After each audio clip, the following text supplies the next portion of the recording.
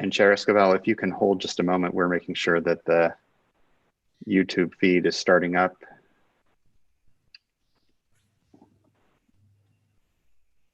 Michael? Yes, Janine. For public forum, are we putting him as PF or OO? 00. Thank you.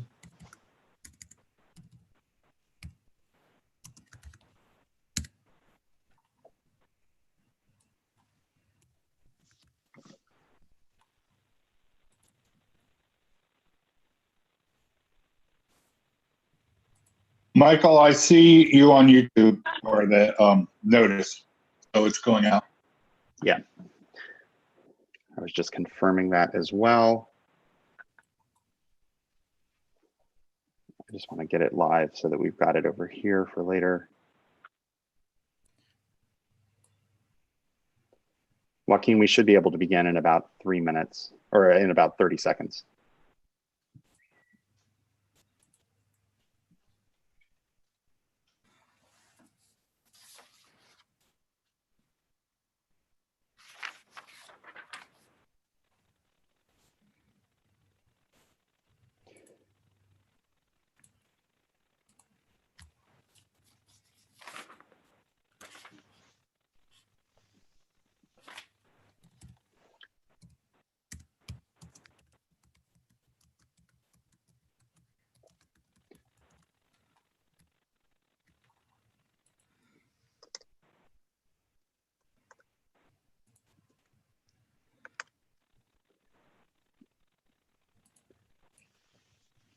So Margie, whenever you want to go ahead and take the presentation down, board members, feel free to go ahead and take your cameras live, and board meetings should be able to commence at any point here.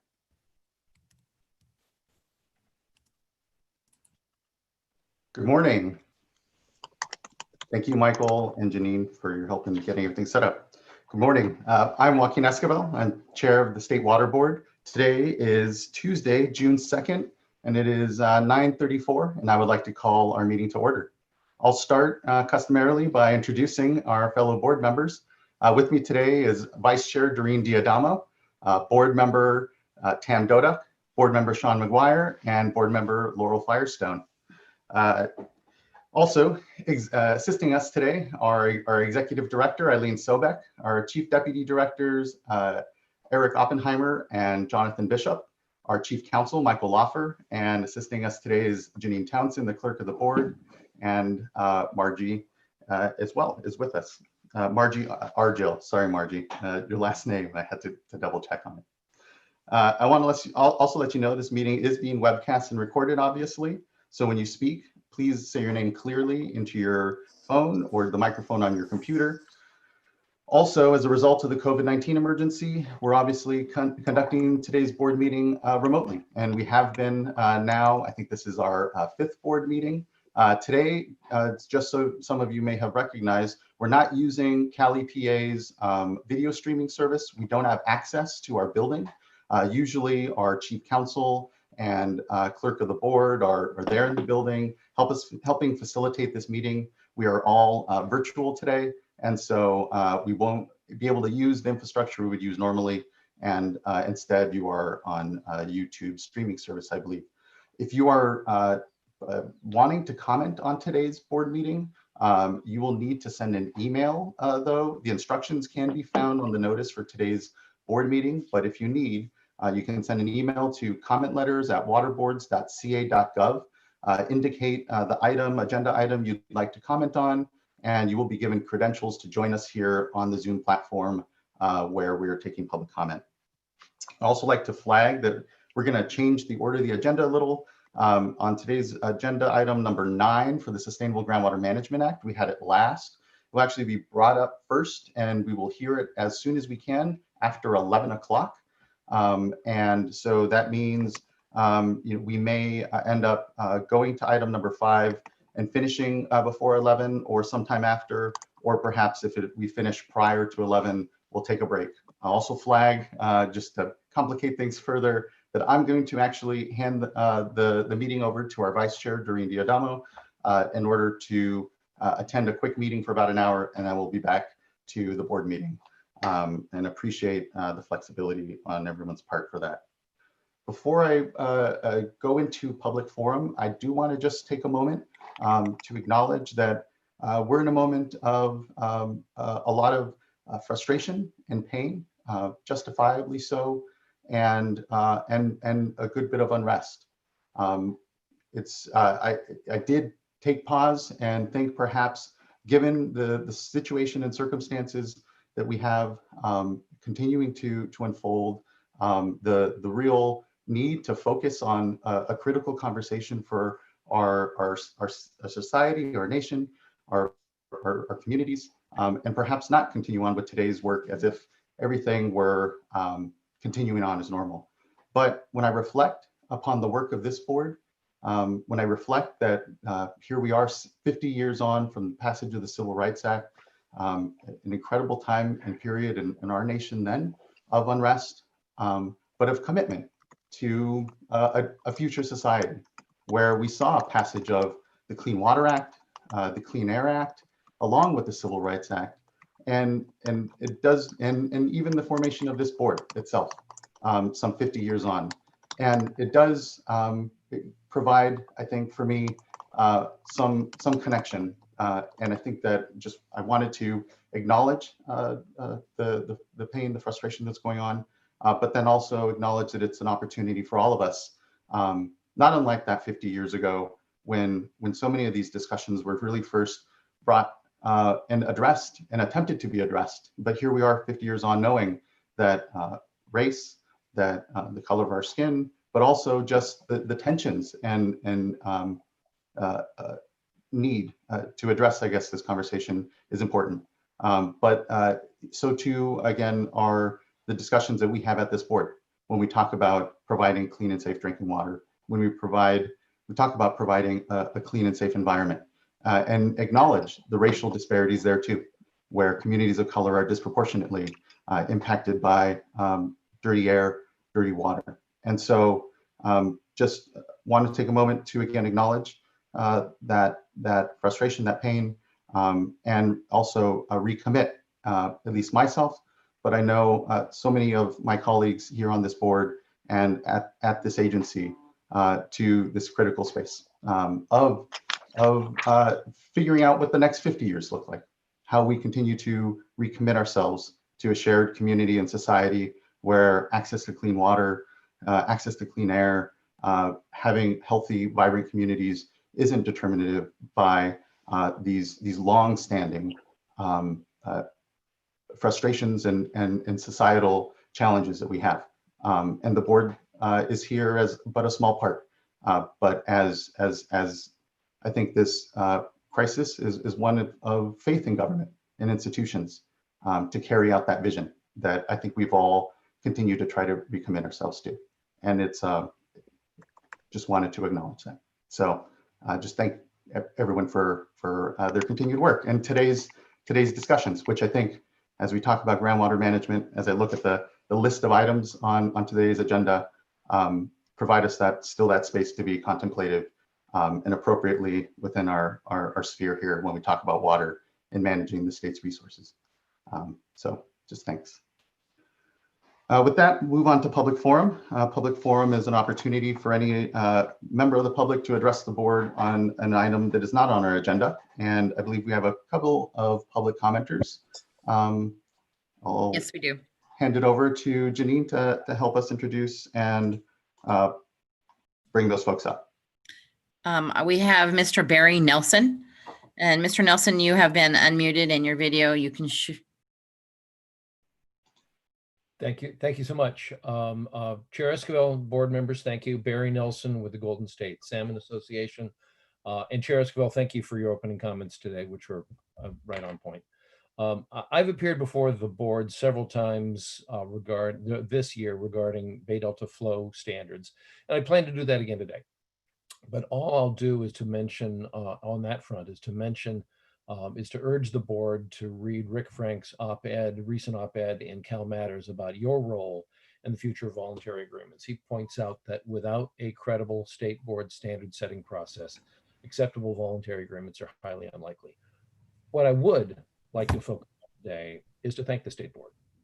Yesterday, your executive director rejected, perhaps more accurately, did not approve the Bureau's proposed temperature management plan for the Upper Sacramento River. We'd like to thank the board and your staff for that decision. As your director mentioned in the letter to the Bureau caused a devastating fish kill in 2014 and 2015, killing 97% of endangered winter run salmon on the Sacramento River, and a similar number of fall run. The fall run, of course, is the unlisted run that our industry depends on. We're very worried that another fish kill could happen again this year. The last fish kills were caused in large part by inadequate and irresponsible modeling by the Bureau, exactly the situation we face today. But the situation today is worse. The current federal biological opinion. I want to thank everybody, both those who are being asked to serve in this new capacity and those who are staying in their regular jobs. And I want to just ask the indulgence of board members and the public. It is, until we kind of readjust, probably going to affect our performance to a certain degree. We will do our best to pick up the work of our colleagues. The folks who had been recruited are generally in our administrative and support categories of work. So those functions are going to be the most affected. So please bear with us. And, we are really grateful for their service and happy to help contribute to this effort. So I wanted to let folks know. And now I will turn it over to Max Gomberg to give you an update. Before you do that, Ms. Sobek, a question for you. If I understand what you just said, it sounds like the majority of staff being redirected is from the state board. Therefore, there should be less impact on the regional boards, or is that not correct? We looked at the categories of people that they were requesting us to provide, and then asked for and looked at the 5% of those numbers. So it depended upon how many of those individuals were distributed to state boards and regional boards. I don't have the numbers in front of me. I think it probably affected more state board employees because we do have DAS and other, and also DFA that have many more individuals in those categories. But the regions did contribute as well, and even though they had fewer of these administrative support categories of people, so even losing one person does have an impact on their productivity. I can get you. I'd be happy to get you that breakdown.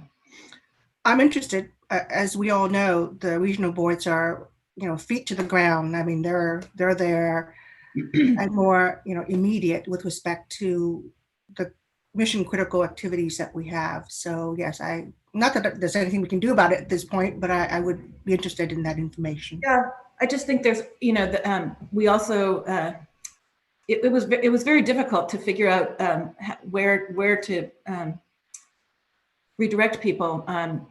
Being able to process HR matters, being able to process payments through Division of Financial Assistance, they are all really critical functions.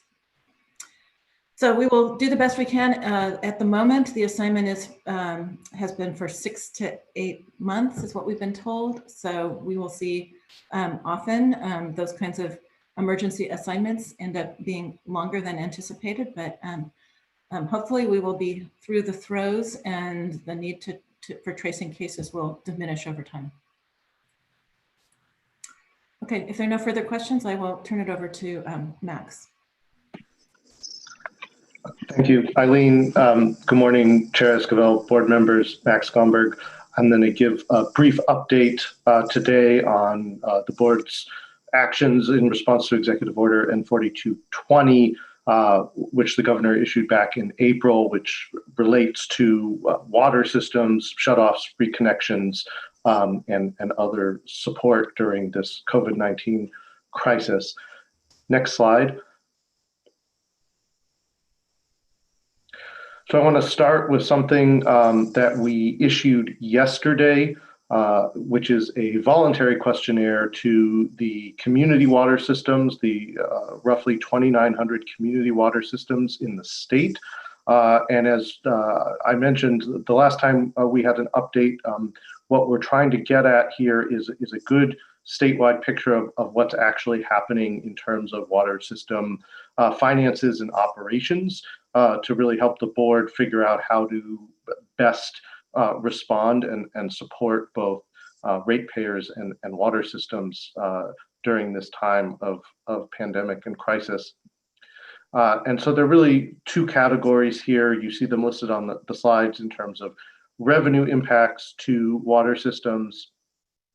We know those are being driven by decreased use because many businesses remain closed or operating at less than full capacity. And then, of course, many people are unemployed.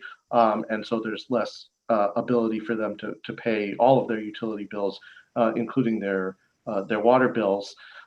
And for some of our water systems, particularly some of our smaller community systems in the state, that's already putting a strain on their cash reserves. So we really want to get a sense of what is the magnitude of this. As you know, there have been national level estimates of impacts, but we're really trying to get actual numbers based on what our water systems are experiencing over the past couple months now. And then, of course, on the category of supplies and equipment as pertains to critical operations, we want to know if there are issues related to treatment, parts and equipment, so that we can quickly coordinate with the overall statewide emergency response and make sure that there is a continuous flow of safe and accessible drinking water to everyone in the state. So that questionnaire was released yesterday. It's a web form. It shouldn't take people very long to fill it out. It's some really basic questions. We're going to ask for monthly updates for the duration of the crisis, so we know what's happening over time. But I do want to emphasize it's voluntary. And so we just encourage water systems to spend 10, 15 minutes filling it out.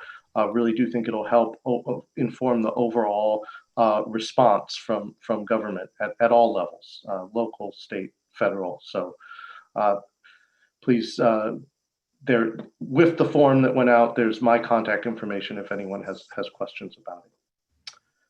Next slide. So turning to another aspect of our implementation actions, after the issuance of the executive order, along with the guidelines we released last month, we created a website. You see the URL there at the top of the slide, where anyone can file a report if they're experiencing an issue with a shutoff or reconnection, lack of access to alternate payment options. And these reports can be filed anonymously. We're looking on a daily basis to see what's coming in and responding to water systems when we get these reports in. Next slide. And so this is just a brief explainer of the process, what happens. My staff are checking daily to see what reports are coming in, and when we do get one in, we're following up with the water supplier that is mentioned in the report. The water supplier, their contact gets an email as well, but we're following up to ensure that that is being read and that there is a response to whatever the nature of the complaint is. And then if the report is not filed anonymously and the person filing provides contact information and we need additional context, we'll follow up with the report filer as well. Next slide. So far, it's only been a dozen reports through the website.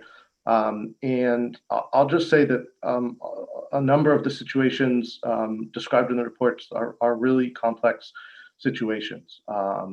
In some cases, there's a shutoff that has been in existence well predating the executive order date of declaration of emergency of March 4.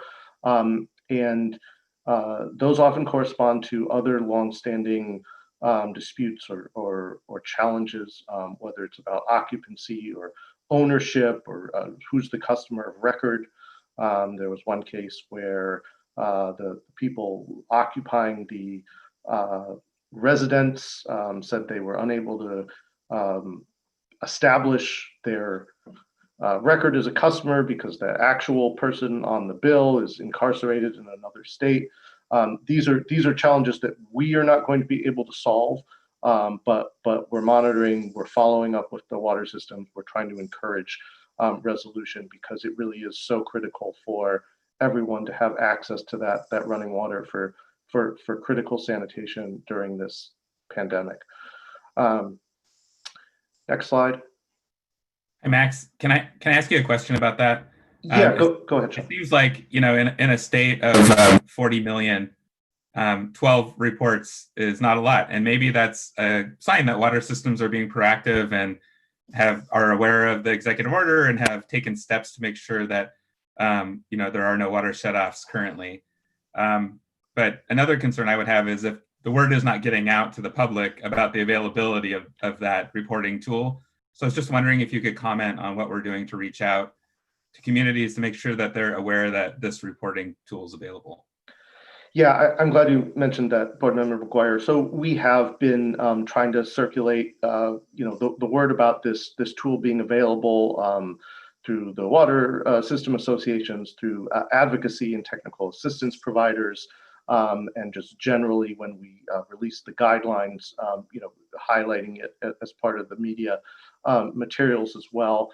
I will say, given our experience during the drought and a similar website we set up for people to report water waste during the drought, it takes time for uptake, and increasing usage of these type of reporting tools. But once people really do understand that it's available, know how easy it is to fill it out, I do expect the numbers to go up, although hopefully not too much, given that the water systems are doing a good job, trying to maintain service to people. But I will say during the same period, that is from early April through now, we had over 200 reports on that water waste site. And that's been in existence, of course, now for years. So just to give sort of some idea of the magnitude, I do expect the numbers to go up as more people become aware. Great, thank you. Yeah. And so this slide, here's just an example of one where we did get a complaint that was clearly problematic. You see over there on the right, the customer had received a shutoff, notice, imminent shutoff notice warning, and used the website to file the complaint, included a photo of that shutoff notice. And so that allowed us to follow up with the water supplier, who said essentially, oh, that was our mistake. That was the wrong notice. We're following the law. We don't intend to shut that customer or anyone else off. And so then they followed up with the resident to make that correction. So I do hope that we're able to facilitate more of those types of resolutions as well. And just in closing, Chair Esquivel, I really appreciated your words at the opening of the meeting this morning. This is a really trying time in our society, and to address hundreds of years of racism and injustice is a big task, and all of us as individuals, but also as representatives of institutions of government, really need to be up to that. And this work that we're doing, and the work we're doing just overall in the space of the human right to water, and trying to build equity into our programs, I think is really critical for doing our small part to redress historical wrongs. And as the governor said yesterday, right? This is on us. This is on us. It's the institutions that are failing people. So just want to thank you and commit that that is something that I personally and us as a unit are committed to. Thank you. Thank you, Mr. Gomberg. Much appreciated. Any further questions, comments from board members? I just wanted to, build on Board Member McGuire's comments and just say that I think really we need to do a lot more to get the word out. And I understand it takes time, but I think we could be a lot more proactive in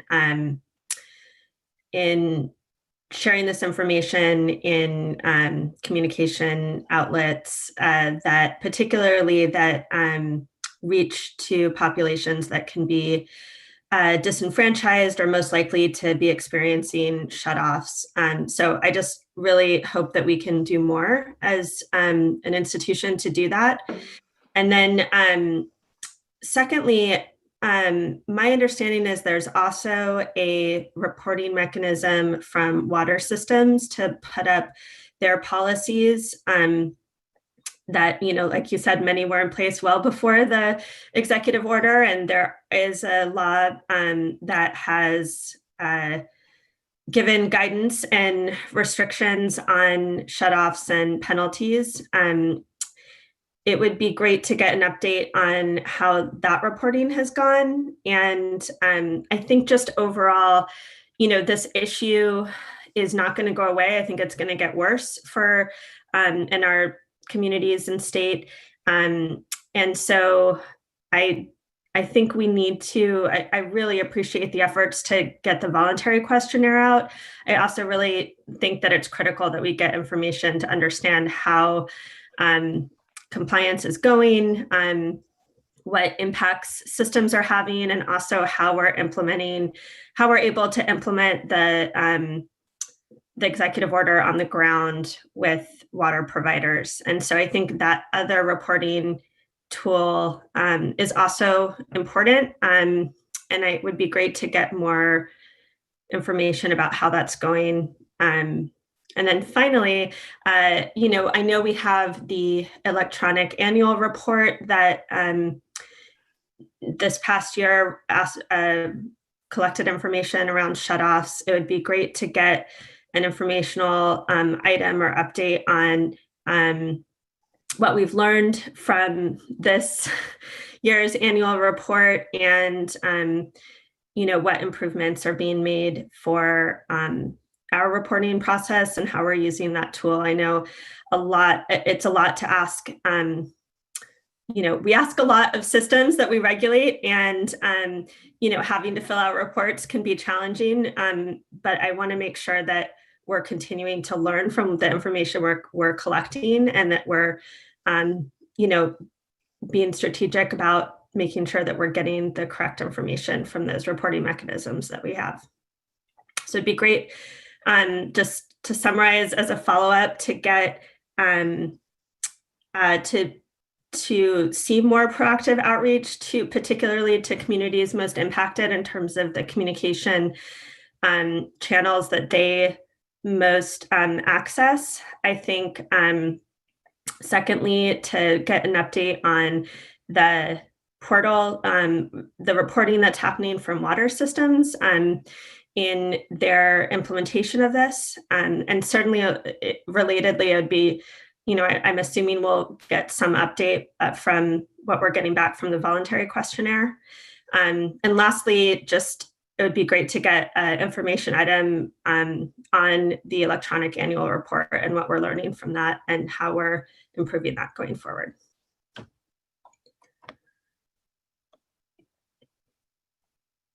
Firestone, we'd be happy to provide that. So, I think we're going to be doing these COVID, executive order updates at least on a monthly basis. And as for the year item, the electronic annual report item, yeah, there's a lot to say about what we've collected, the redesign process. Just in terms of your mention of the existing policies, And this requires probably a whole presentation at a subsequent meeting. But there is the law you mentioned, in effect, SB 998 from 2018, that requires all of the community water systems with over 200 service connections to have a written policy in the languages spoken by customers around the shutoff process and opportunities for communication, alternate payments, and the like. And so those are, per that law, required to be posted on those systems websites as of April 1 of this year. So we are tracking and would be happy to report on that at a future board meeting. Great, thank you. Max, I have one more question for you, and that is, I know, and rightly so, the focus of today's update has been on water systems, but I have had some concern as well about wastewater systems and dischargers and impacts that they may be experiencing due to the COVID-19 impacts as it relates to revenue and other challenges. So I was wondering if we have a similar questionnaire or some sort of outreach to those systems as well. Yes, it's under development, and we'll be getting it out shortly, and be sure that you and other board members have input into it before we issue it. Great. I think that's an important step to take as well. So thank you for doing that. Yeah. All right. Any other questions? Ms. Sobek, did you have anything else? No, I think, thank you. All right. Thank you. So our next item is item number 3, current hydrologic conditions. And so all the staff on this item have co-host privilege and can control their cameras and their microphones at this point.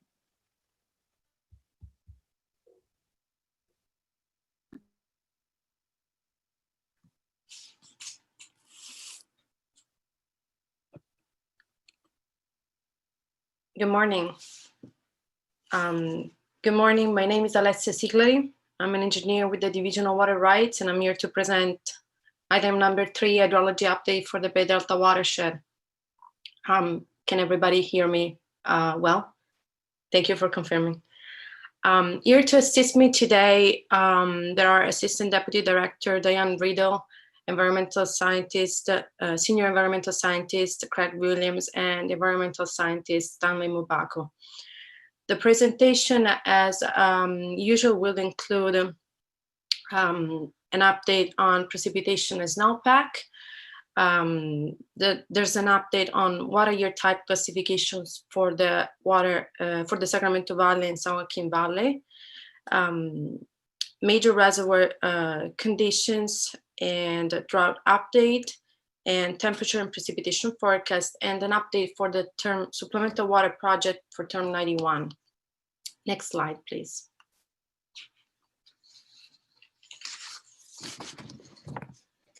This graph shows Northern Sierra precipitation. As you can see, the 8 station index for May 31st shows Northern Sierra at 63% of average for this date, with the current daily precipitation of 31.3 inches, which is depicted by the blue line in the graph.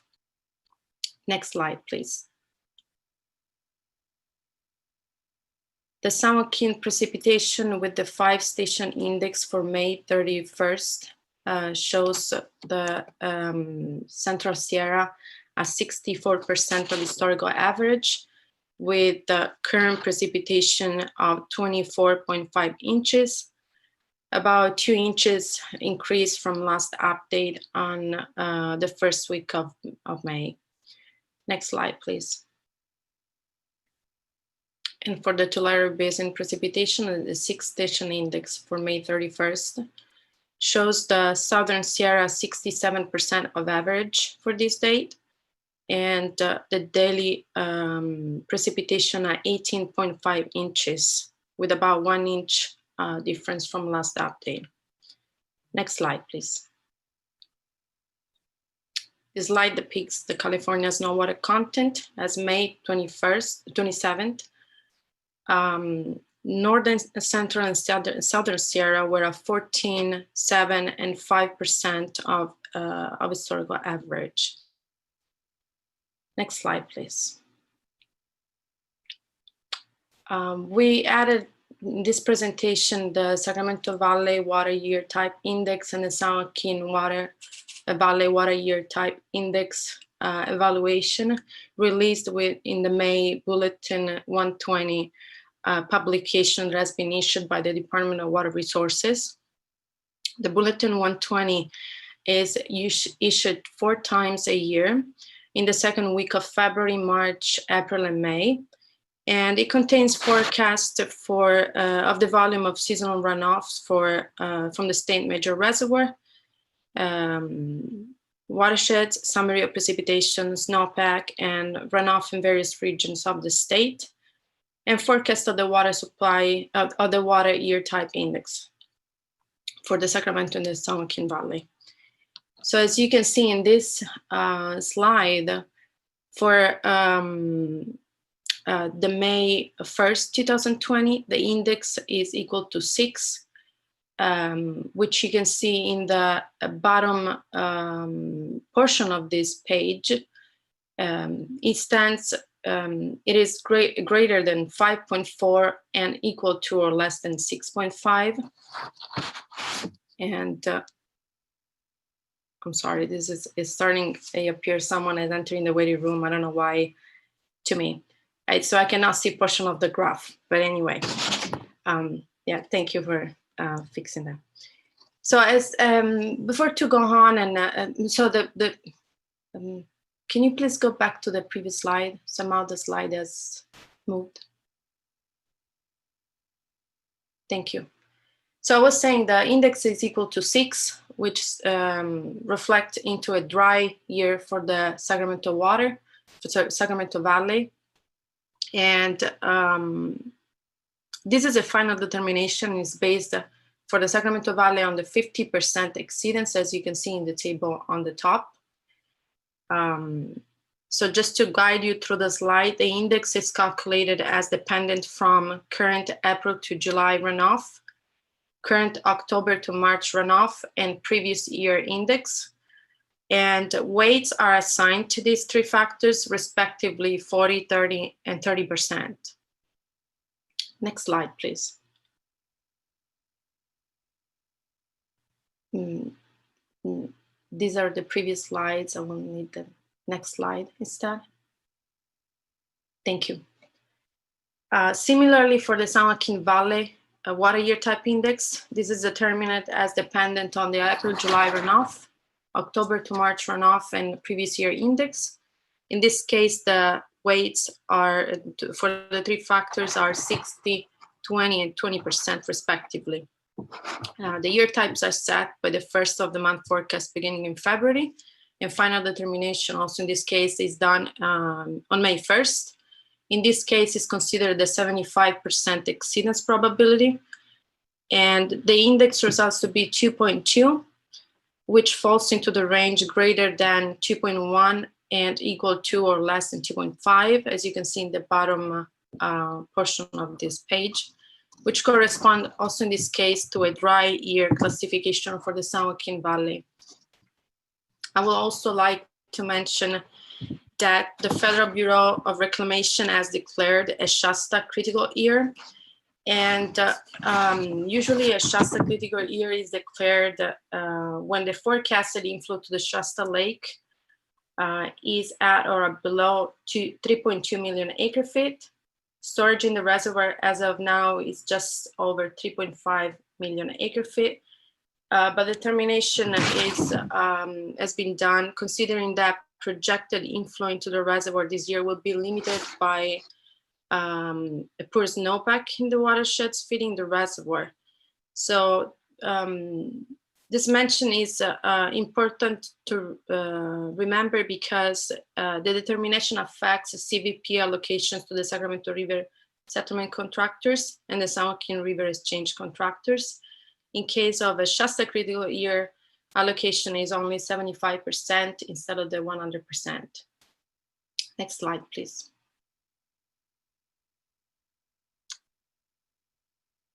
This slide depicts current reservoir conditions. As you can see, almost all reservoirs are around average or slightly below average. And they're still in good condition just because of carryovers from previous years. Next slide, please. Petaluma Reservoir is at 80% of capacity and 91% of average. Diamond Valley Lake, 91% of capacity. And San Luis Reservoir at 64% of capacity and 80% of average. Next slide, please. The slide depicts the California drought conditions. And this is for May 26 data. About a little bit more than half of the states, so 58% is between D0, abnormally dry, and D3, extreme drought. About 12% at abnormally dry, 26% at moderate drought, and 16% at severe drought, and 2% at extreme drought. Next slide, please. Here, the Colorado Basin River Forecast Center drought monitor for May 26. Colorado Basin stands in a similar situation as California, with about half of the basin between D0, abnormally dry, and D3, extreme drought. Next slide, please. And here, the Colorado River Basin snow water equivalent. As you can see, the basin stands at median to less than 50% of median conditions. Next slide. This is the temperature probability for the 8 to 14-day outlook made on the 31st of May, and shows California at above average. Next slide. Near the precipitation probability for the 8 to 14 days outlook, made on May 31st. This shows California at about normal average for precipitation. Next slide. And as our last meeting, we are including Term 91 graph and update also in this presentation. Just as a recall, Term 91 is a term the sub-permit and license holders are subject to, that under which they must cease diversions when the Seawater Board issues notice that Term 91 is into effect. And as you can see in the graph, the blue line represents supplemental project water that is flow that can or cannot meet delta water quality and flow requirements. And the blue dashed line represents previous year's flow for 2019. So Term 91 prohibits diversions under permits and licenses subject to the term when the delta is in balance and in balanced conditions, and the satisfaction of in-basin entitlements, including maintenance of the delta water quality and flow requirements, require releases of supplemental project water by the Central Valley Project or State Water Project. This graph was an update from May 29 with data of May 28. At that time, about 600 cubic feet per second of flow were in excess of the need of supplemental project water releases, and delta was in balanced condition. As of today, with data from yesterday, there are about 4,400 cubic feet per second of supplemental project water needed to maintain delta water quality and flow requirements, and the delta is in excess in balanced conditions. So this graph is posted weekly on the Water Board website and is updated weekly. We anticipate Term 91 going into effect in the next days, and we will send a letter to related to Term 91 curtailment to the Term 91 right holders in the near future. This concludes my presentation, and I'm here to answer any questions.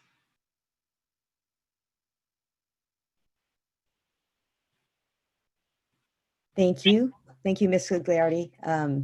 Very important that we keep track of this, and thank you for including the additional information on term 91.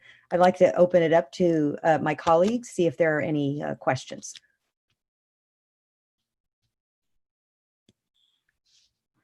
I don't have any questions. I just want to thank you and the division for adding the additional information. The term 91, also the information on the water year type index, just as helpful background even for folks who are not as familiar with how that index is determined and how we, the kind of jargon that we use at the water board in terms of water year types. I think, as we're seeing, these dry conditions persist, we're going to be talking more and more about these different issues and concerns about the need to help, balance supply and so under limited resources. So I'm encouraged that reservoirs are still in overall good condition. Obviously concerned for the future. I think we all are. So again, thank you for continuing that, to up our game, so to speak, in terms of the level of information that we're providing at these updates. It's very important. Sure, thank you. Great, thank you. And I concur with that, and do also appreciate the information on the index, which my takeaway is that we were tracking critical, and now it looks like with some additional help late in the season, dry. Yes. Okay. And I agree with Board Member McGuire. Getting that information out is definitely helpful. These are complicated issues, and so it's important for people to better understand, because critical, no pun intended, but critical decisions will be made as a result of this information. So thank you again. If you can go back to those slides, I can clarify how the determination has changed through the months, both for the Sacramento Valley and the San Joaquin Valley. Okay, you want to go to slide 6? Yes, I'm not sure which number it is. So Sacramento, you were wanting to go to Sacramento? I think that's slide 6. Yes. Ms. Townsend?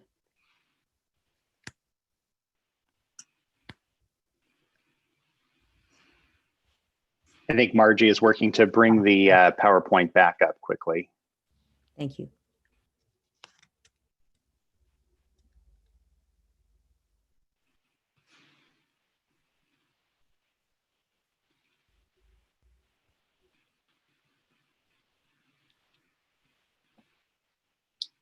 Yes, this. So as you can see on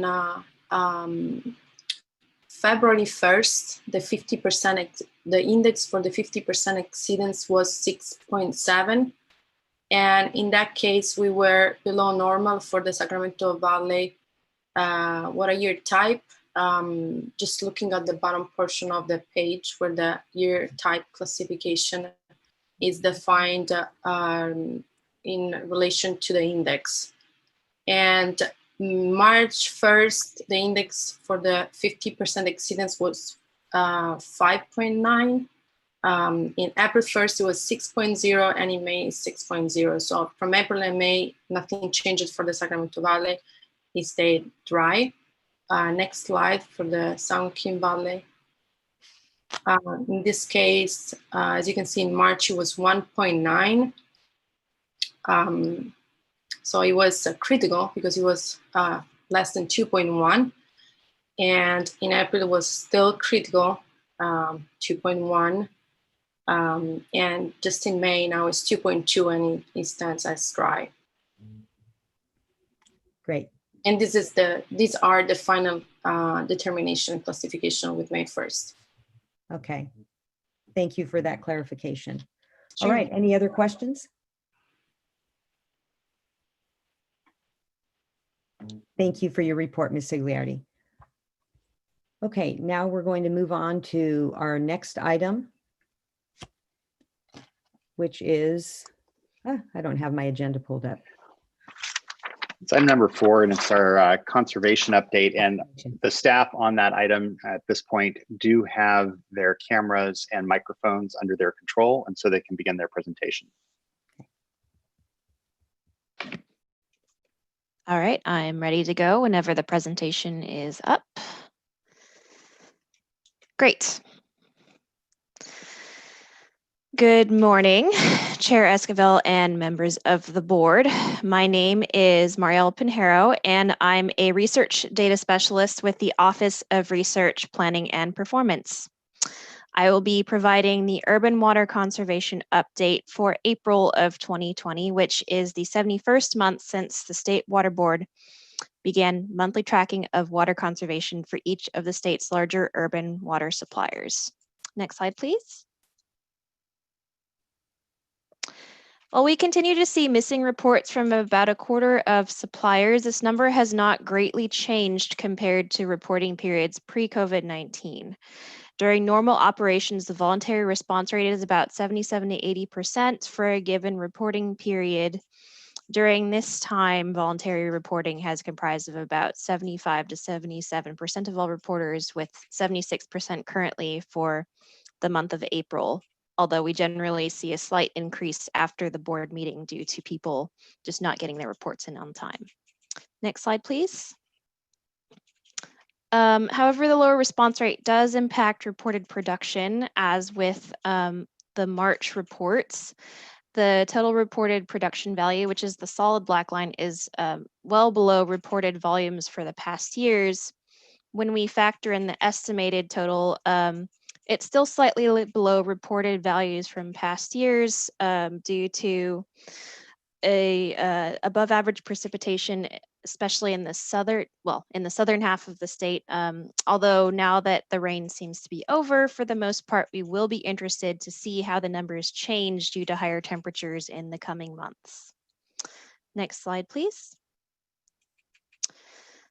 Statewide residential use is estimated at 73 gallons per capita for April, although as I previously noted, decreased use was mainly seen in the southern part of the state due to the above average precipitation.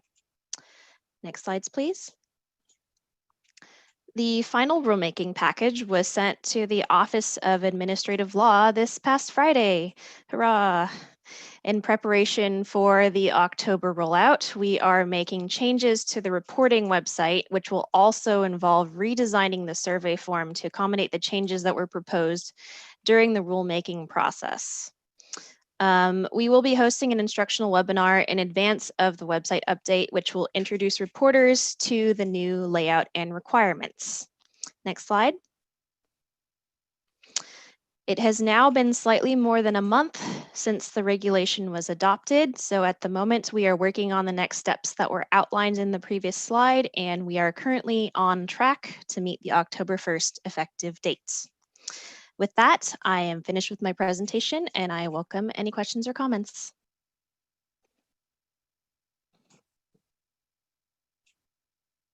Thank you, Ms. Pinheiro. Any questions? All right. I just want to give everyone time to unmute in case they have questions. All right. Well, thank you for your report. We appreciate receiving these reports. And now we're on to the next item, item number 5. And I just want to make sure with Mr. Loeffler, because I know we had talked about potentially changing the order, that we're still. No, we should be good going ahead at this point with item number 5. And all of the staff on this item have had their controls switched over to them so they can unmute their microphones and turn on their cameras as they see fit. Okay, and item number 5 is consideration of a proposed resolution approving an amendment to the water quality control plan for the San Francisco Bay Basin, the Basin Plan, to establish a total maximum daily load for bacteria in the Petaluma River watershed.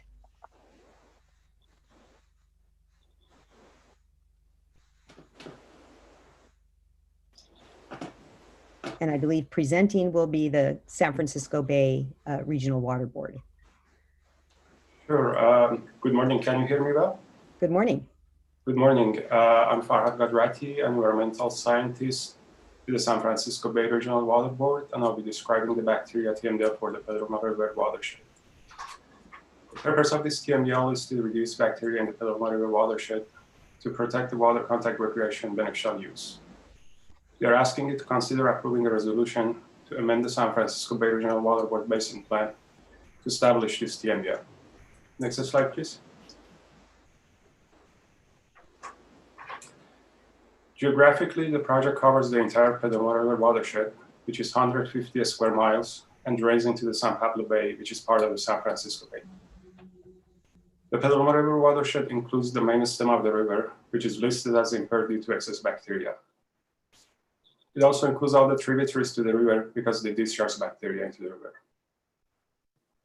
A large segment of the river and the lower reaches of the large tributaries are tidal, and tributaries outside of the tidal zone are seasonal, meaning that they dry out and they stop flowing in the summer.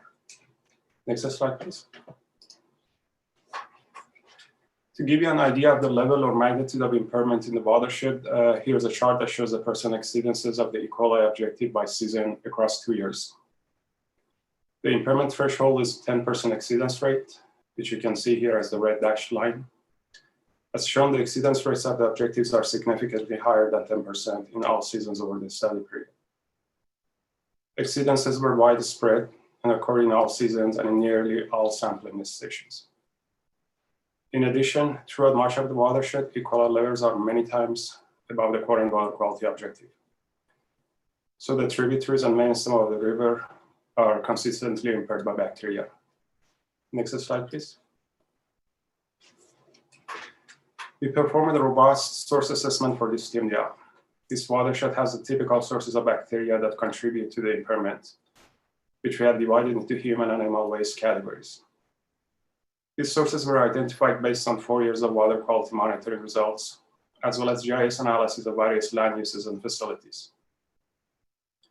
We also conducted a microbial source identification study that confirmed contribution of bacteria from human, cow, horse, and dog waste sources. The majority of these sources are 9-point sources, generally described as sources that are diffuse, widely distributed in nature, and lack a single point of discharge. Next slide, please.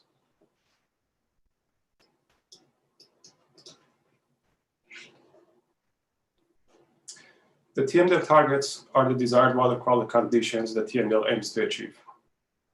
These targets are based on the recently adopted statewide bacteria water quality objectives for recreational uses shown on this table.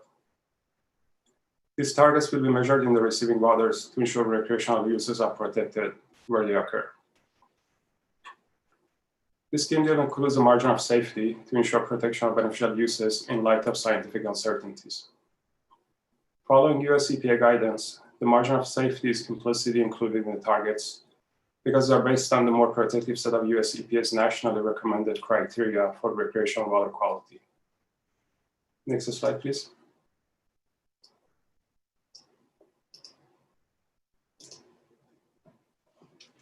This TMDL includes all required load allocations for 9-point sources and waste load allocations for point sources. The allocations are concentration-based and equal to or less than the TMDL targets. This ensures that when allocations for various sources are met, the targets will also be met and beneficial uses will be protected. The concentration-based TMDL is an approach that's consistent with federal regulations and US EPA guidance. It also has a number of advantages that I will describe later. I want to point out that sewer collection systems, septic systems, and vessel marinas all have load allocations of 0 because discharge of untreated human waste are prohibited in our basin plan. The confined animal facilities, grazing lands, wastewater treatment plant, and municipal and Caltrans stormwater runoff all have allocations equal to the TMDL targets. Next slide, please. To meet the TMDL allocations and thus the TMDL targets, the TMDL includes an implementation plan that calls for permittees to take actions to reduce or eliminate discharge of bacteria in the watershed. The plan will rely on NPDES permits to regulate sanitary sewer collection systems, wastewater treatment facility, and municipal and Caltrans stormwater sources. The plan also directs the water board to use waste discharge requirements or waiver of waste discharge requirements to control discharges from confined animal facilities, such as dairies and horse boarding facilities, as well as cattle grazing operations. Our region already has an existing general waste discharge requirements order to regulate confined animal facilities. So the horse boarding facilities from this watershed will be required to enroll in this existing successful program. Our region also has 13 years of experience in managing grazing operations. using waiver of waste discharge requirements in another watershed. So the plan calls for application of a successful program to this watershed. The plan also requires actions consistent with the on-site wastewater treatment system policy, otherwise known as the OTS policy, to control waste discharges from septic systems. Lastly, the plan calls for using a stormwater NPDES permitting and water code authorities to reduce bacteria from homeless encampments. The city of Petaluma started a program to manage homelessness in 2016, which is dedicated to outreach and enforcement of day-to-day issues that involve the homeless community. Next slide, please. The implementation plan also contains a monitoring program, which includes both water quality-based monitoring and action-based or BMP-based monitoring. The water quality-based monitoring will be conducted by both the water board and the implementing parties. The water board will holistically monitor receiving waters in tributaries and the main stem every 5 years. The results of this monitoring will be used to assess progress towards attainment of the TMDL targets and evaluate achievement of the waste load allocations and load allocations in receiving waters. This award can tell us if all sub-watersheds are making equivalent progress in achieving targets. Implementing parties, in particular the stormwater permittees, will also monitor water quality to refine local source assessment and evaluate control measure effectiveness. In addition to water quality monitoring, water board will track actions implemented by the implementing parties. It will do so through required annual reports and site inspections to ensure site-appropriate actions are being implemented.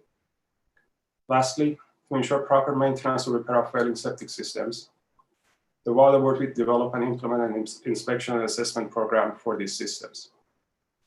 This completes the discussion of the TMDL components, and next I'll highlight comments received during the public review period.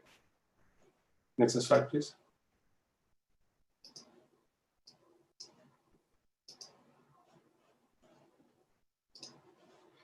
During the public review period, we received 3 comment letters. The Marin County Stormwater Program requested a minor change to the implementation plan and schedule based on a typographical error on the due dates. This error was corrected via the Executive Officer Correction Memo. In a separate letter, the City of Petaluma asked for extension to a number of the implementation actions due dates. We disagree with this request because we worked with the city during the TMDL development phase. They did not raise these points during the Water Board public comment period or at the adoption hearing. The current implementation schedule provides ample time to complete the required actions, and the city did not provide valid justification in their comment letter as to why they will not be able to meet the specified due dates. Next slide, please.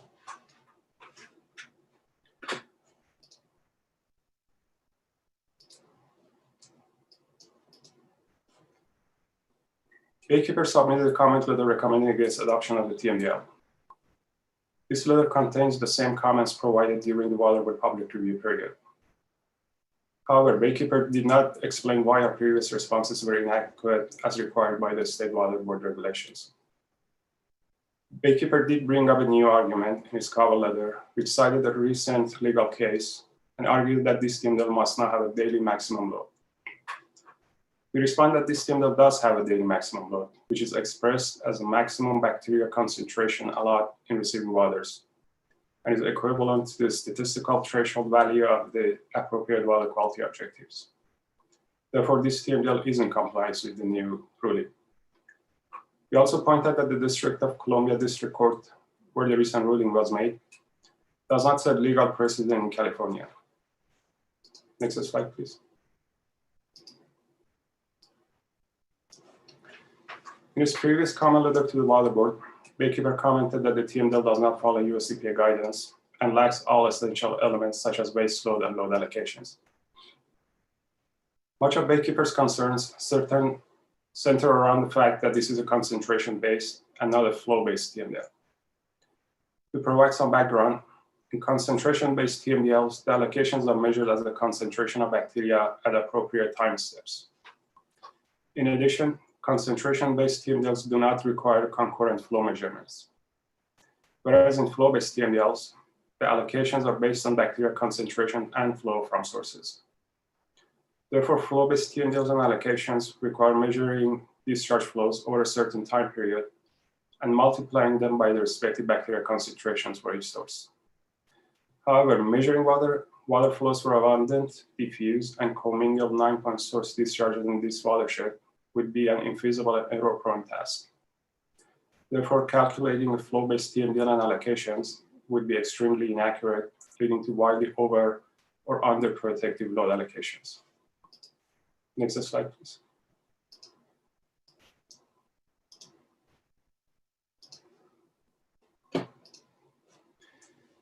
We disagree with Baykeeper's claims, as a concentration-based TMDL does include all the required elements.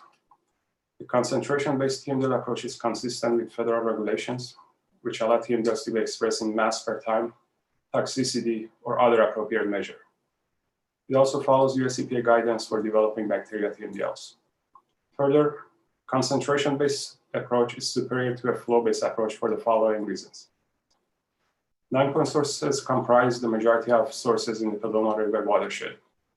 And these 9-point sources are commingled with other sources, do not have a single discrete point of discharge, and therefore there is no single point to obtain their discharge volume of flow.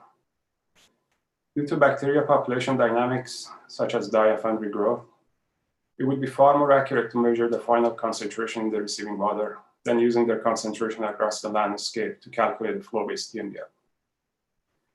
This approach is also more protective since it's normalized for flow and must be met under all flow conditions. In other words, it does not allow for a higher bacterial concentration to be discharged if the discharge volumes are low or if the dilution factor is high. Therefore, concentration-based TMDL for bacteria is more appropriate for this watershed. This approach has worked for us in the past 6 bacteria TMDL EU, Office of Administrative Law, and US EPA have approved. And these TMDLs are being successfully implemented to achieve their objectives. Next slide, please. And that concludes my presentation, and we are now available to answer your questions.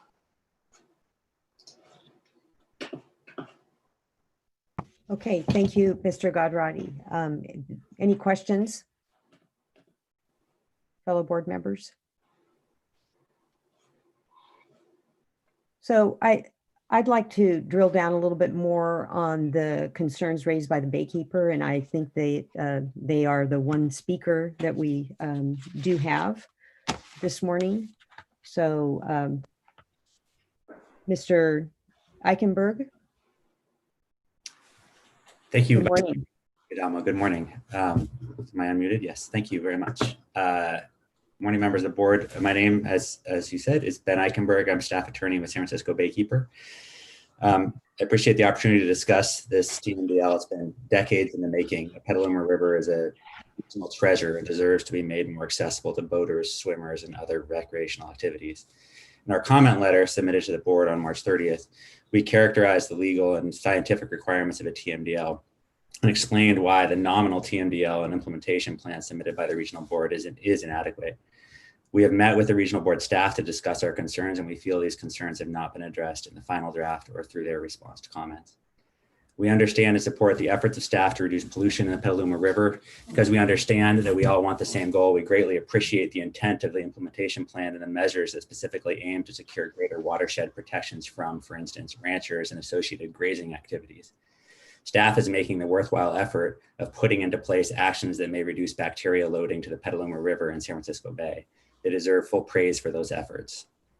However, the document before the board today is fundamentally not a total maximum daily load. It does not contain the core characteristics of a TMDL, the characterization of the assimilative capacity of the river, and a load allocation. Therefore, this is not legally viable, and that matters to Baykeeper's mission, and we hope to the mission of the State Water Board. To be sufficient, this nominal TMDL would have to, 1, make an effort to allocate loads, and 2, contain better monitoring requirements. Baykeeper has critiqued several TMDLs in the past few years, and similar themes have arisen in each. We do not agree that TMDL should be viewed as an organizing principle or a methodology for obtaining additional information, as the regional board staff have suggested. EPA and the Clean Water Act have clearly articulated the essential elements of a TMDL, including for bacteria. If the regional board wishes to target specific classes of dischargers, it can do that through waste discharge requirements or if additional information is required to develop the load allocation, 13267 letters may be issued. The TMDL process is important for improving water quality because it serves as a link in the chain between water quality standards and implementation of control actions designed to attain those standards. To that end, some basic questions from commenters that speak to the core of the Clean Water Act's requirements are not answered by this nominal TMDL, such as what part of the problem is from septic systems? What part of the problem is from landfills? And what part of the problem is from disposal of human waste on fields? These are sources that should be looked at, which is the role of a TMDL, but this nominal TMDL does not look at these sources. Because of the failure to calculate source-specific discharges and because of the failure to establish a plan to meet necessary load reductions, the regional board and other stakeholders in the Petaluma watershed will be unable to prioritize load reduction requirements and hence unable to efficiently allocate resources. For example, a TMDL should allow stakeholders to justify actions such as rate increases or enforcement actions. Here, however, the regional board and stakeholders are unable to rely on the TMDL as written to say, hypothetically, that cracked stormwater pipes are the primary cause of the problem, or that leaking septic systems are the primary cause of the problem. Instead, this nominal TMDL simply says everything is the primary cause of the problem. Another gap created by this TMDL is with the setting of goals. When you have no load allocation that determines how much pollution should be reduced to restore these waters and no monitoring, it is very difficult to set an effective goal. Instead, this nominal TMDL creates the same tragedy of the commons that has existed in this region since the Clean Water Act was passed in the 70s. When everyone is responsible, as here, the incentive is for each discharger to drag their feet as much as possible in order to put the burden for reducing loads on other dischargers.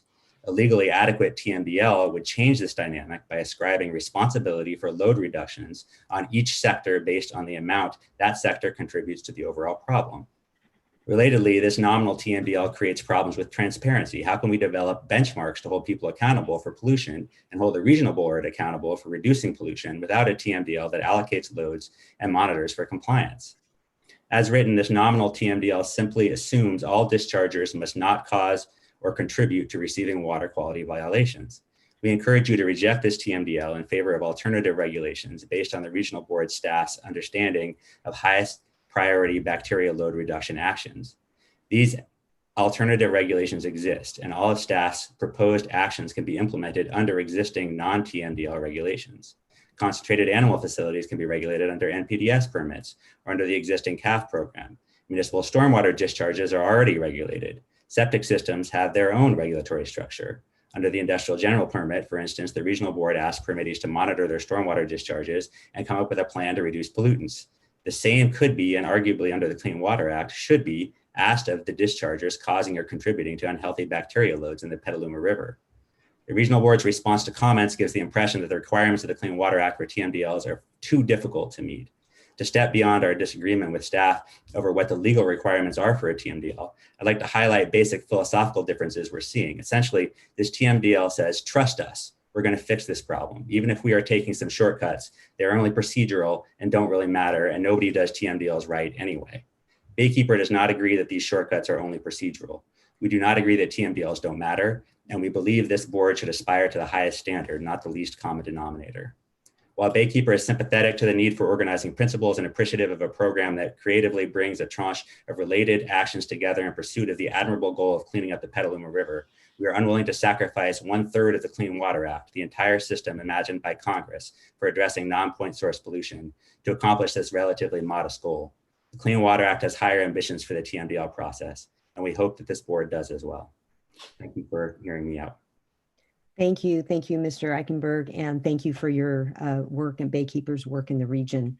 I'd like to go back to Mr. Godrati, and we'll open it up to my colleagues for any specific questions, but just wanted to give you the opportunity to respond. Thank you.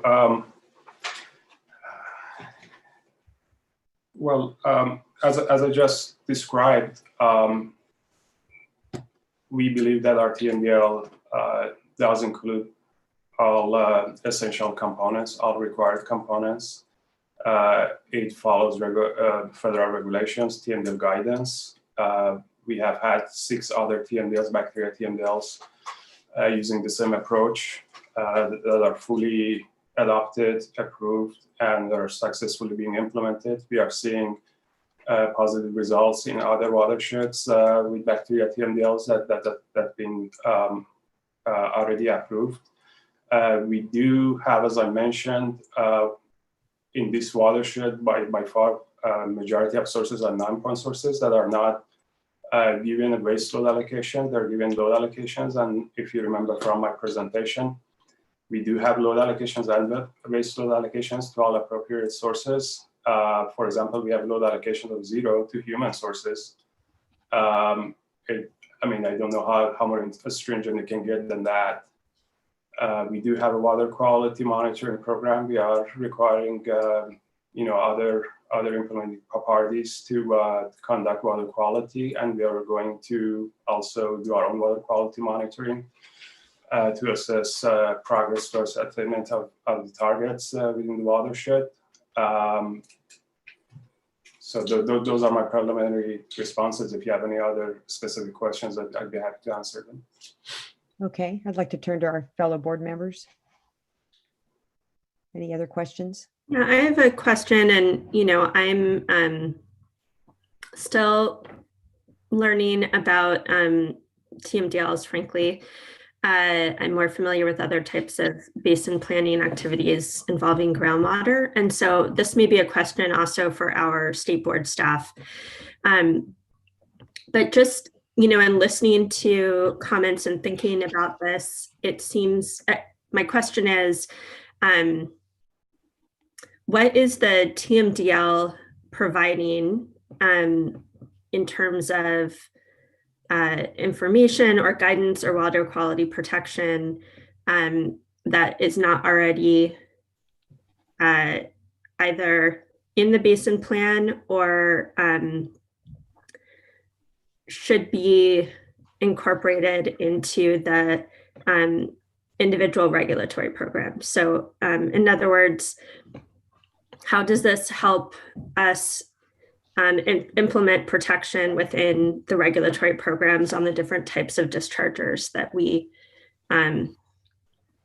have regulatory programs around, which in all of those regulatory programs should already be, for example, meeting water quality objectives and setting requirements to meet those water quality objectives. So what does the TMDL provide that isn't already included in the current requirements of the basin plan and what should be required within the regulatory programs? I don't know if that's a clear question. Sure, yeah, no problem. So I'll try to answer that specifically for this watershed and this TMDL. One of the sources, if you remember, that's not being regulated as of now are the commercial horse facilities. We do have a existing regulatory program in the form of waste discharge requirements or waiver of waste discharge requirements that we are using to regulate some other confined animal facilities such as dairies.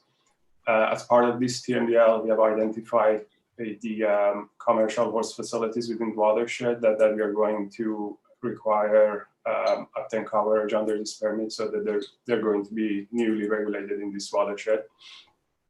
Same thing with the grazing operations.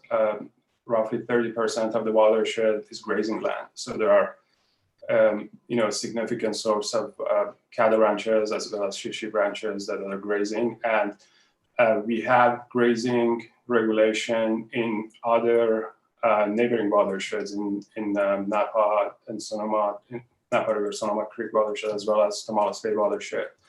The Tomales Bay one, it's 13 years old and it's been successful. So we're going to apply that same program to this watershed to bring the grazing operations under that.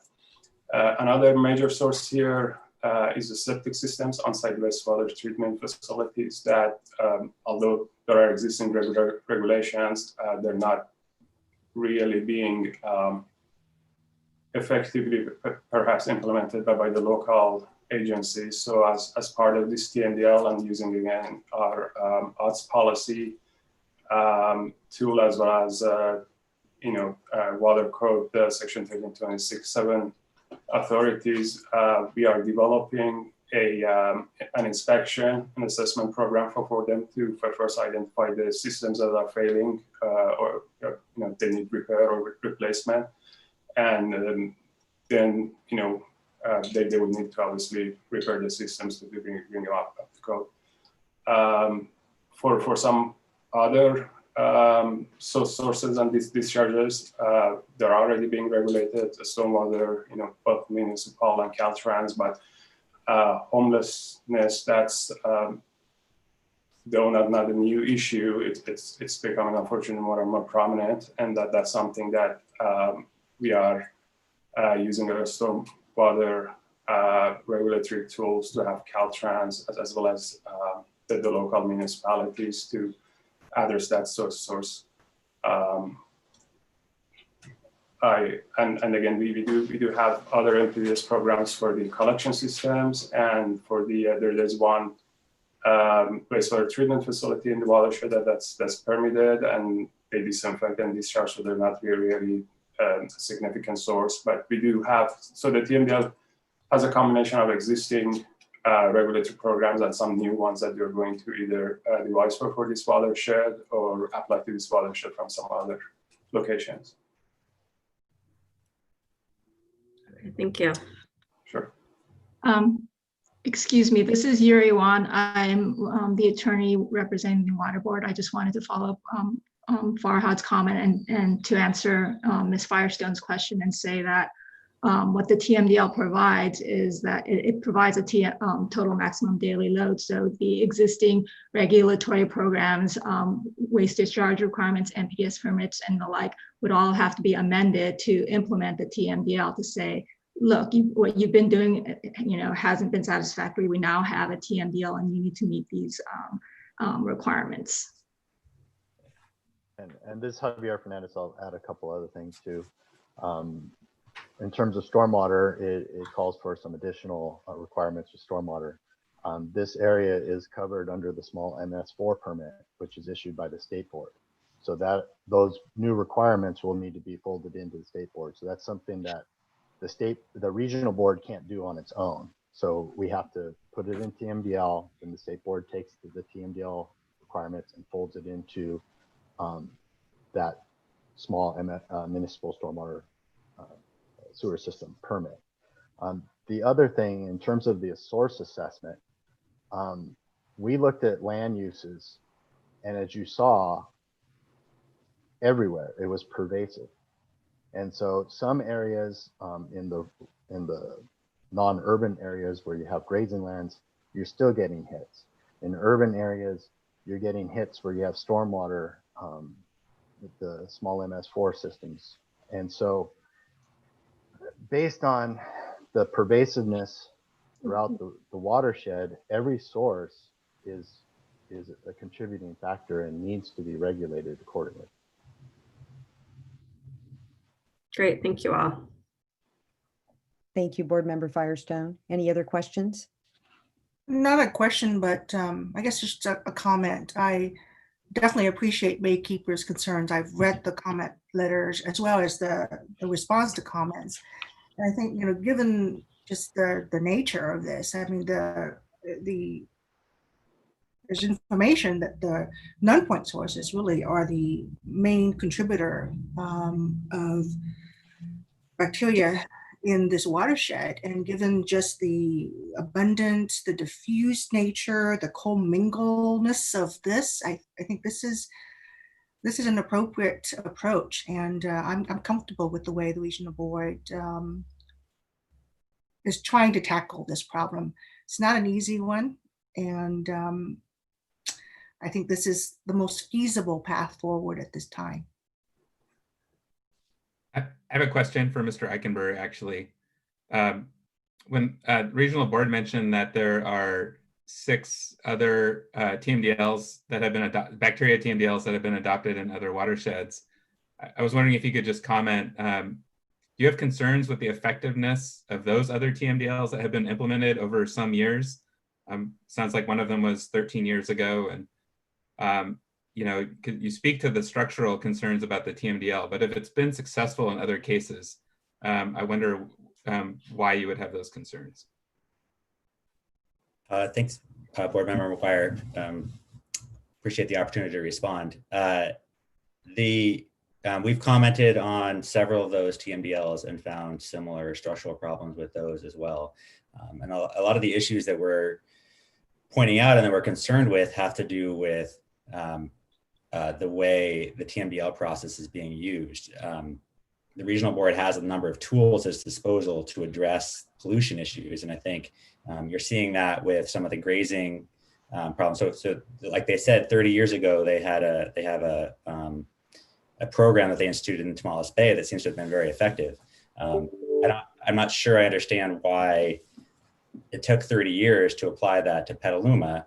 And I don't understand why a TMDL is necessary to apply that CAF program, say for instance, to horse facilities, which should always have been covered by the CAF program, and the TMDL is not necessary for the regional board to use that kind of to do that kind of enforcement. As far as effectiveness, Tomales Bay is outside of our watershed, but I don't dispute that has been effective. It seems like there's been some good improvements there, and I certainly trust the regional board's analysis of those improvements. I think San Francisco Bay beaches, the bacteria programs there have not been as effective. I think you still see some pretty bad bacteria problems in San Francisco Bay, and it's very difficult to assess causing those problems, where those loads are coming from, if we don't have the kind of data that I think a TMDL, which stuck to the Clean Water Act's requirements and actually, divided up the load among sources. I think that information would really help us address some of the bacteria issues at San Francisco Bay beaches. Okay, thank you. So if it's okay, I'd like to clarify one thing that I think is causing confusion. TMDLs don't create any authority for the water boards. Everything that's in a TMDL is something we have authority to regulate already. It's a planning document, and I don't disagree with Ben that the way it's structured can help focus the activities, but it's inappropriate to say, well, they could use existing authority. Yes, they can. You never need a TMDL to solve any problem that you have in terms of authority. It's help to focus where you're looking. Yeah, thank you, and thank you for that your concerns as well. I can understand why you're concerned with the structure, but I do agree with Board Member Dodek that when you're looking at the broad range of sources here, CAFOs, and other non-point source contributions to the Petaluma River watershed, I think that the regional board has come up with a strategy that has promise. It includes monitoring and includes a host of other actions that obviously need to be implemented through permits in the future. But in my read, as I understand it, I think it's worth proceeding with at this point.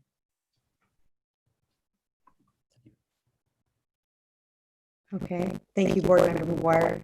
Any other questions? So I have a few. I'd like to hear Mr. Gadrati or others a little bit more about monitoring. There were concerns raised by Mr. Eichenberg about monitoring, and I know in your response to comments, you talked a little bit about that, but could you go over what you've included on monitoring, and maybe looking at some of those other TMDLs where you used a similar approach? Did you glean from those approaches and use the same type of monitoring, or have you expanded on it upon some way? If you could just comment on that. Sure, I'd be happy to. So for this particular TMDL, as I mentioned, we have 3 types of monitoring: a water quality monitoring that we, the water board, is going to conduct every 5 years throughout the watershed to find out whether you're making progress towards attainment of the targets, as well as identifying any existing or future hotspots that need more attention. we are requiring implementing parties to conduct their own monitoring, to also identify areas that need attention, as well as assessing effectiveness of their implementation actions. This, TMDL implementation is an iterative approach to identify some BMPs, either enhance some BMPs or come up with additional new BMPs. You implement them, you measure water quality to see if you are making progress, and then you adapt as you go.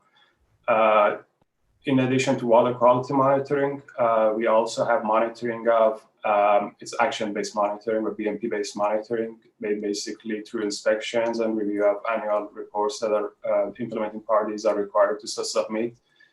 We keep track of their implementation actions and permit requirements to see if they're implementing those and they're in compliance with those requirements. And a third prong of the assessment of monitoring that we have for this watershed is an inspection and evaluation program specifically for septic systems. Because the first order of business will be to identify the ones that are failing or are in need of repair, and then to do what work to get them they basically come up to order. We've had pretty much similar monitoring and evaluation programs for other TMDLs. Not all watersheds have all the sources. For example, septic system evaluation and inspection is something new to us that we haven't really dealt with as much in some other watersheds, and then some other locations have some other sources that are not present here. But basically, it comes down to water quality monitoring and action-based monitoring. Okay, thank you for going over that. And then the last question that I have, and this might be for legal counsel here, and that is on the concerns raised by Mr. Eichenberg regarding legal requirements. And I do appreciate, Mr. Gadrati, that you talked quite a bit about this being the concentration-based being a superior approach. But I'd like to hear from legal staff regarding the requirements.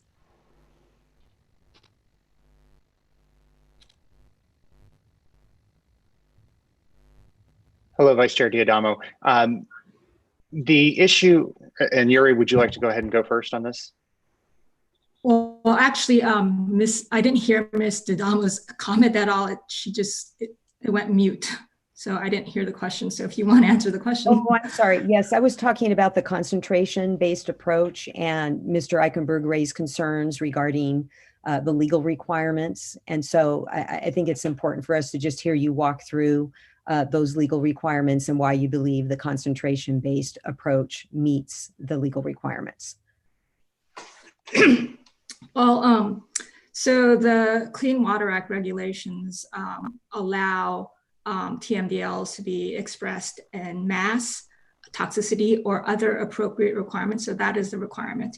And in fact, in Region 4, a TMDL was adopted where a concentration-based it was concentration-based, and it was litigated, and the Court of Appeal said that it was perfectly fine that the regional board had the discretion to craft TMDLs as it saw fit. So in my mind, there's no legal issue with the concentration-based TMDL. Okay, thank you. Mr. Loeffler, did you have anything to add? No, Ms. Wan covered it. There are appropriate ways to develop these concentration-based TMDLs, and our technical staff, and in concert with, and when I say our, I mean both the regional board and state water board technical staff, in concert with environmental scientists and attorneys at US EPA, have developed this approach over time. We don't do it for all of our TMDLs, but there are certain parameters where we think it is appropriate to take a concentration-based approach. And in this particular case, the region has been very careful to document their work to identify the appropriate basis for relying on concentration-based loads. All right, thank you for going over that.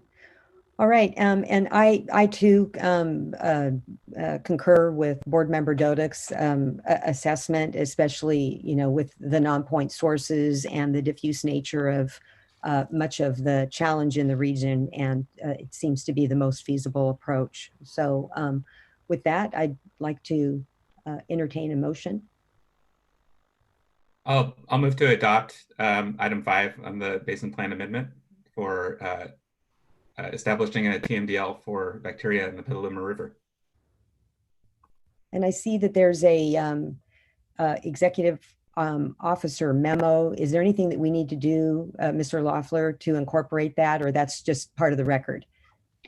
That is already part of the record and it's reflected in the board's action today. Okay. Do we have a second? I'll second the motion. Okay. Ms. Townsend, could you call the roll? We have a motion and a second.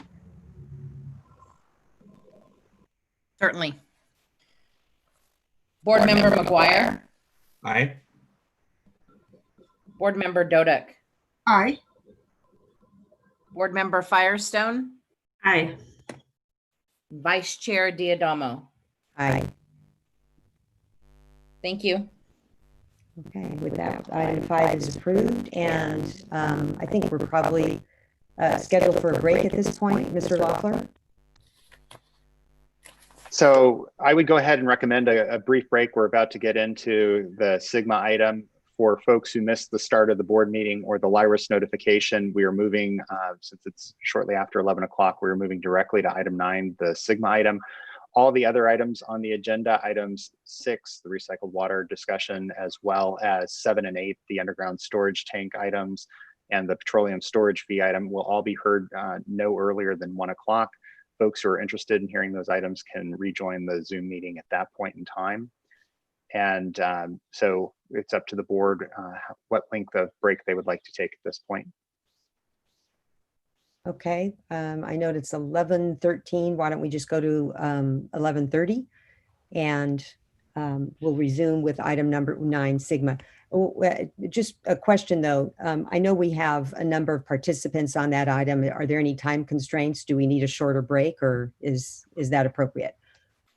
So I'm going to briefly, I think the most important individual in terms of time that we have to worry about is Ms. Namath, Director Namath from DWR. Carla, your microphone is now live if you would like to weigh in on start time of 11:30. Sure, 11:30 will be just fine for me. Okay. Thank you. All right. We'll see you at 11:30. Thank you.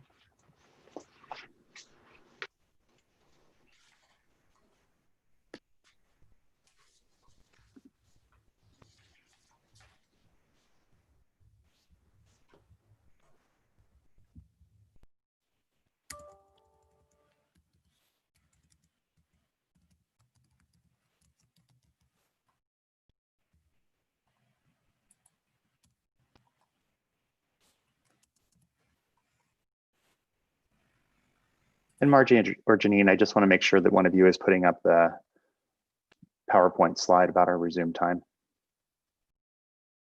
Okay. Margie, do you have it?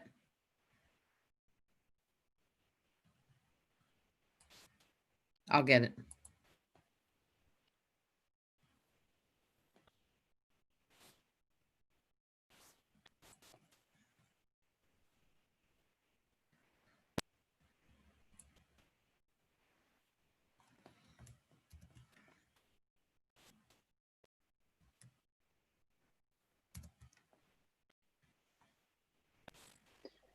And for all the DWR and water board staff, obviously we're in the middle of the break now, but you have already been moved to co-host status so that you will be able to control your microphones and cameras when we resume at 11:30. Thanks, Michael.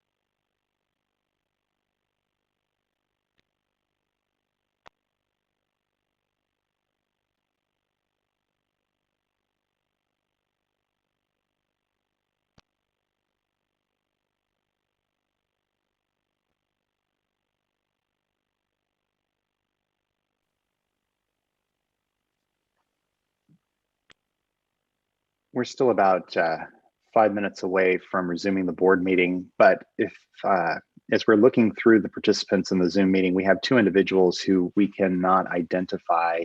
If you could send an email to the State Water Board's clerk, Janine Townsend, at janine.townsend.waterboards.ca.gov. We have an individual who's simply identified as engineer. There are a lot of them at both DWR and the State Water Board.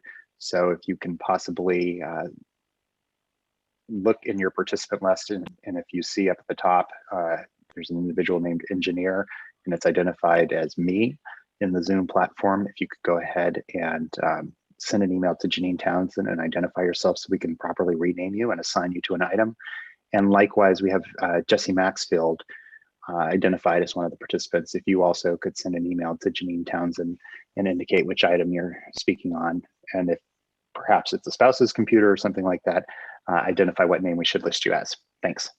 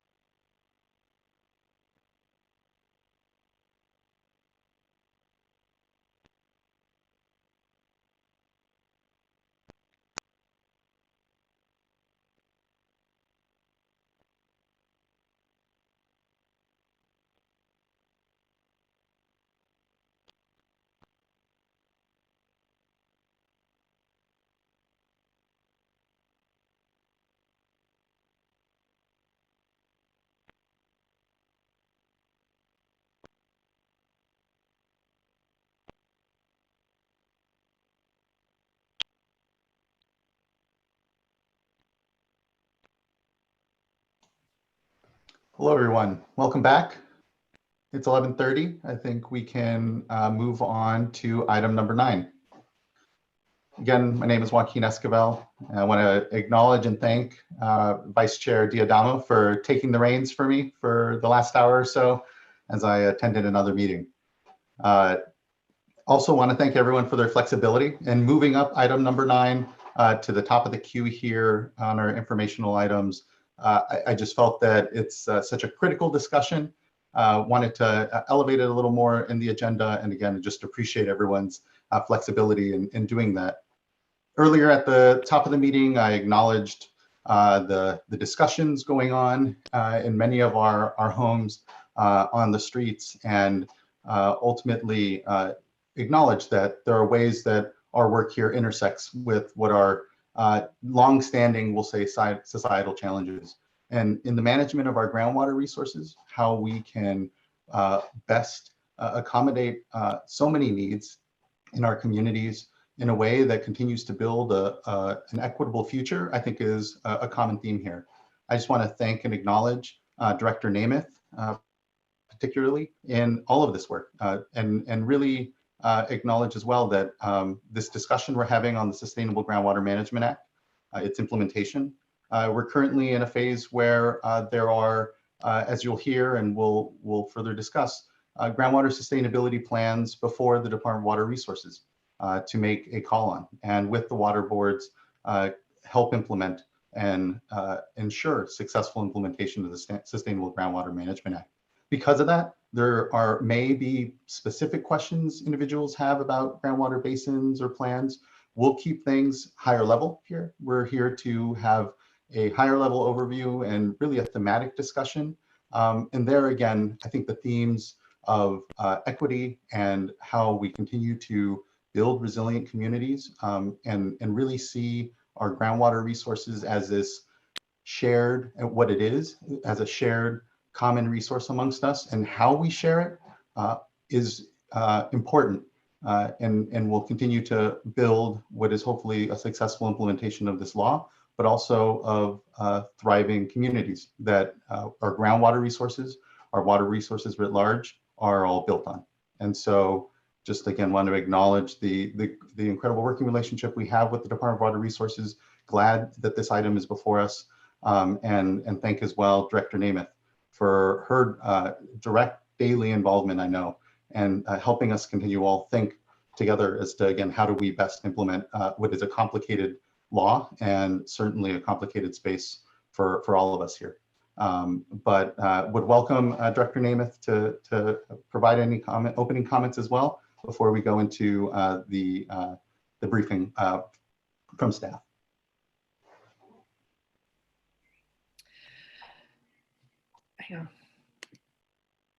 Okay. Good morning. Can you see and hear me? Good. Okay. Good morning. Yes. So this is actually my first one of these. So you guys may be getting to be old hat, but this is my first sort of public appearance in real time, if you will, via Zoom. So thank you for having me and the rest of the DWR team here with you all this morning to talk about implementation of the Sustainable Groundwater Management Act. I think we were last before you all in 2017, which seems like an eternity ago. And it was prior to the formation of the GSAs themselves. So that just gives you a flavor of the enormous amount of work that has gone on since the department spoke to the water board about SGMA. So there's a lot to update you on, and just reflecting on your comments, Chair Esquivel, and I'm sure the board members also sense this, is there are a lot of complexities in how we implement SGMA. And so, you know, staying at a high level today is important because we know this is going to be an ongoing dialogue. So kind of setting some of the groundwork, some of the foundational information is really important for us to do, and for us to do in this public setting here before the board. One, our partnership between DWR and the board is essential to our success. And I am involved on almost a daily basis with some of the key decisions the department is making early on to set us up for the review process moving forward. But also essential to our success is the very active engagement of the NGO community and industry groups.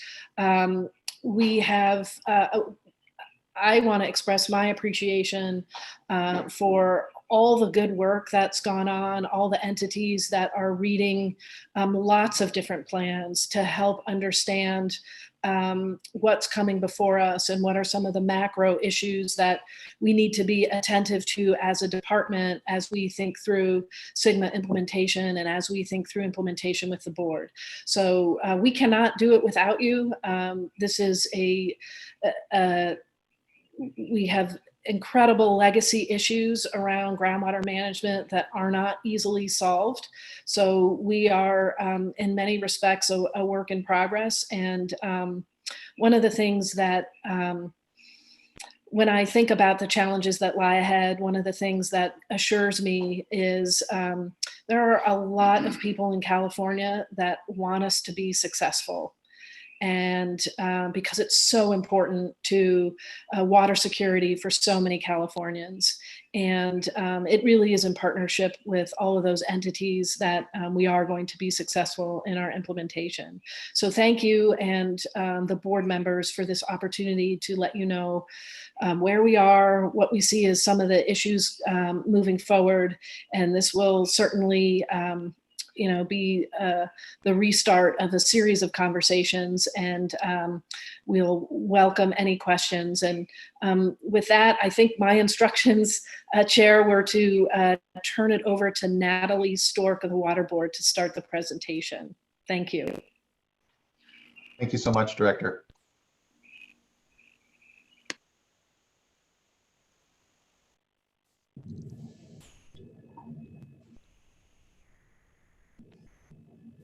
Good morning. Looks like the presentation's up. My name is Natalie Stork. I'm the Unit Chief for the Groundwater Management Program here at the State Water Board. And the Groundwater Management Program is responsible for the board's implementation of SGMA. So we've got a presentation ready for you today. So we'll be starting off with an overview of SGMA, including the roles of the Department of Water Resources and the State Water Board in SGMA implementation. Then we'll touch briefly on how things went on January 31st, 2020, and a bit on DWR and board coordination in this next phase of GSP review. Then we'll be talking about assistance efforts, assistance so far, and ongoing and future efforts that we are excited to tell you about today. So to kick it off with a bit of background on SGMA, I'm going to hand it over to Craig Altair at the Department of Water Resources. Thanks, Natalie. And I just wanted to reiterate, so again, my name is Craig Altair. I'm the chief of our Groundwater Sustainability Plan Review Section at DWR in the Sustainable Groundwater Management Office, or SGMO. And just wanted to thank the board for the opportunity to come and talk about the work that the department's doing implementing its responsibilities under SGMA, and also the coordination that we're doing with the State Water Board to jointly move SGMA forward. So next slide, please. So before we talk about SGMA, I just wanted to reiterate, as we've already heard, the importance of groundwater as a water resource in our state. So as the slide shows, in an average year, almost 40% of California's water supply is supplied by groundwater. And in dry years, that number bumps up to 60%. 85% of Californians rely in some way on groundwater. So it's obvious from the slide that it's an important component of the state's water resources. And I think in acknowledgement of that importance and then the stress that this resource was under in 2014, the Sustainable Groundwater Management Act was passed and enacted, and it went into effect in 2015. Given understanding that this is a critical resource to be managed sustainably in California. Next slide. So there's a lot to SGMA, and I could certainly talk for a long time about it, but I wanted to just hit at a high level two of those kind of central or main tenets of SGMA, if you will. The first being local control. So SGMA was really set up to put local agencies, we call them groundwater sustainability agencies or GSAs, in the driver's seat for developing plans and implementing those plans and achieving sustainability in their basins. We've all heard the adage that groundwater is best managed locally. To support that local management, though, the SGMA also identifies roles for various state agencies to support sustainable groundwater management. DWR was identified in Chapter 10 of SGMA as the state agency that develops regulations for groundwater sustainability plan adoption and review, and that then reviews those plans going forward. SGMA also identifies role for the State Water Resources Control Board of oversight and enforcement that Natalie will talk about in a few moments. Both of our agencies, as well as many other agencies throughout the state, provide an additional role that is very important in SGMA, and that is an assistance role, providing various data sets, tools, and other things that help support and help implement local control of groundwater resources. And we'll talk about that assistance throughout this presentation. The other main tenet of SGMA, of course, is sustainability. So SGMA identifies that sustainable groundwater management occurs in particular when these 6 undesirable results that are shown on the slide are avoided or eliminated in the basin. So each of the 6 undesirable results are the significant and unreasonable occurrence of the following things: lowering of groundwater levels, reduction of storage, groundwater storage, seawater intrusion, degraded groundwater quality, land subsidence, and depletions of interconnected surface water. So the plans that are developed locally need to be designed that when implemented, these 6 things can be avoided. Next slide. So this slide identifies the SGMA steps, and really this is the steps that local agencies will be undertaking to implement SGMA. The first, many of you probably already know, the first step was the formation of GSAs, the Groundwater Sustainability Agencies. There was a statutory deadline of June 2017 for the states, for certain basins in the state to be covered by GSAs, and that was very much a success story. More than 99% of the state's area that needed to be covered was in fact covered by a GSA as of that deadline. The next step for those GSAs is to develop GSPs, so to prepare, adopt, and then implement those plans. Those GSPs are either due in 2020 or will be due in 2022. We'll talk about where that distinction lies in a moment. But once a GSP is adopted, it can be implemented immediately. The GSAs have 20 years to implement those plans and achieve those sustainability goals by 2040 or 2042. Next slide. Okay, so now we'll talk about where SGMA applies. The leftmost pane on the map shows all 515 of the state's identified groundwater basins. And SGMA does apply to the entire state. Any basin can adopt a GSP. However, there are 94 groundwater basins that have been identified through the department's prioritization process as either high or medium priority. Those basins are shown in orange and yellow on the middle pane of the map. Those 94 basins are required to develop groundwater sustainability plans and to implement them. And those basins, those 94 basins, account for the vast majority, around 90% of both the state's groundwater pumping and irrigated agriculture. Furthermore, there's a subset of 21 basins that have been identified as critically overdrafted, and those basins have the most aggressive planning deadlines, with GSPs due January of this year. And so those critically overdrafted basins are shown in the hatch pattern on the map on the right. And I'm happy to report that all those basins did adopt GSPs by the statutory deadline. And we'll talk a bit more about where GSPs were submitted in a moment. So go ahead and go to the next slide. So we talked about which basins are required to develop those plans. I wanted to take one slide and just talk about what the plans are at a very high level. Kind of the most simply stated, a groundwater sustainability plan is a plan that covers the entire basin that's intended to demonstrate how the locally defined sustainability goal will be achieved. Now, in terms of options of how GSAs prepare GSPs, the graphic on the bottom of the screen is intended to show that there are a couple of options.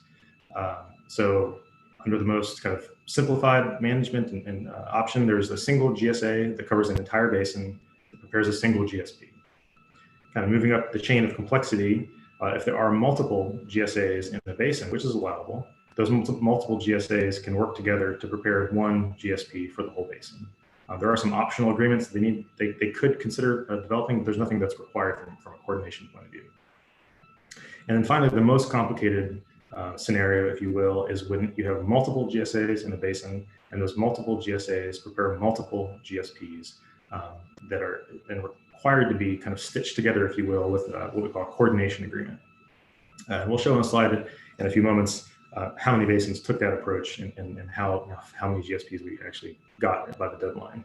But I wanted to mention that we have some groundwater sustainability plan regulations that describe the requirements for GSPs, also how GSPs will be submitted to the department, how the department will review GSPs, how annual reports will be submitted, and many other things. But really importantly, the GSP regulations, one of the articles describes the requirements for the contents of the GSP. So I just want to briefly hit on the main requirements of the GSP. First of all, there's the basin information. This is kind of what agencies are present in the basin, what beneficial uses and users of groundwater are present in the basin, where are they, and how have they been considered during the plan development, and how will they be communicated with going forward. The GSP is required to describe the groundwater conditions in the basin, including the hydrogeologic conceptual model. This is how the basin works, essentially the 3D distribution, if you will, of aquifers and aquatards, how groundwater flows, how recharge works in the basin. The GSP is also required to provide a water budget, both a historical water budget and a future water budget that accounts for things like the projects that they intend to implement and the anticipated effects of climate change. Plans are required to describe the sustainability criteria. These are the sustainability goals and the quantitative metrics that will be set by the local agencies that are kind of the yardsticks for what sustainability is in their basin. A lot of monitoring data, of course, is going to be required to demonstrate sustainability. So the GSPs are required to describe the monitoring networks in the basin and how frequently, where they'll be monitored, et cetera. And finally, the GSP is required to describe the projects and actions. These are the activities that will be undertaken by the GSA to achieve sustainability or to maintain sustainability in their basin. Next slide.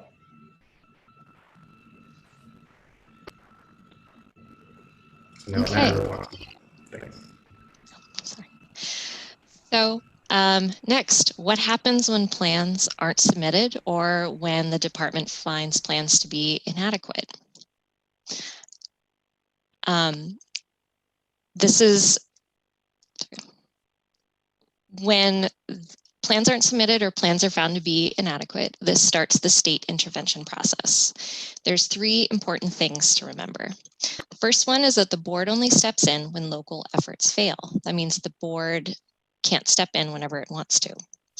The next is that the state intervention process is designed to temporarily protect the basin until locals come up to speed. So it's meant to be temporary, not a permanent fix, or a permanent fix, but not a permanent intervention. And the third is that the backstop is triggered by SGMA deadlines, which is why there's been a lot of focus on deadlines. The first one, already mentioned before, was in 2017 when all of the medium and high priority basins had to be covered by groundwater sustainability agencies. That went great. We got 99% compliance. Next was January 31st, 2020, when all of the critically overdrafted basins had to have plans adopted and submitted to the Department of Water Resources. And the next one that we've got our eye on, of course, is in 2022, when the rest of the medium and high priority basins need to have their plans adopted and into the Department of Water Resources. Next slide, please. So what happens when state intervention is triggered? It's a bit of a process. So after a bit of time, the board can hold a hearing and decide whether or not to take the basin into probation. It's an open and transparent process, and the board has some flexibility in its decisions it can make at that hearing. Next, there's time, again, built into the process for locals to fix the issues that cause the basin to be put on probation. However, if those issues aren't fixed after a certain period of time, the board can start developing its interim plan, which, if it gets to that point, would be adopted via another board hearing and another open and transparent process. Next slide, please. So a little bit on probation and what that means. The first thing is that when a basin is put on probation, the first thing is the State Water Board makes decisions, and they have a lot of flexibility in those decisions, especially around how much of the basin is subject to a probationary determination or who has to report via groundwater extraction reporting. There's, again, time built into this process to fix those issues that caused the basin to be put on probation. And the main focus here is that the board will be gathering the data it needs in case it needs to develop its own interim plan for the basin. This will require good data, and as such, the board has the flexibility to, the board can require meters on groundwater wells to get good data and the data it needs so that we can develop that plan if needed. Next slide, please. So if we get to an interim plan, these are the four main components of an interim plan. There's corrective actions to get the basin back on track, monitoring to measure progress, a schedule for those actions, and enforcement to make sure the plan is followed. The important thing is that an interim plan isn't meant to replace a GSP, it's meant to be temporary. So the statute has several different options that the board can consider when it comes to corrective actions, but since it's meant to be a temporary plan, demand management is the most likely action that we'll pursue for corrective actions. So that rounds out the basics of the state intervention process. I'm going to hand it back to Craig for a moment with the next slide, please, to talk a little bit about how it went on January 31st, 2020. Great, thanks, Natalie. So as we talked about, the critically overdrafted basins were required to submit their GSPs by January 31st, 2020. And the slide, the map on the left side of the slide shows in blue those basins throughout the state that provided groundwater sustainability plans by that date. That includes from the 18 basins that were critically overdrafted and were required to submit those plans, a total of 43 individual plans. That also, this map also shows that there were 3 additional basins that submitted their plans early. Essentially, these are basins that were medium and high priority and had that 2022 deadline, but elected to go ahead and submit their plans early by January 31st, 2020. So in total, there were 46 GSPs submitted to the Department of Water Resources. This map also shows basins that have approved alternatives. There are 9 of those basins, and there's 1 basin that has a pending alternative, essentially an alternative that was provided in lieu of a GSP by the January 30 deadline 2020.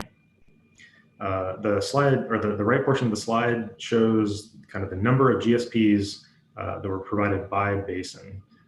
We talked about the coordination agreement earlier. So all the basins that prepared multiple GSPs, and you can see that there are 6 basins in total that prepared multiple GSPs, and the number of GSPs per basin ranges from 3 to 7 for those basins.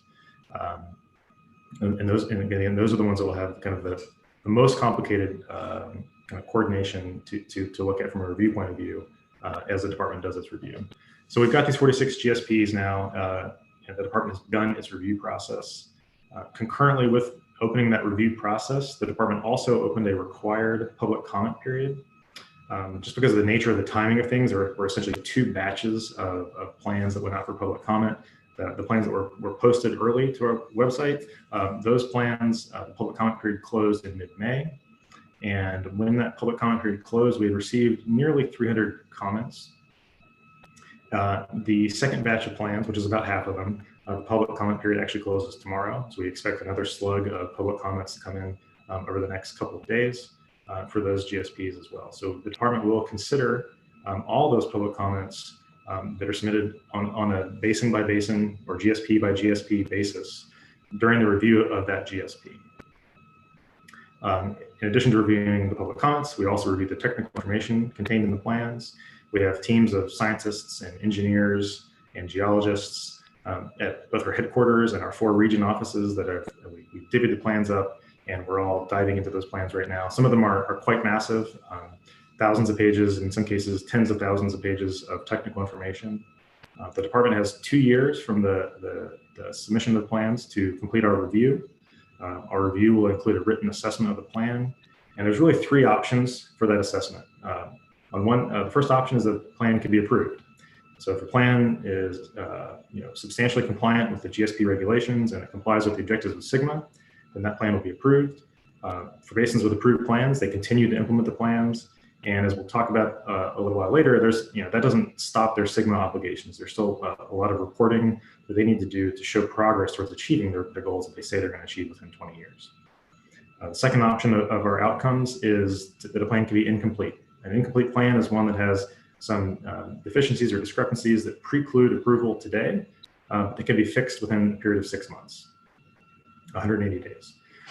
So if that's the case, and if in communication with the GSA, DWR feels like those deficiencies can be corrected, then the GSA will have an opportunity to make those corrections and resubmit the plan to the department. Finally, a plan could be determined to be inadequate. That's a plan that has significant deficiencies that preclude approval.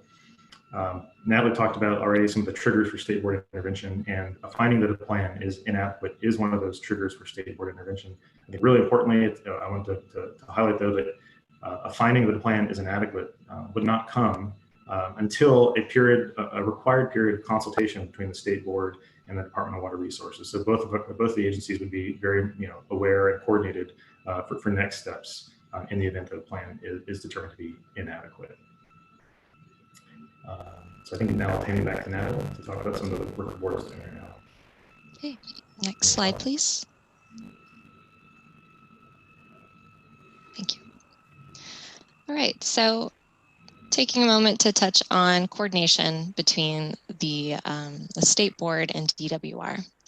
So right now the boards are working to support the department's GSP review. While DWR has the ultimate say in whether plans are adequate or inadequate, it's their determination, that's in the statute.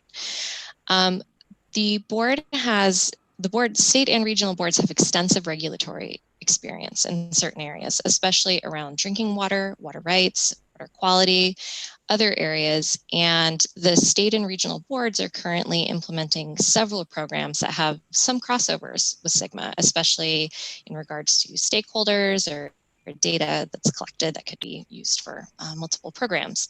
And as such, we want to make sure that we're working to support the department's review appropriately. So there's coordination going on at the groundwater management program between us and several other parts of the state and regional boards to make sure that we're supporting the department's review.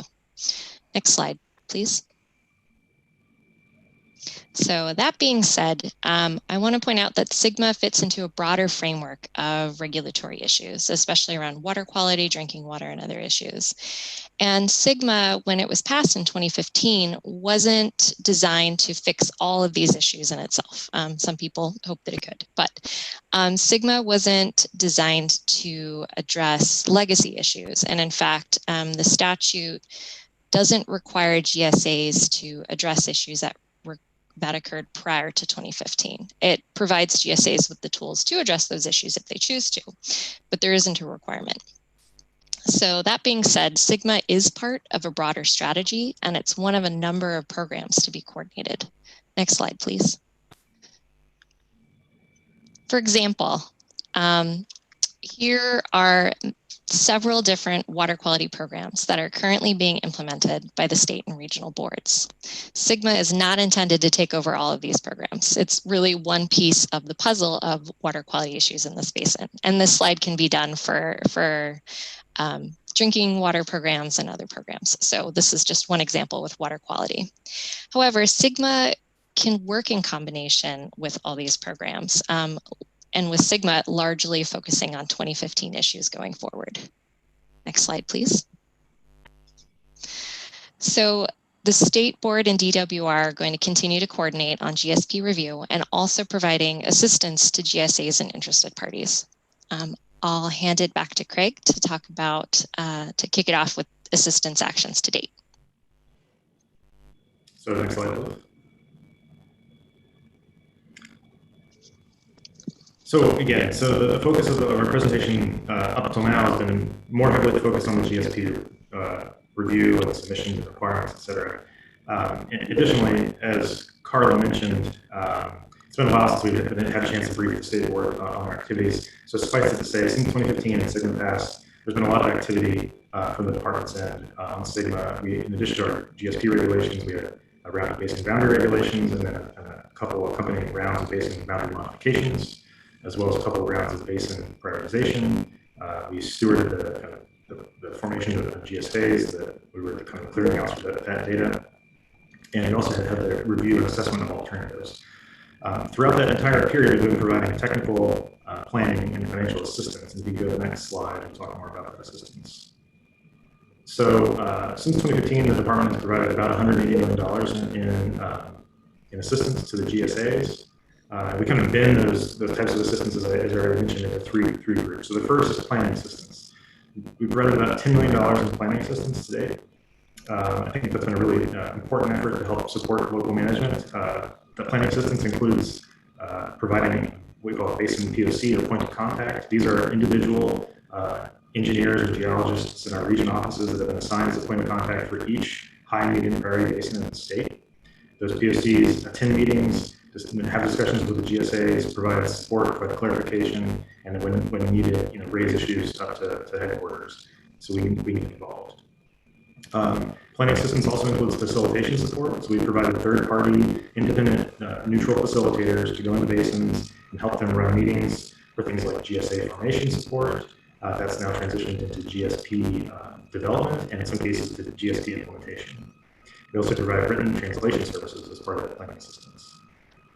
Our technical assistance, again, we've provided $20 million to date. Has included really a lot of, I think, really important tools, data sets for GSAs. As well as, an important one to highlight our best management practices and guidance documents. We have a series of BMPs that are related to various components of the GSP regulations that describe best practices for how to achieve those and develop plans that satisfy the requirements of the regs.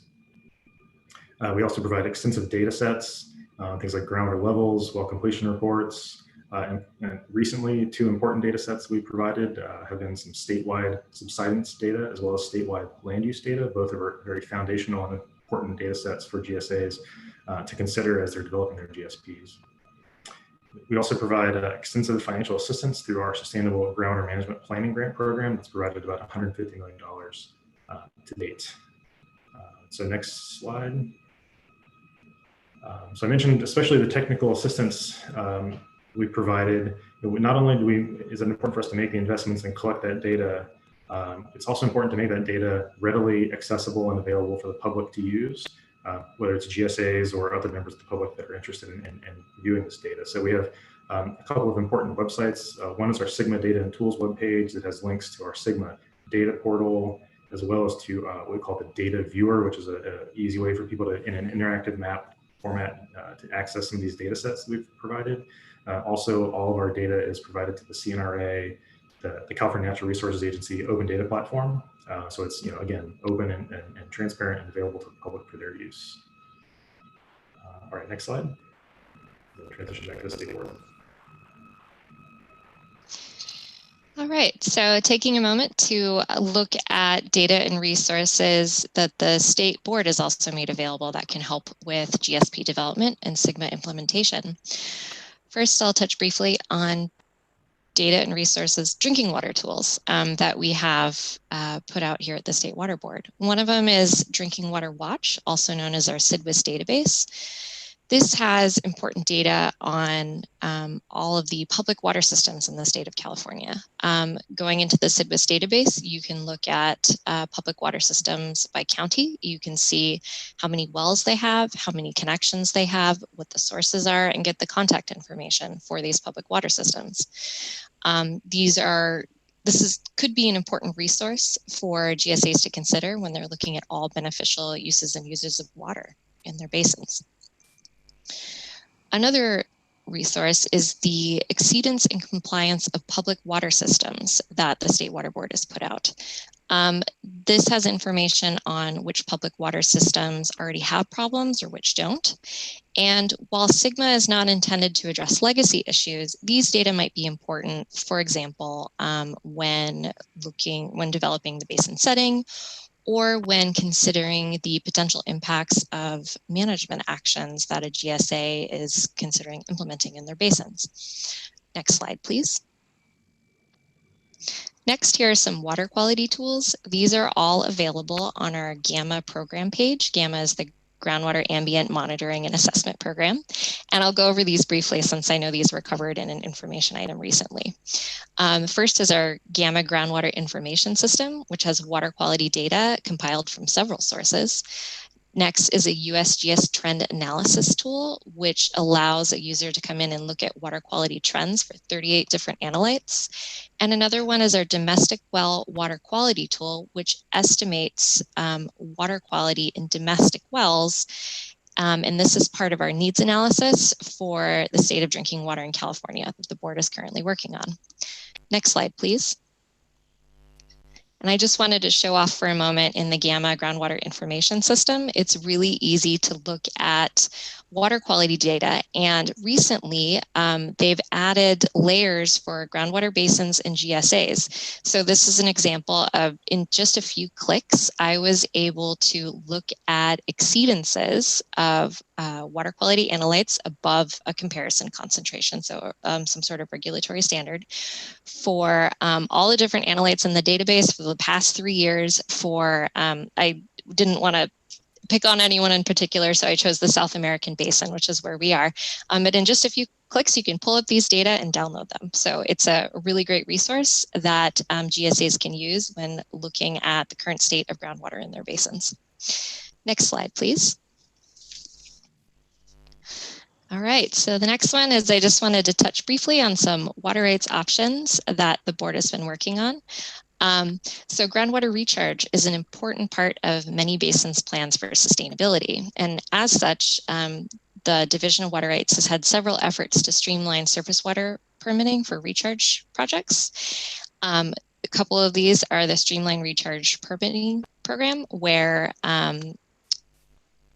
local agencies with Water or Land Use Authority, or GSAs, that are interested in implementing projects that meet certain criteria can go into a streamlined process to potentially receive a surface water permit for those recharge projects. Also, we've got new 5-year temporary permits, also for GSAs and public agencies with Water or Land Use Authority, to also speed up the process when appropriate and when certain criteria are met for these recharge projects. Next slide, please. And an important piece of information that the division has recently put out. Stream systems declared fully appropriated by the State Water Board. This has recently been compiled and digitized and put on an interactive map online. So this is a resource that GSAs may want to consider when they're thinking about those recharge projects. This map outlines where the board has determined that there's no more surface water available for appropriation. That being said, there is the possibility for agencies to potentially pursue temporary permits for certain circumstances on a case-by-case basis in some of these areas that are fully appropriated. So for more information, reach out to the Division of Water Rights. But this is another important resource that GSAs may want to consider. So next slide, please, and I'll hand it back to Craig. Thanks. So with the past couple slides that have really focused on our assistance to date, we'll now pivot and talk about our assistance moving forward. And really, it's really critical that assistance continues because, as I mentioned earlier, even an approved GSP out of the gate is not the end of the SGMA process. In fact, the submission of initial GSP, you could argue, is kind of the beginning of the process. That's the ability to implement that plan in 20 years. So as GSPs are being implemented, a lot of data is being collected by the local agencies. It's being reported to the state annual reports. There are 5-year updates along the way, and anticipate that as better data is collected both locally and statewide, that information will be incorporated into future plan updates, and it will ultimately improve the management of groundwater resources going forward.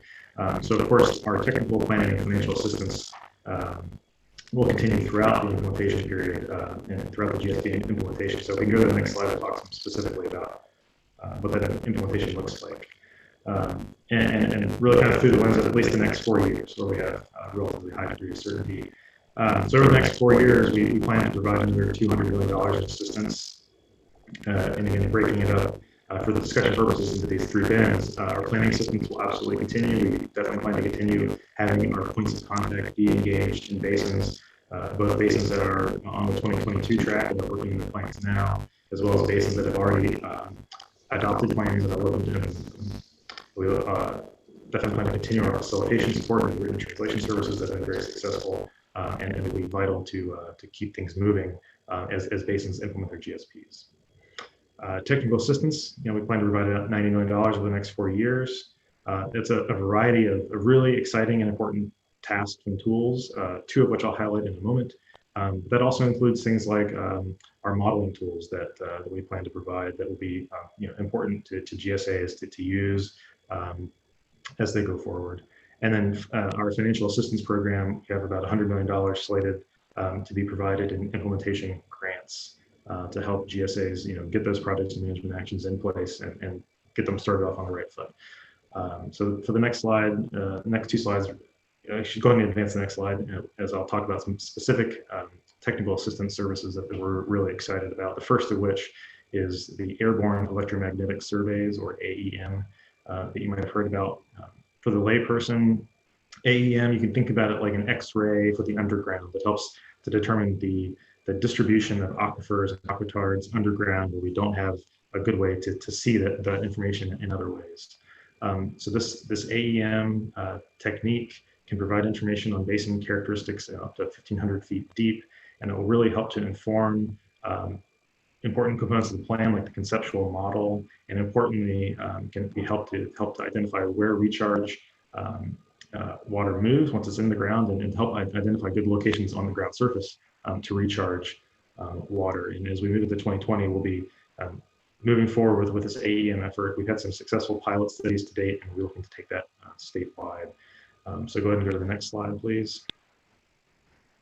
So mentioning the importance of recharge as it relates to AEM. Additionally, the department has a flood MAR, where MAR stands for Managed Aquifer Recharge, team that's working right now on a headwaters to groundwaters research initiative to look at optimizing generally the application of flood flows to the surface to recharge water.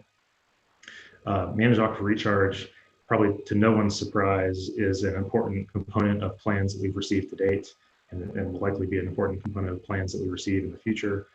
So the department is definitely committed to helping advance this area of study along to something that can really be well implemented into GSPs. We have a Merced watershed study right now. The FloodMAR team is looking at ways to couple different water management models and tools to take advantage of those excess floodwaters and apply them to the landscapes in a way that not only provides recharge benefits, but other benefits as well. So I'm going to go to the next slide. I'll hand it back to the state board. Natalie. Okay, so I just want to talk briefly about an assistance effort that we're starting to work on now. So we have GEARS. GEARS is a data system that the Groundwater Management Program initially developed to be an internal tool for meeting our obligations to collect reporting information under statute. So this is a reporting tool where when state intervention is triggered and we have groundwater extractors that are required to report to us, they can log in, click where their well is, click where the place of use is, and provide annual extraction reporting data to us. However, we realize that this is a tool that might be really useful for GSAs to have to use in their basins when they're trying to collect information on groundwater extractions so that they can manage their basin appropriately. As such, we are in very early days in an effort to try and provide GEARS publicly so that GSAs can use this resource to collect good data and the data that they need. An important thing to note is if this is provided publicly, this will be separate from our system. So the State Water Board wouldn't necessarily be able to peer into the data that GSAs are collecting. So that's something that we're building into this consideration, but we see this as a tool that could be great if used throughout basins in California to help GSAs. And we've put a lot of time and effort into this already. And if possible, we'd like to help GSAs by providing this to the public. So it's early days, and stay tuned for more information in the future. Next slide, please. All right, so that about wraps up this presentation. I want to thank Craig for presenting with me here today. We've been working very closely with the Department of Water Resources. We recognize that this is a coordinated program, and we're having a very well coordinated effort on SGMA implementation. And that concludes our presentation today.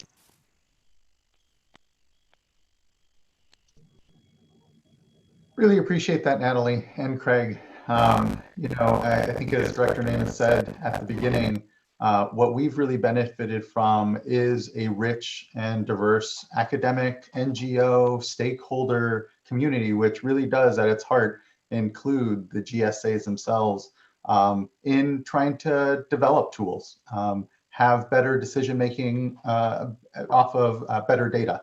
And so when it comes to the GEARS project, as Natalie said, that is something that will be open source. It will be locally hosted for just anyone to use on their own. And it's about repurposing these tools that can help us, again, enact SGMA, both by the letter of the law and the spirit, and really try our best to at least make sense of what is, again, a complicated landscape and a set of challenges certainly before GSAs, including not just quantity, but quality, and how to best create the space where you have disparate actors, like many of our greatest challenges, disparate actors working in unison. So that includes our agencies. And so again, just really appreciate that everyday working relationship that I know is what at the heart of a successful implementation in the long term, and here even in the short term. So again, just thank you. Director, anything else you'd like to note or bring up?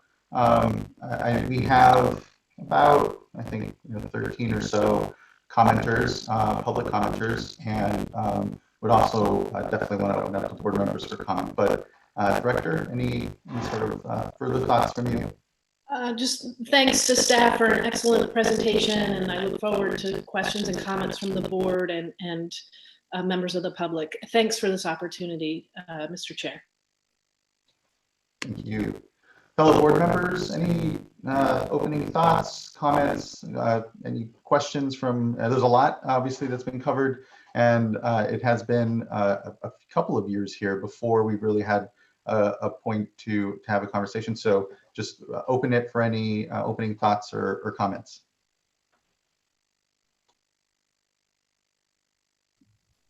And hearing none, we do have public comment that I can go to. So I had a few things to say, just starting off. First of all, just really want to express my thanks to the many stakeholders that are working on this. My sense early on was that there was a lot of frustration out there with respect to those that may be regulated as a result of SGMA, but then they quickly shifted gears, rolled up their sleeves, and got to work. And so we're really at this space now where we'll begin, along with our sister agency at the department, to evaluate those plans.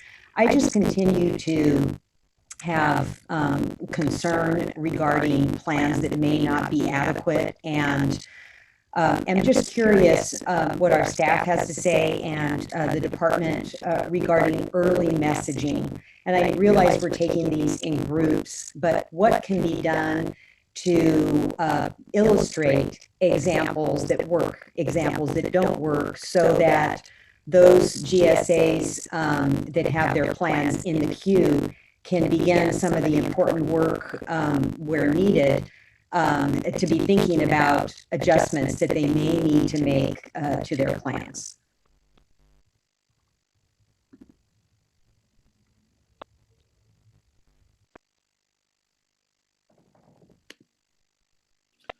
I think that's an excellent question, and I'm going to take it because I heard the heard the pause. So that's an excellent question, and one of the things that we have been thinking about at DWR is, how do we? One, we have a statutory deadline to render a judgment in a 2-year time frame, but our goal is to make some decisions earlier than that, in part wanting to, provide by example, what it takes to be successful, and what an adequate plan actually looks like. So that's sort of one way in which we're thinking about the review process. So we're not going to wait until 2 years from now to issue all the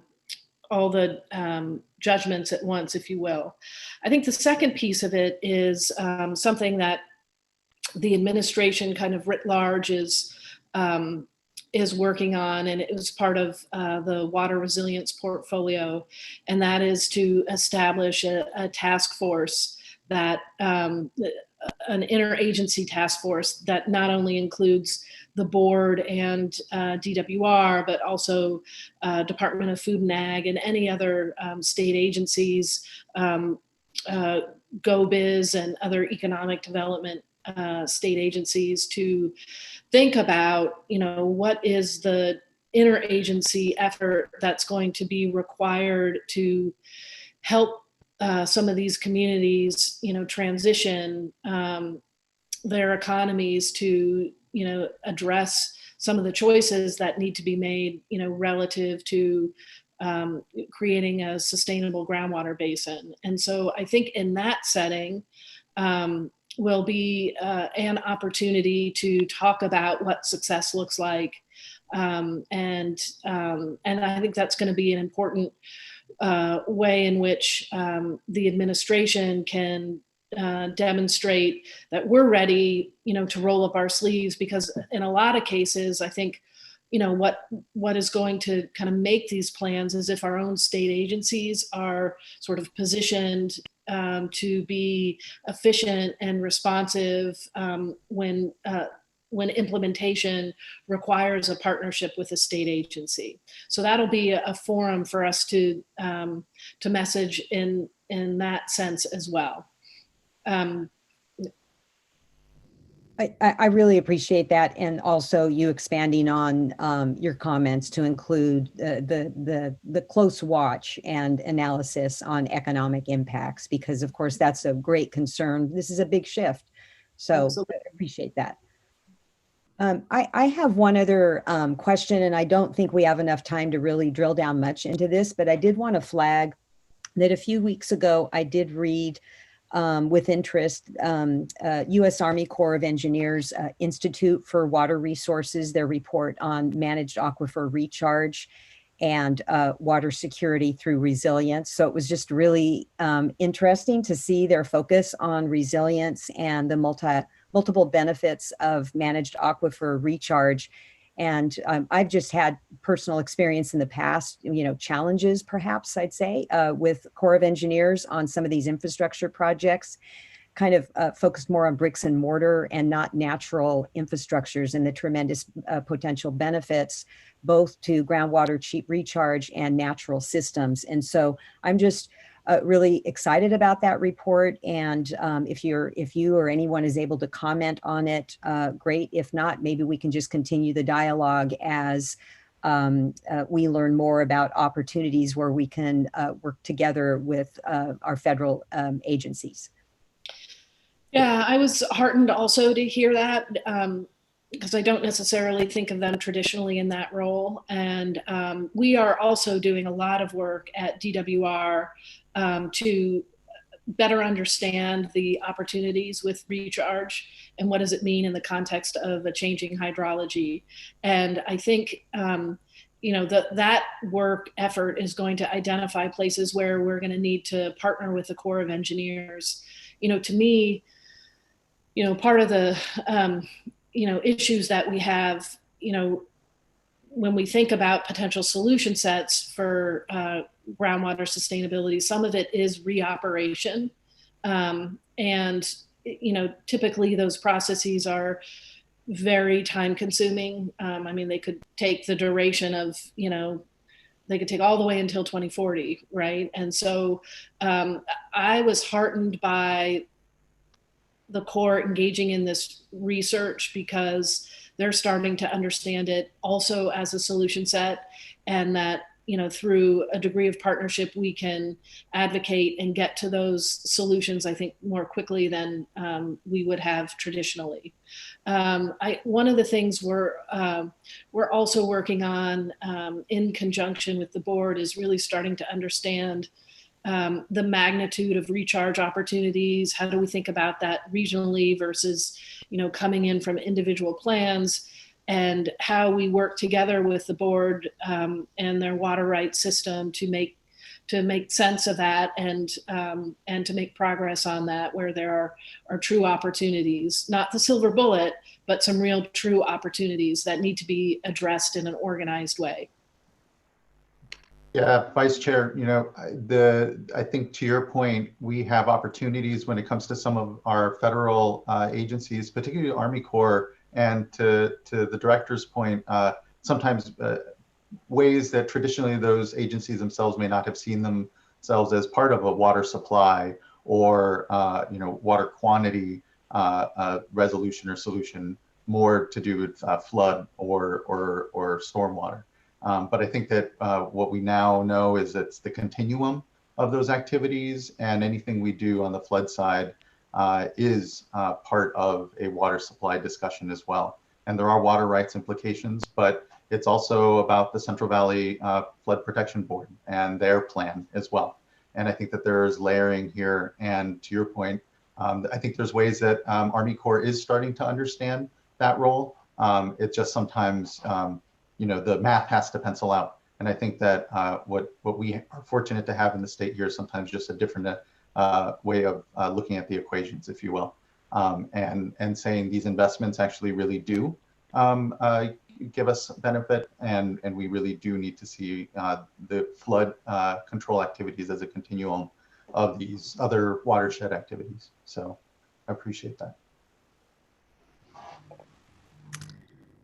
I might add something if I was going to wait till after public comment, but I think just in a framing for listening to public comment, first of all, thank you so much to everybody that has been working on plans and for the team that put this presentation together. I really loved the graphic of showing how SGMA is one piece, but not the only piece in terms of how we're improving management of water in our state. And we wish that SGMA would fix everything, but we know that it's only one program, and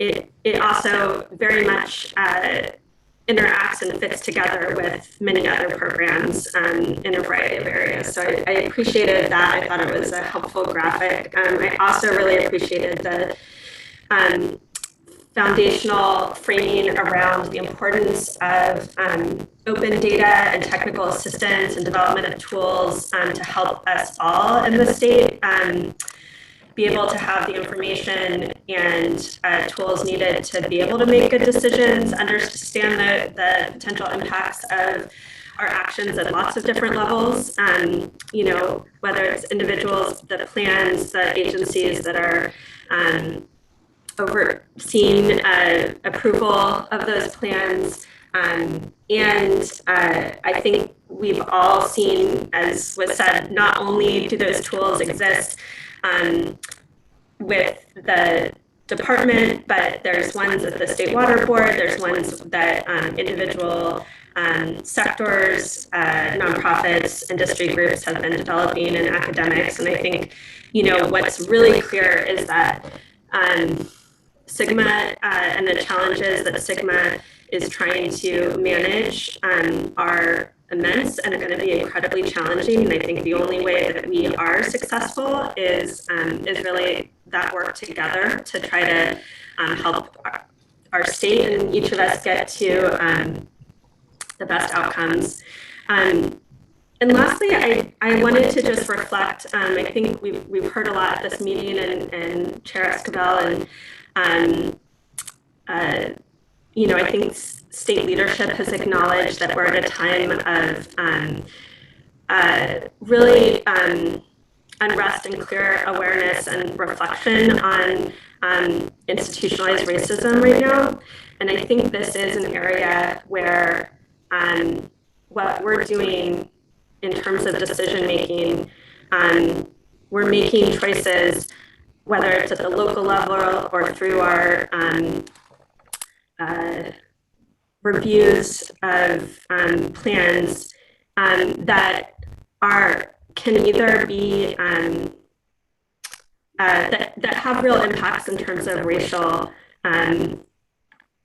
impacts, and we can use our decision making to dismantle institutions of institutionalized racism and proactively promote racial equity in terms of the outcomes of the decisions that we're making and the plans. And I just think that fundamentally what we're trying to do with GSPs is weigh a pathway forward that is going to impact, there's going to be bad impacts across the board, but the GSPs are making decisions on how those impacts are felt. And so, you know, I think it's incumbent on all of us to figure out how we help make the decisions in the most informed way, and really take seriously the fact that you know, there are real implications to the decisions that we're making and the plans and prioritizations on lots of different levels. So I felt the need to say that today. Don't mean to get on a soapbox, but I just know that I think that's something that we've all been really reflecting on and thinking about what our role is and how it fits into our mission. And I think today's discussion item is particularly pertinent to thinking about how we can bring the challenge of advancing racial equity into the decision making that we do. Thanks. So much, board member. Really appreciate those comments and thoughts.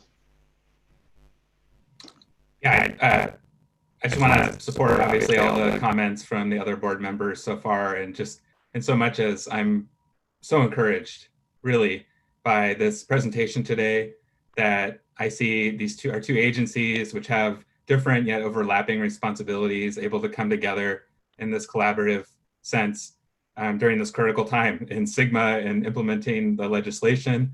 The first review of these plans is no small feat. I've heard some of the descriptions of the plans expressed in terms of feet of content. And so I know there's a lot of information, and it's a daunting task that everyone has to review those plans. And also I know there's a number of folks out there today, even you know, working on their comments on the plans that are due today.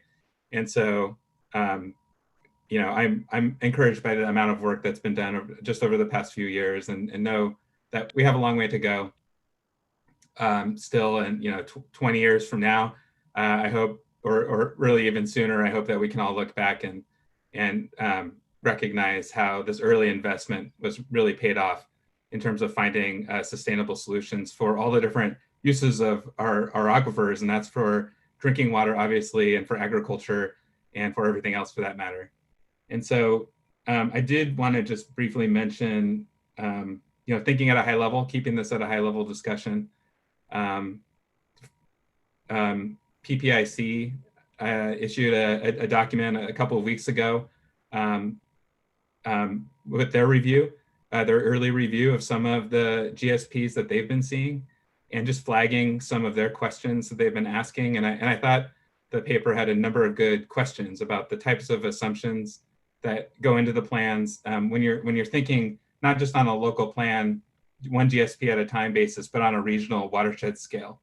And you know, the budgets, water budgets that are used, the different assumptions for water supply sources, for water trading, and you know, for those different opportunities and you know, tough decisions that need to be made. So I don't know if this is the right time for any response to that, but I am very interested to hear, you know, ultimately how you know, DWR and the board, you know, frankly, are thinking through these sort of larger scale regional type complexities as we're trying to also support the local efforts of each individual GSP.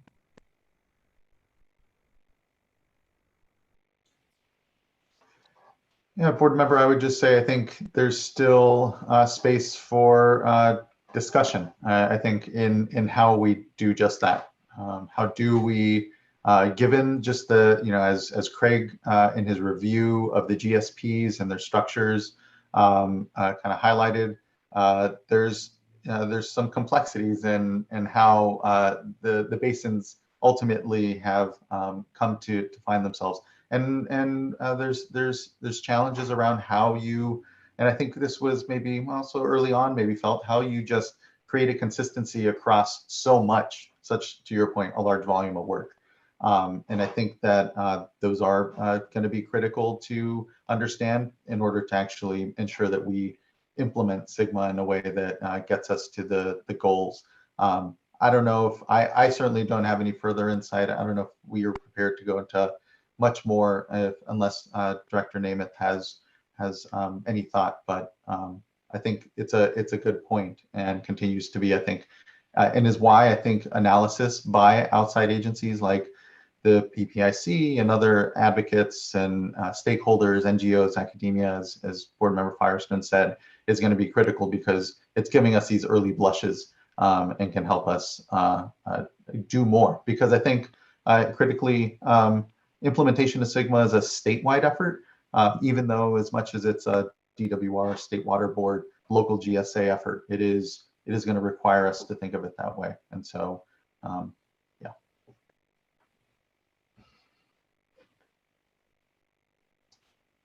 Board Member Doda, any thoughts or? Nice thing about going last is basically everyone has said everything.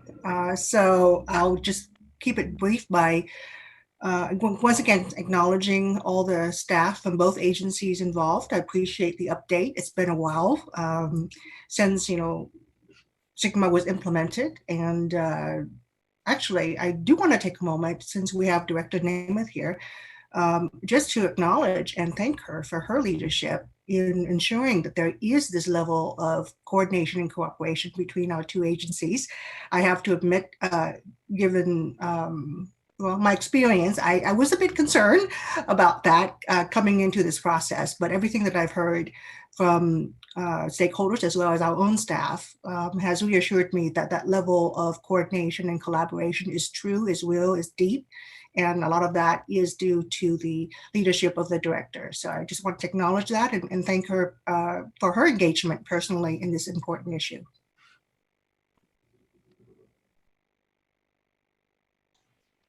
Thank you, Board Member.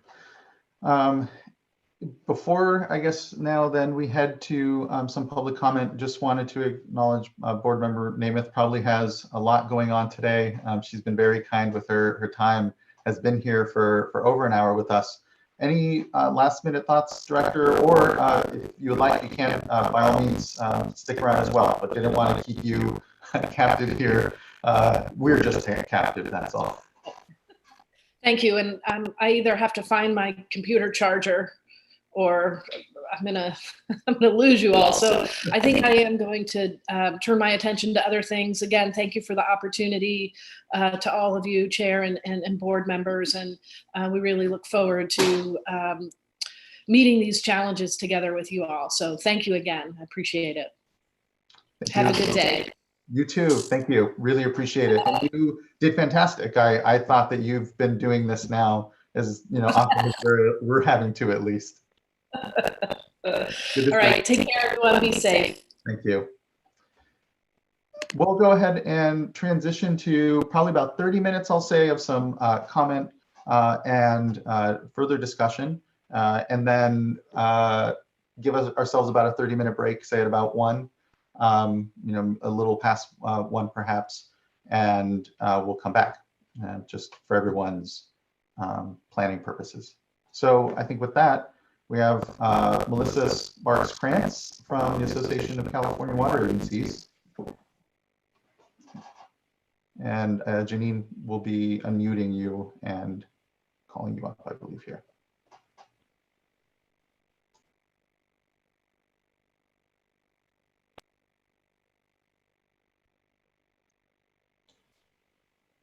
Hello, good to see you. We can.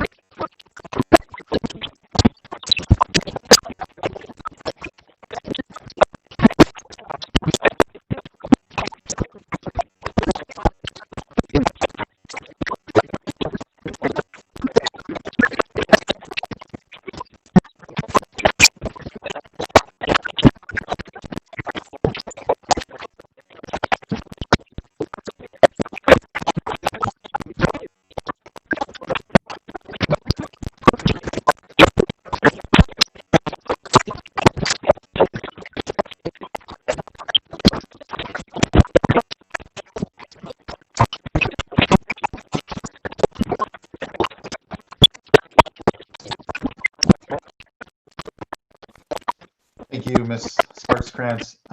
Just want to take a quick moment. I think we may be having an issue with the live stream, Chief Counsel.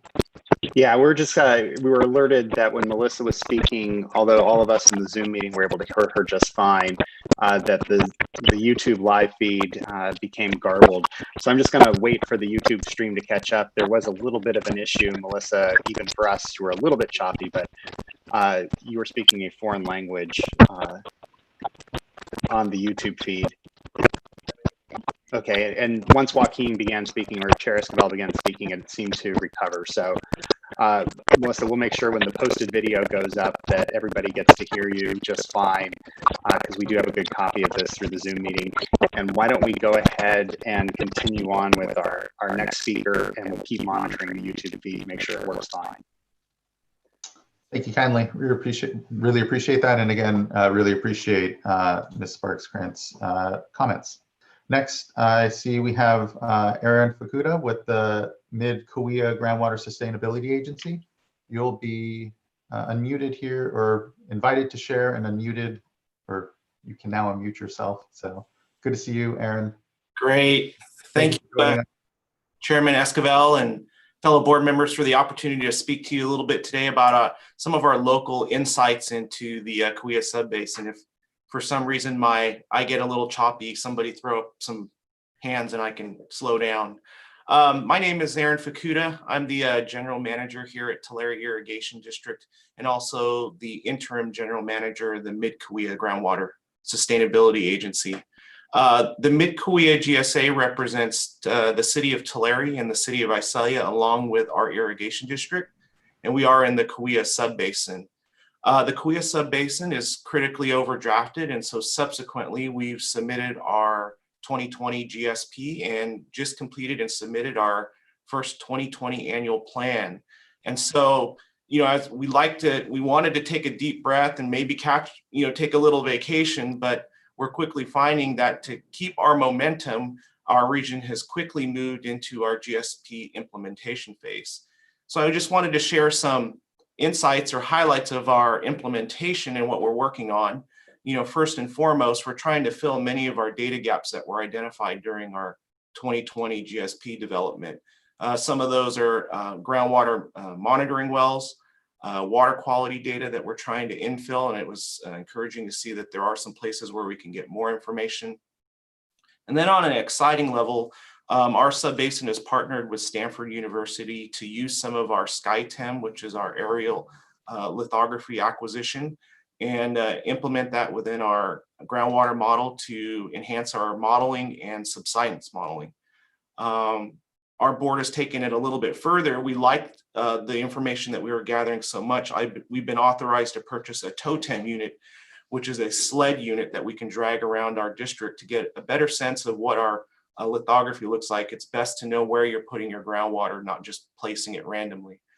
We're continuing to develop our recharge basins. Our district has long been in the business of groundwater recharge.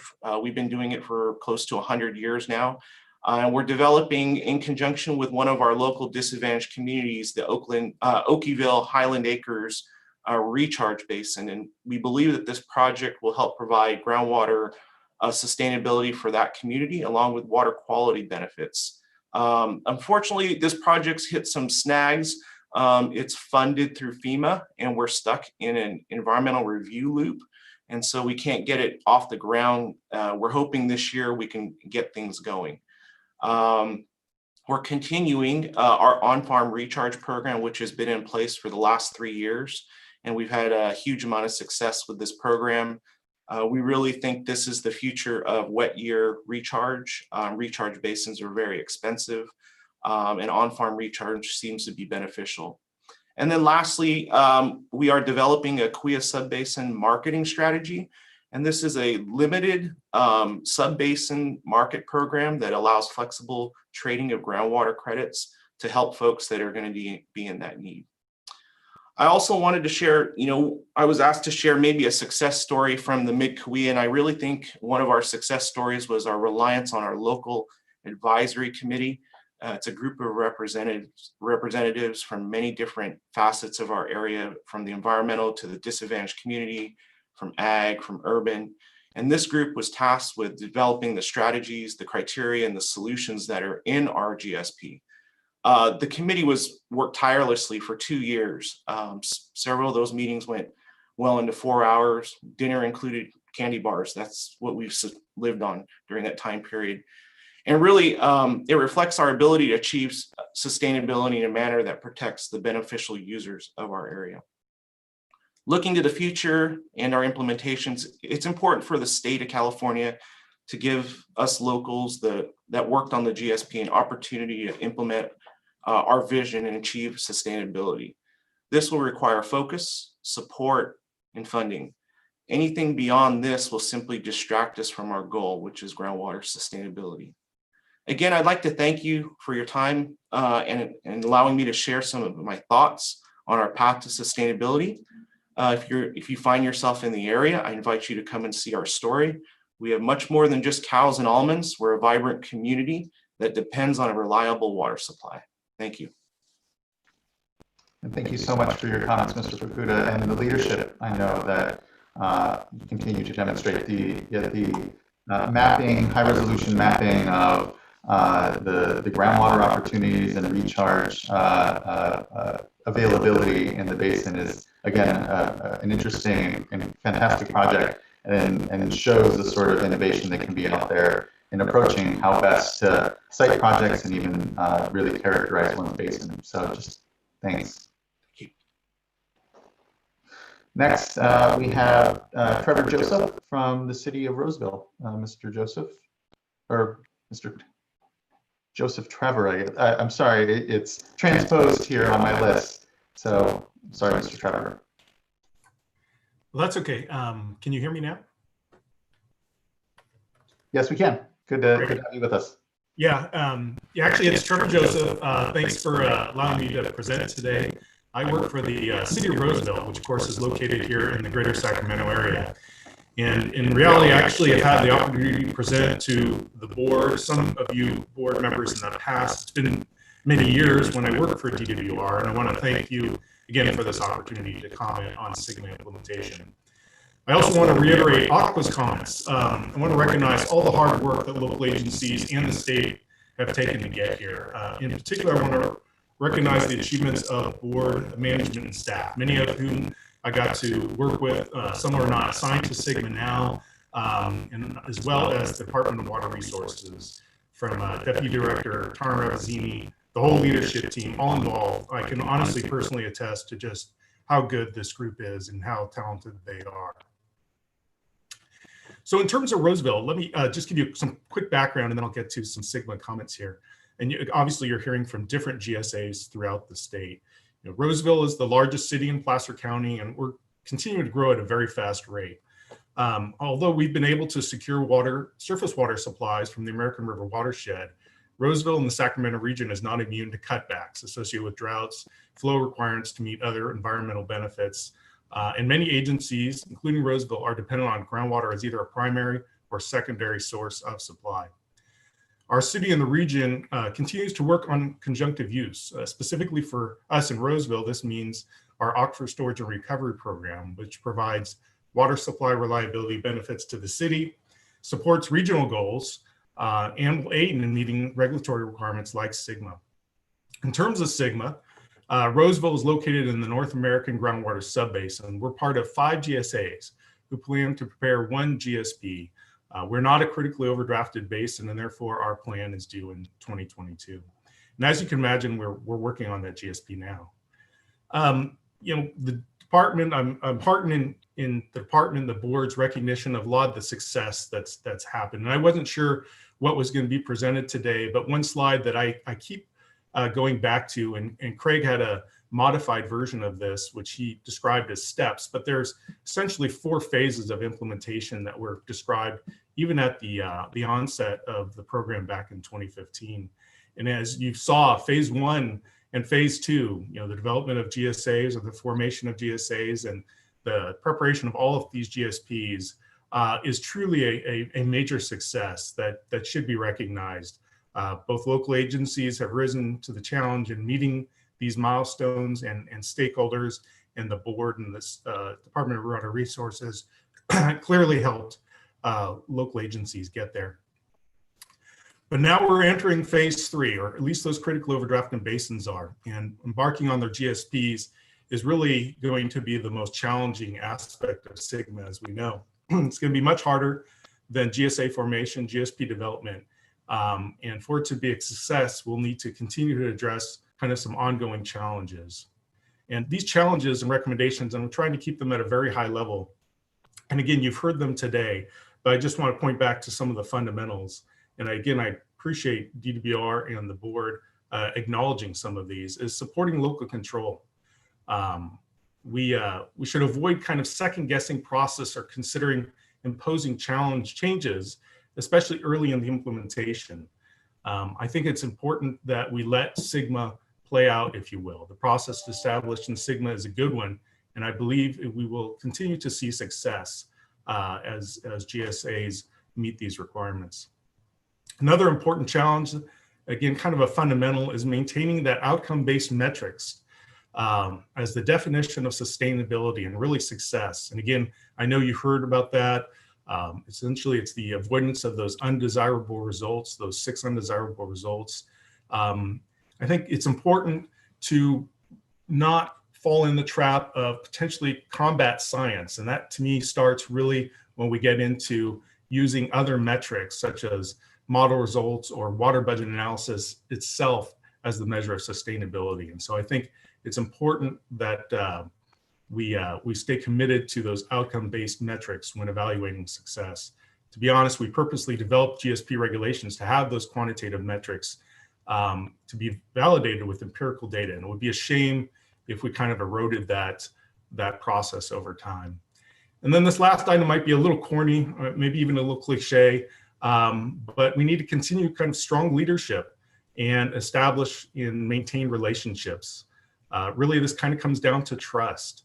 And I think at all levels, I believe, honestly, the local agencies and stakeholders have a lot of trust in the state right now. The state has definitely, both agencies, met these challenges. GSAs and stakeholders working together really need to double down on those relationships. We in our basin, historically, unrelated to groundwater management, but have entered into what's called the Water Forum Agreement, which required developing a lot of trust and relationships in order to see through some common goals on water management. And I feel that this third phase, we're really going to need to focus on recognizing we kind of all have the same end goal in mind, and need to kind of double down on that effort. So again, that's all I have today. I want to thank the board again for allowing me to comment.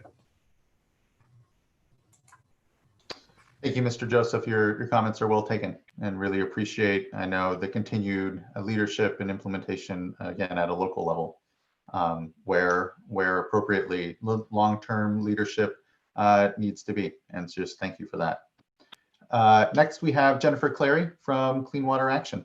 And Ms. Clary, you will be invited to share your camera and unmute. Hello. Thank you. Good morning, everyone, or good afternoon. Jennifer Clary, Water Program Manager for Clean Water Action. And thank you for having this hearing today. It's been very interesting and I learned a lot. And I just wanted to kind of piggyback on something Member Diadamo said, which is how do we kind of provide good examples moving forward, or bad examples moving forward, to folks who are still working on their plans and for folks as they're updating their plans. And I've been I've looked at about 30 plans. And what I notice is that even on complex issues where DWR issues really clear guidance and tells people what they expect, that things get done. So identifying disadvantaged communities, people go on the map, they put it in their plan and it's done. For climate change, they get it done. It's pretty straightforward. For groundwater dependent ecosystems, at least they start with the map and then kind of move down. But so I really think it would be a great idea as you review the plans to focus on where things seem to be unclear. And the thing that I've noticed most is in well impacts, because well depths apparently weren't required in the plan because almost no one does well depths, and also water quality. So that was a great little jigsaw puzzle graphic that we saw, but that graphic doesn't actually tell a GSA what they're expected to provide. And one of the minimum things that I would hope that we can provide is somebody actually thinking about the water quality impacts of groundwater management, in particular groundwater recharge, and thinking about how we can message that in a stronger and more specific and quantitative way. I would think would be really important. And I also want to piggyback on what Member Firestone said, which is we really need to think about how to make this moment resonate in the work that we do.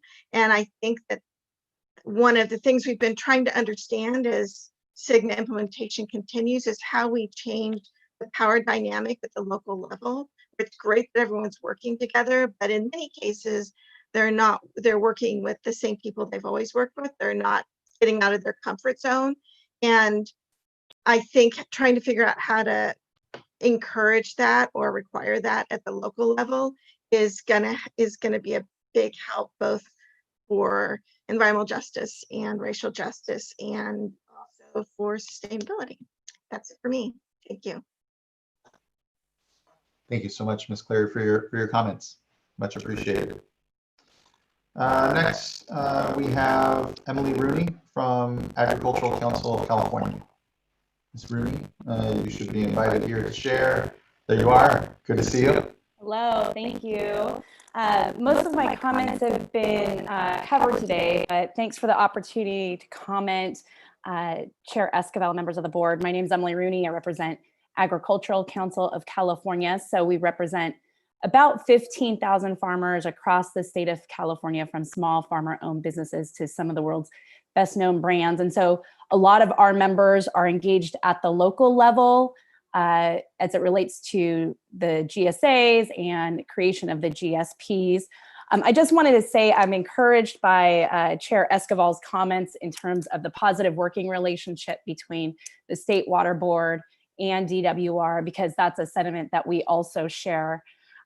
We recognize that the partnership between the locals, DWR, and the State Water Board is very dynamic, and but it's a process that we also support.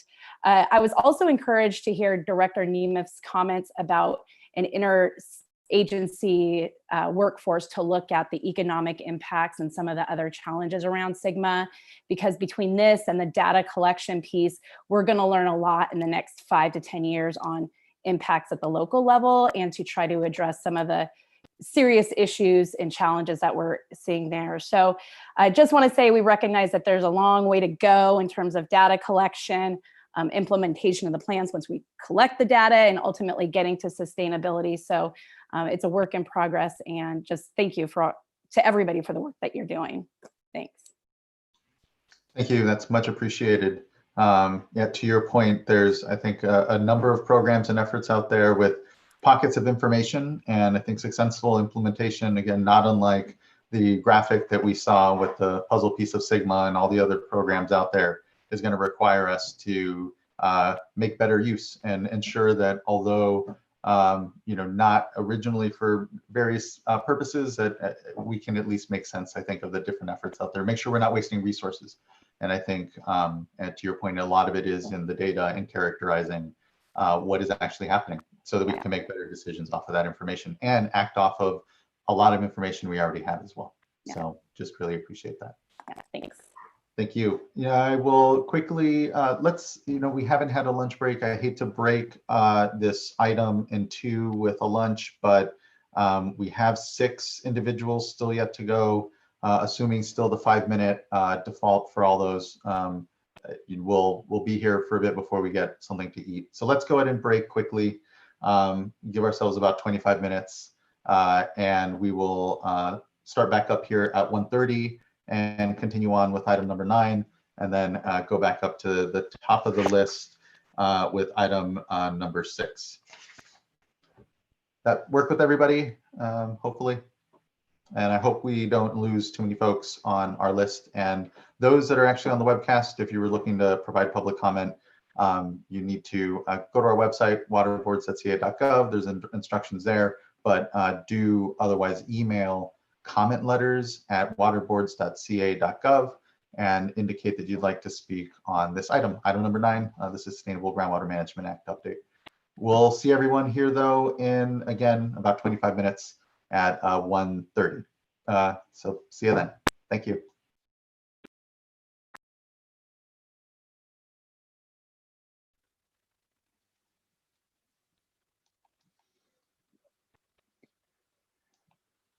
Janine, do you have the presentation slide to put up that indicates we'll restart at 1:30?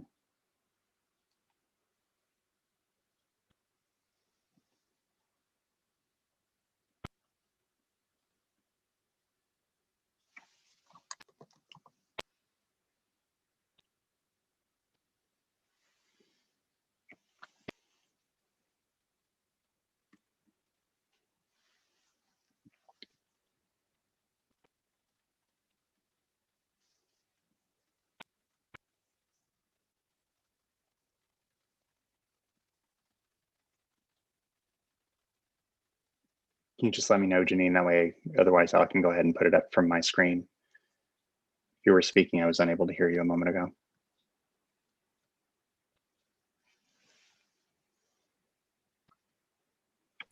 I just put it up. I'll get it up right now. Okay, thanks. Mhm.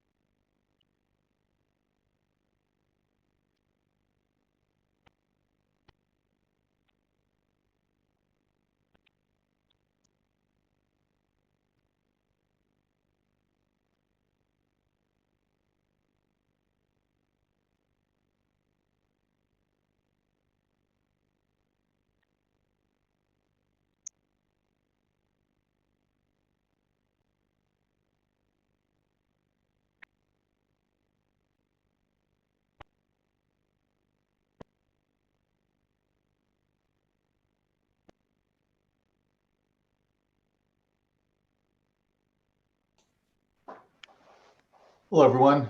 Joaquin here again, and it's 1:30, and I think we can, and I apologize, I probably should have, before we went on our break, flagged that our next speaker is going to be Mr. Danny Merkley from the California Farm Bureau Federation. I could have provided Mr. Merkley perhaps a little better time here. Hopefully he has joined us. I'll wait for our other board members to pop on as well, but we'll slowly. There's Mr. Merkley. I think board member Dodak and board member or Vice Chair Diadamo should be here in a moment if you want to hold off, Mr. Merkley, but otherwise feel free to start. So you want me to hold off a little bit or start? Yeah, it probably wasn't the clearest. You know, I think you can start. I think our board members should be here any moment now. Can't probably listen to me anyway.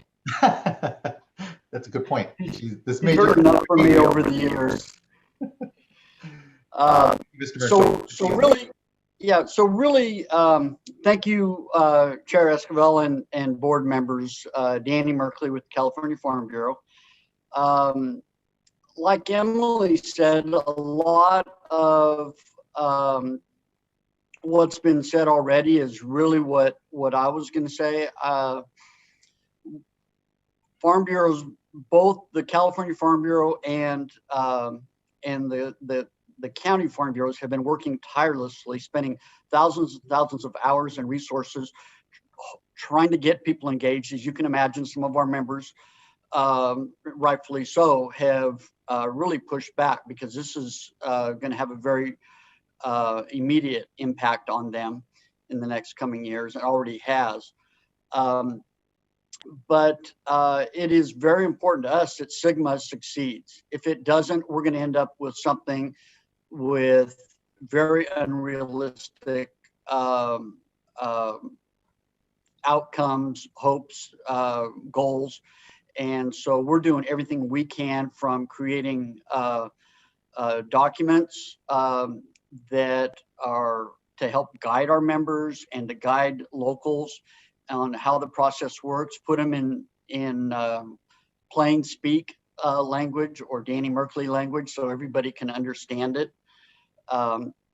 So I think one of the key components of SGMA is the fact that it was recognized that it was best locally driven. The State Water Board backstop was important for those that maybe needed a little more motivation to engage and get going and all of that. And so that's an important part of it. The timelines are very, very challenging for everybody. They're challenging for the State Water Board staff that are working on this. They're extremely challenging for DWR. This is a whole new role for them. They're having to work into it and understand it. And I'll just reiterate, I'm very encouraged and very, very pleased to see the what appears to be a very good spirit of cooperation between the agencies with your different expertise and data and information you have to offer to help each other out.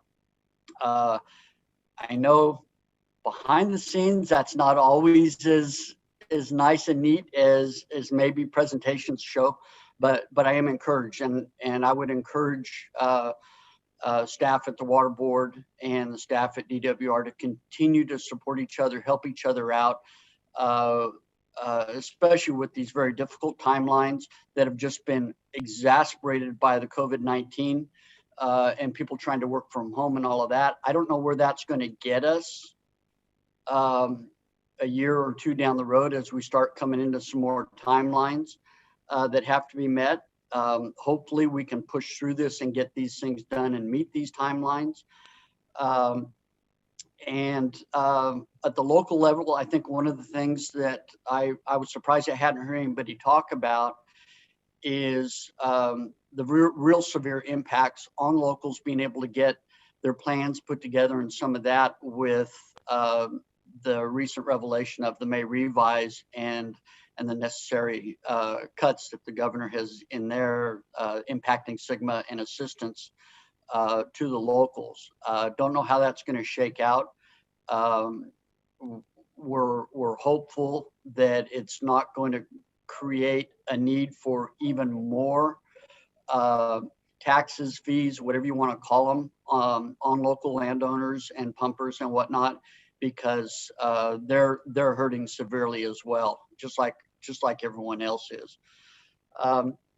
So with that, I think I'll just wrap up and say I hope and expect that the State Water Board and DWR are going to continue to look at Chapter 10 and how that's put together, so you guys are continuing to work together, not climbing on top of one another or getting each other's way, especially during these very, very severe short timelines that we have looking forward to.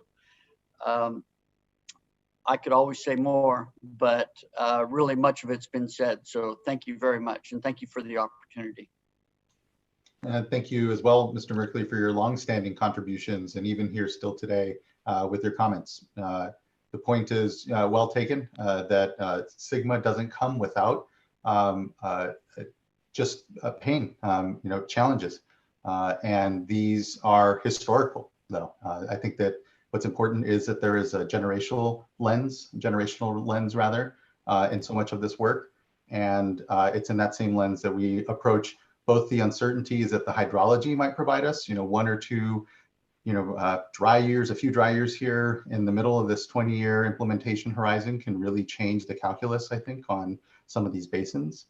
And so there's that uncertainty, but to your point, also funding uncertainties. And I think what we'll continue to commit to do is working through those. And I know working through those with you and many other stakeholders. And I think to much of the theme of today, implementation is a statewide effort. And so just want to again thank and acknowledge your comments and points, and look forward to continuing to implement successfully. Thank you. Next, I have on my list here, let's see, let me make sure I'm in the right item. Kimberly Burr from Green Valley Creek Restoration. And so Ms. Burr, you should be getting an invitation to share your camera, and you can unmute yourself. Hello, good to see you. Hi, thank you so much. Very, very interesting meeting today.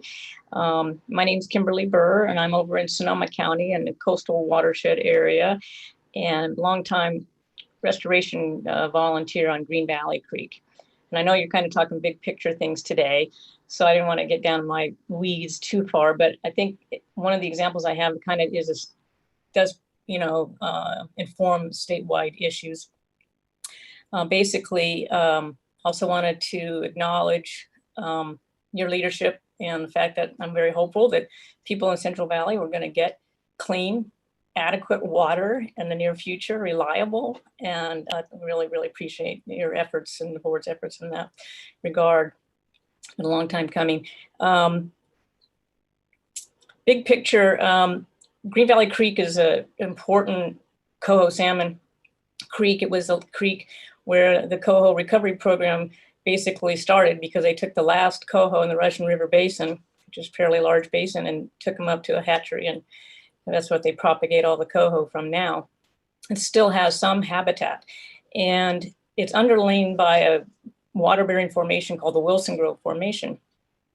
But even though it's a very high priority creek, because it is critical habitat, a lot of federal and state money has gone in to try to restore it. My experience has been that restoration is not going to work unless there's water. So I always pick up my ears when I hear people saying we want to restore an area, but it's not going to work unless we have the water. So unfortunately, what happened, even though it's a critical habitat, high priority area, it was given a medium priority for groundwater. And since that time, the Santa Rosa Plain and the Petaluma GSAs have kind of carved out different areas. And so the Wilson Formation has been cut in half, basically. And that now puts Green Valley Creek in the low priority category, which means it's never going to be covered by SGMA. It's not going to be covered by SGMA in the near future. So it's a very, I think, unintended consequence. It's a mistake. And I've tried to bring this to the attention of DWR and the state. And actually, NOAA Fisheries has an important interest here, and the California Department of Fish and Wildlife have written letters to the same effect. So seems like an easy fix to me. I think it was a mistake. Green Valley Creek should never be considered low priority.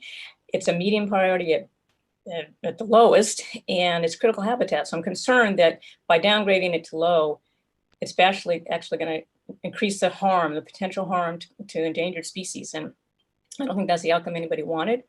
And I think that I don't want to take time and attention away from what's going on in the Central Valley, but maybe somebody on your staffs can just look at that and fix that, because it's going to make our job even harder to restore the coho salmon in the Russian River area. And I put a lot of time and energy into it, and a lot of other people have. So basically, we just need to continue to look at the science, not do political gerrymandering of these boundaries. And I think that's could be a statewide concern and statewide issue that needs to be carefully looked at.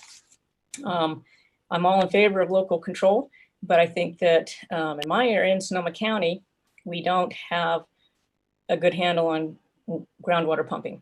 And to the extent that, we want to be 100% sustainable, it's not working if we don't really manage our groundwater. And by divvying up these basins that way, it really undermines any claims that we're going to be sustainable. So I'm really excited that you guys are so well versed in this, because I'm not that well versed in it, but I do watch my creek and I work hard to keep these fish from going extinct, and I appreciate all the support I can get. Thank you very much.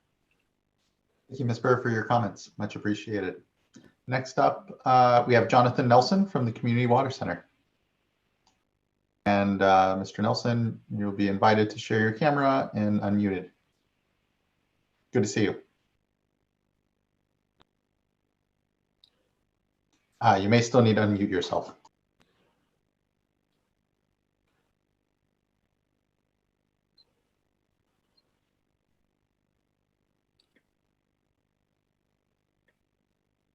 Can you hear me now? There we are. Thanks. There we go. Thanks, everyone. Good to see you all. Jonathan Nelson with Community Water Center. I think I want to start just by really quickly recognizing that this is a very difficult time for everyone, but directly, viscerally for the Black community. And it's really heart-wrenching reminder that we have to continue to work to break down systemic systems of injustice that disproportionately impact people of color, and work to do that in every context. And I think it really speaks to the leadership at the State Water Board for the comments that have already been shared on that note today. So moving to the SGMA item. So just first of all, thank you for that really helpful presentation. Whoever did that puzzle piece graphic, nice job. At CWC, we want to recognize that a lot is being asked of agency staff right now at both DWR and the board. Given the magnitude of SGMA and with the coronavirus pandemic. And obviously that challenge has only gotten more difficult in light of the current budget reality. So just thank you to agency leadership, but especially to Karen Ravazzini, Craig Altair, and Natalie Stork and your team. Second, I also want to share that there's real and legitimate concerns, obviously by many stakeholders, but certainly with communities we work with, that many GSPs will not protect community access to drinking water.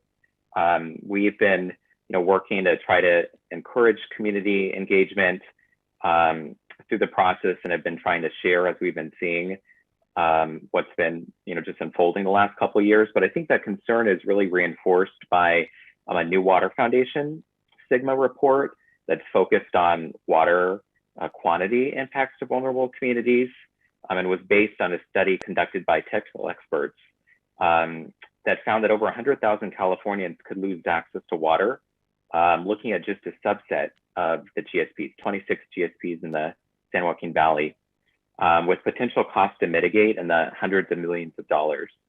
So I know time is short right now, so I'm not going to get into details of that report, but that report's really, we think, helpful and encourage further digging into it, in part because it provides a potential model for further analysis for during the review that's going to be happening moving forward. Because the limitations of that report is it didn't look at water quality, and it only looked at a subset again of GSPs. And I think the findings are still really significant, even with those limitations. The other thing just to flag is that the power dynamics from the local level, even if unintentional, have been very unequal. Many GSA advisory committees at best maybe had one dedicated seat to environmental justice communities, or in some cases, no seats. And this all has bearing in light of what equitable outcomes look like and avoiding perpetuating disproportional impacts to our most vulnerable Californians. So to close, we really want to try to help make the DWR and the board and this huge task before you success. So we've been trying to think of creative ways to do that. We welcome feedback about how to continue to support you, to provide you an opportunity to continue to engage with communities. Just one resource we recently developed based on a gap that we were seeing at the local level was around well mitigation programs. And really just thinking that there was a space for more sort of guidance and support to local GSAs to help them think about, how do you put together a successful domestic well mitigation program? What are the components? How do you work with communities on that? So we've developed a resource. We're going to be trying to get it out as far and wide as we can in the coming weeks. I think, our reach is limited. So we really welcome you all to use that resource and others that we've developed as you see fit, and want to help support you all in this really important work you're engaged on. So I'll close just by saying thank you again. Really wonderful, remarkable staff you have at both the board and DWR, and hope everyone's staying safe during this difficult time. Thanks. Thank you so much, Mr. Nelson, for your continued collaboration in this space. As Director Namath at the start of today's discussion highlighted, we're very fortunate for a rich engagement from NGO groups, community-based organizations, academia, and others. And the tools that are being developed, the analysis that's being put forth helps us do what is a difficult task here, all of us. Again, the collective task of being successful, making good decisions, and those decisions being based off the best available information and analysis at low cost to GSAs, developing, again, these suite of tools that help them incorporate these considerations and become successful. Because again, we take care to say Sigma isn't here to address the legacy challenges we know we also inherit, but it isn't. It is also, though, a tool to facilitate then solutions in the space, and doesn't have to be seen as a lowest common sort of endeavor. And in fact, if we see it as a lowest common endeavor, won't be successful in my mind. So thanks, much appreciated again. Next, I'd like to call up Eric Osterling with the Greater Kauai GSA. And I believe Mr. Osterling may be our last commenter, unless Mr. Deach has been able to be contacted at this point, Mr. Laffer. So first of all, no, we've not heard from Mr. Deach. And then as for Mr. Osterling, it appears that he was unable to join us after the break. So we have completed our commenters on item 9. Thank you, much appreciated then.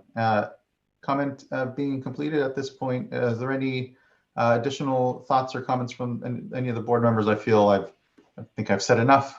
Just very appreciative of everyone's incredible work, though, and just very thankful for what is, I know, a lot of work to be done still yet. Mr. Altair, Craig Altair's comment. Really, we are at the beginning of as we implement in this space. So. But again, would open for any closing thought as well from any board members.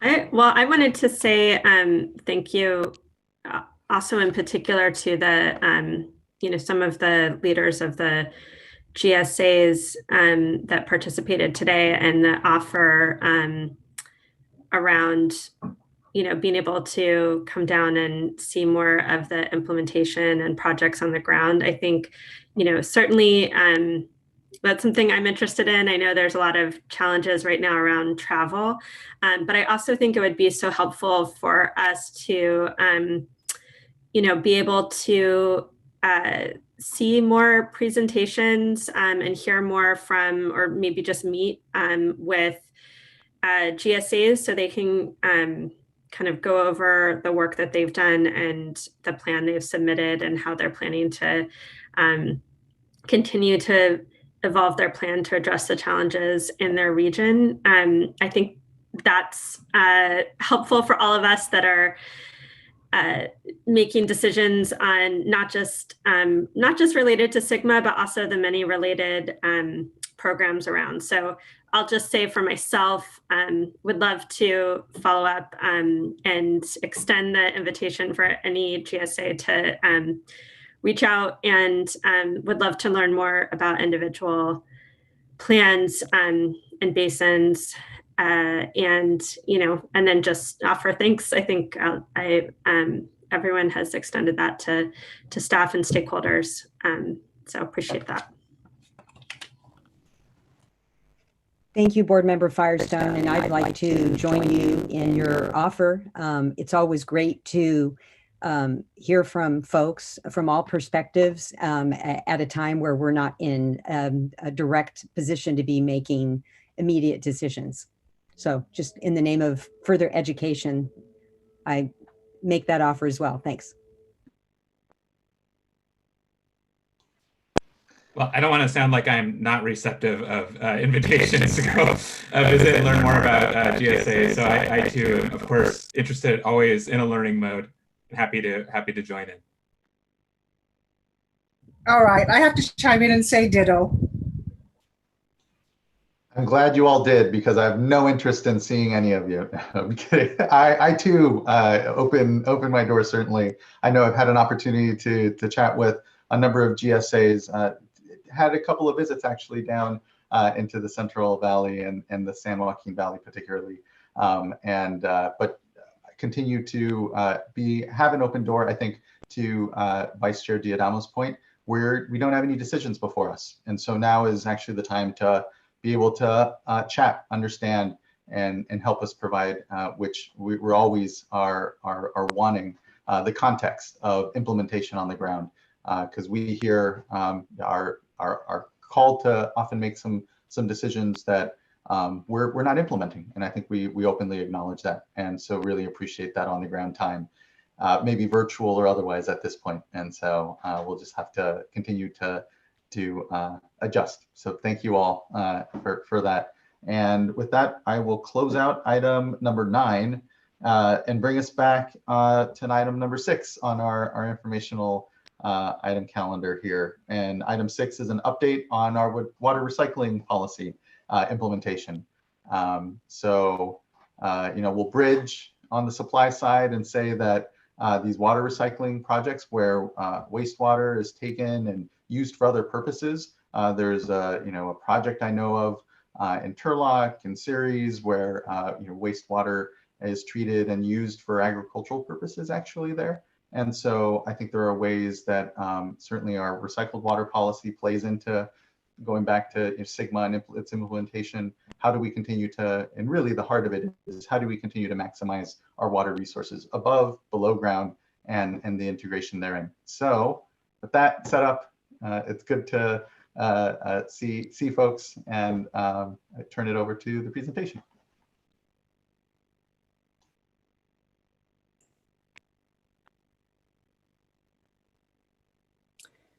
Great. Well, thank you, Chair Esquivel, and good afternoon, board members. My name is Laura McClellan, and I'm a senior environmental scientist in the Division of Water Quality. Next slide, please. So presenting with me today will be Tricia Lee and Rebecca Greenwood, both with the Division of Water Quality, as well as Melissa Gunter with the San Francisco Bay Regional Water Board.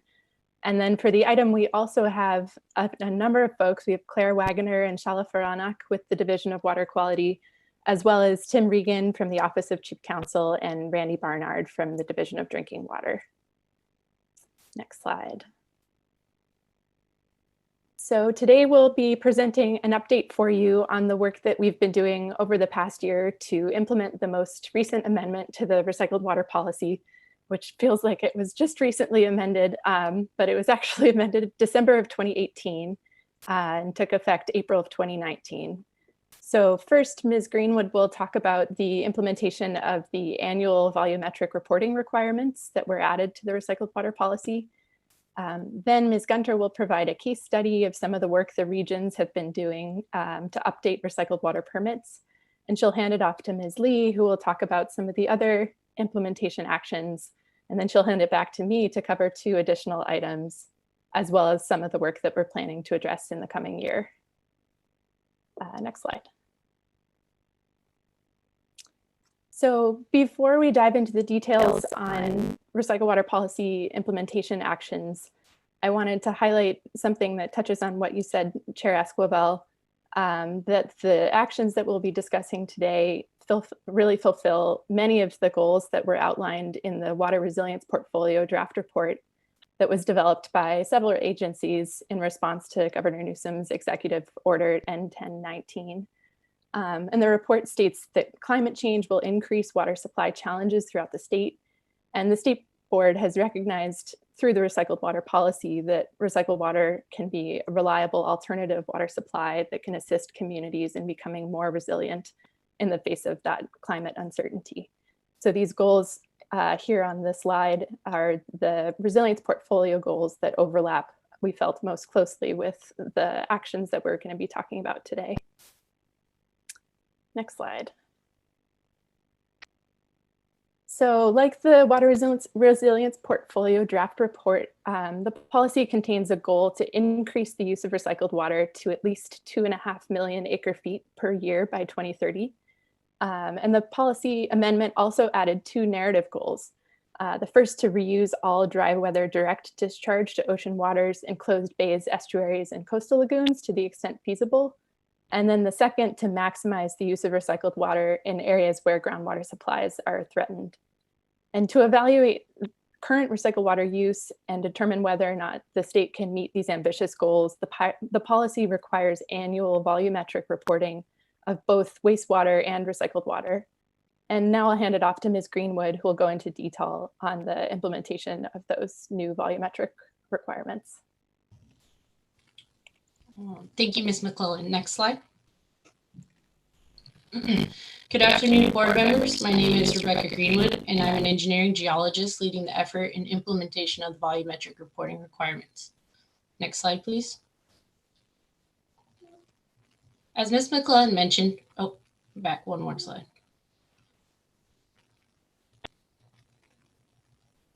There we go. As Ms. McClellan mentioned, the recycled water policy has a numeric goal to increase recycled water use to 2.5 million acre feet a year by 2030. And that's a big goal, but exactly how close are we to that number? And previously, in 2009 and 2015, the State Water Board and Department of Water Resources conducted surveys to answer the question of how much recycled water is produced and used in California. As of 2015, California was producing and using 714,000 acre feet per year of recycled water. However, the survey didn't really answer the question of how much water could be recycled in the future. Going forward, the policy's volumetric reporting requirements will give us the data needed to start answering these questions on an annual basis. Next slide.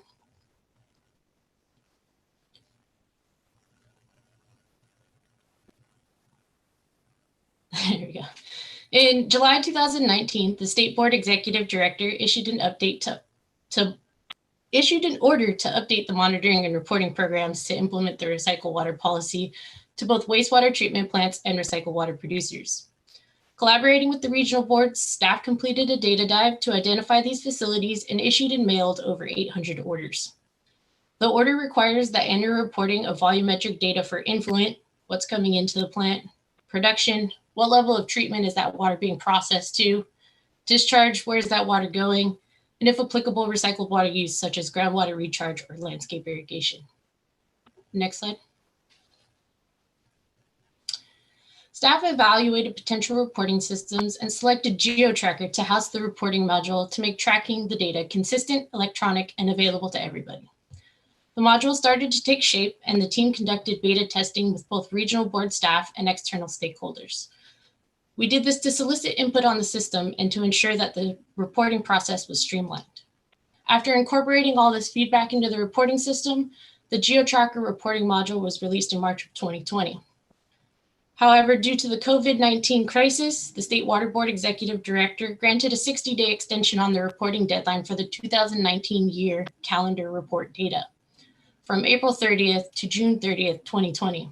This extension provides agencies some flexibility and will assist with additional time in completing their reports. Next slide. As of today, we have 405 out of 820 annual reports that have been submitted in GeoTracker. And staff have created a recycled water help desk, and in collaboration with the GeoTracker help desk have answered hundreds of emails and calls from dischargers since the initial notice and order went out in 2019. Staff have conducted outreach to dischargers through email, listservs, and hard copy mailers. In addition, we also coordinated with Water Reuse California and the California Association of Sanitation Agencies to provide information about the requirements and resources to their members. To assist in completing the report, additional resources have been developed, including a training webinar, a help guide, and a frequently asked questions fact sheet, which are all available on the Recycle Water Policy Volumetric Reporting webpage. Dischargers needing additional assistance with the volumetric annual report can contact the Recycle Water Help Desk. Next slide.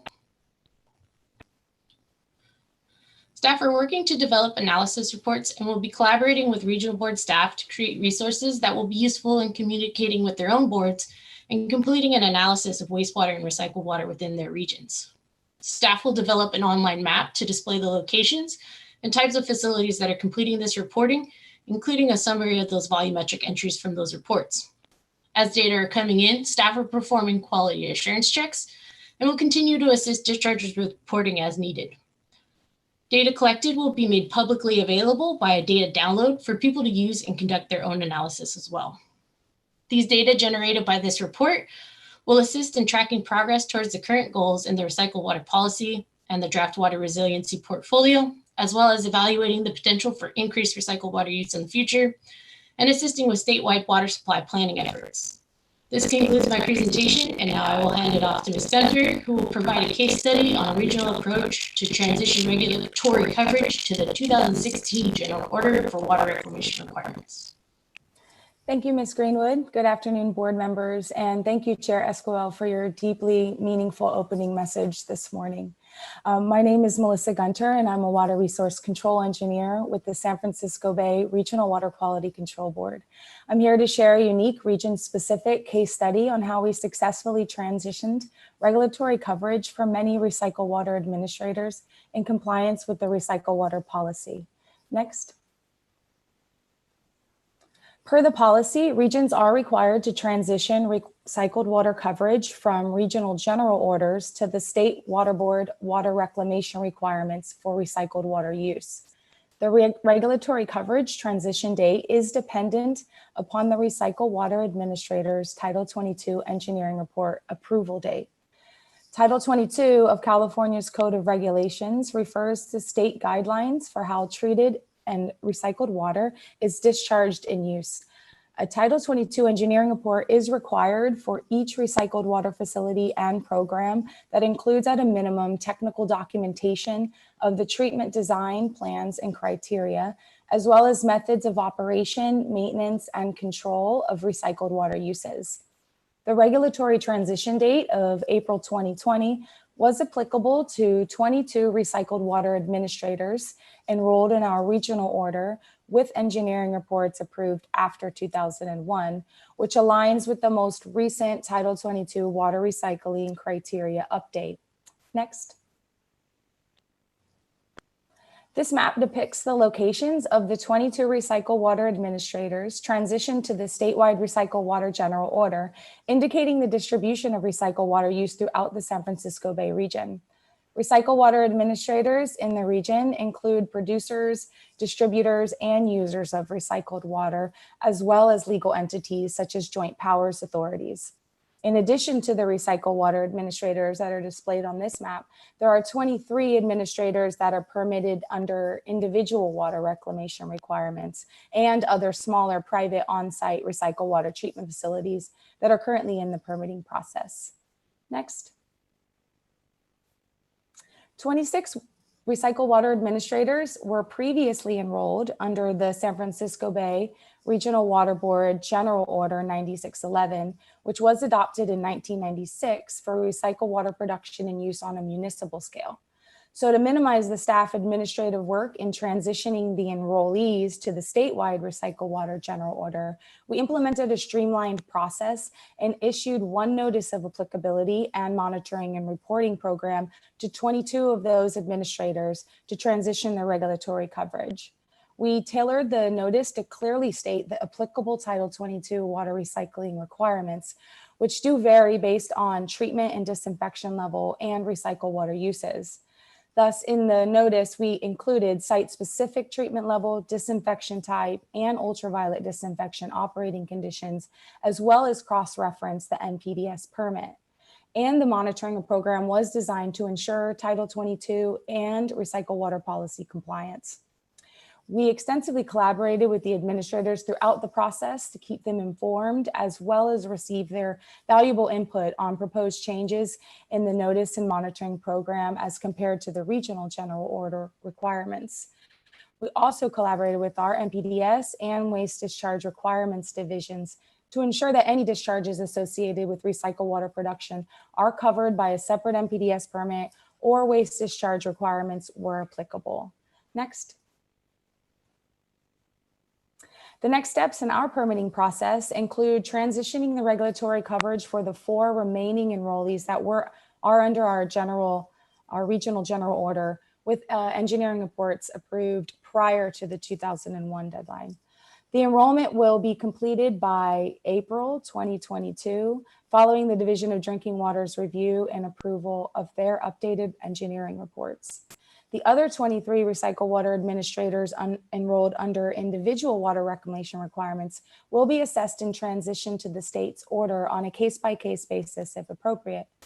And then following the transition of all of the recycled water administrators from the regional order to the state order, we will present the rescission of the regional order to our board for consideration.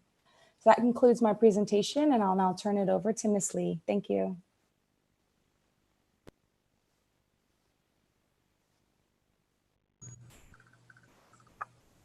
Thank you, Ms. Gunter. Good afternoon, board members. My name is Tricia Lee, and I am an environmental scientist in the Division of Water Quality, leading the implementation of the recycled water policy. So I'm just going to go through a couple other tasks that staff have been working on to implement the policy. Next slide, please. In July 2019, the State Water Board Executive Director issued an order to remove monitoring for priority pollutants in recycled water used for landscape irrigation, consistent with the policy.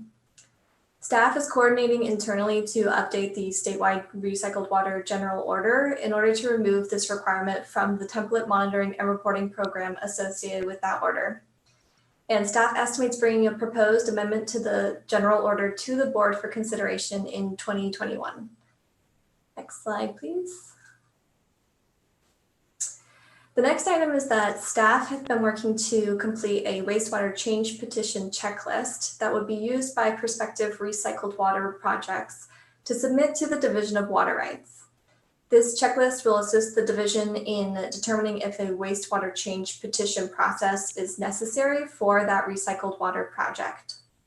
So staff is working with stakeholders to obtain feedback on the checklist to ensure that it is useful for prospective recycled water projects.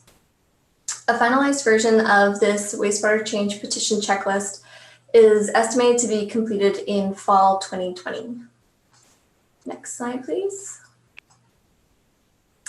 And so the last item I'm going to cover is monitoring for constituents of emerging concern, or CECs, which is required by potable reuse facilities. The policy included updated monitoring requirements for a list of health and performance, or targeted CECs, and surrogates for CECs, which were required as of the effective date of the policy. Additionally, potable reuse facilities are required to begin the use of 2 bioanalytical screening tools to evaluate bioactivity in recycled water resulting from estrogenic and dioxin-like constituents.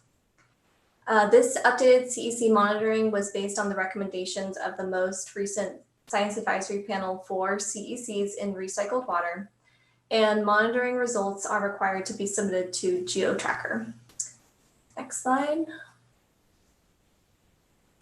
Because of the novelty of the use of bioanalytical tools in recycled water, the Science Advisory Panel also recommended the convening of a bioanalytical implementation advisory group.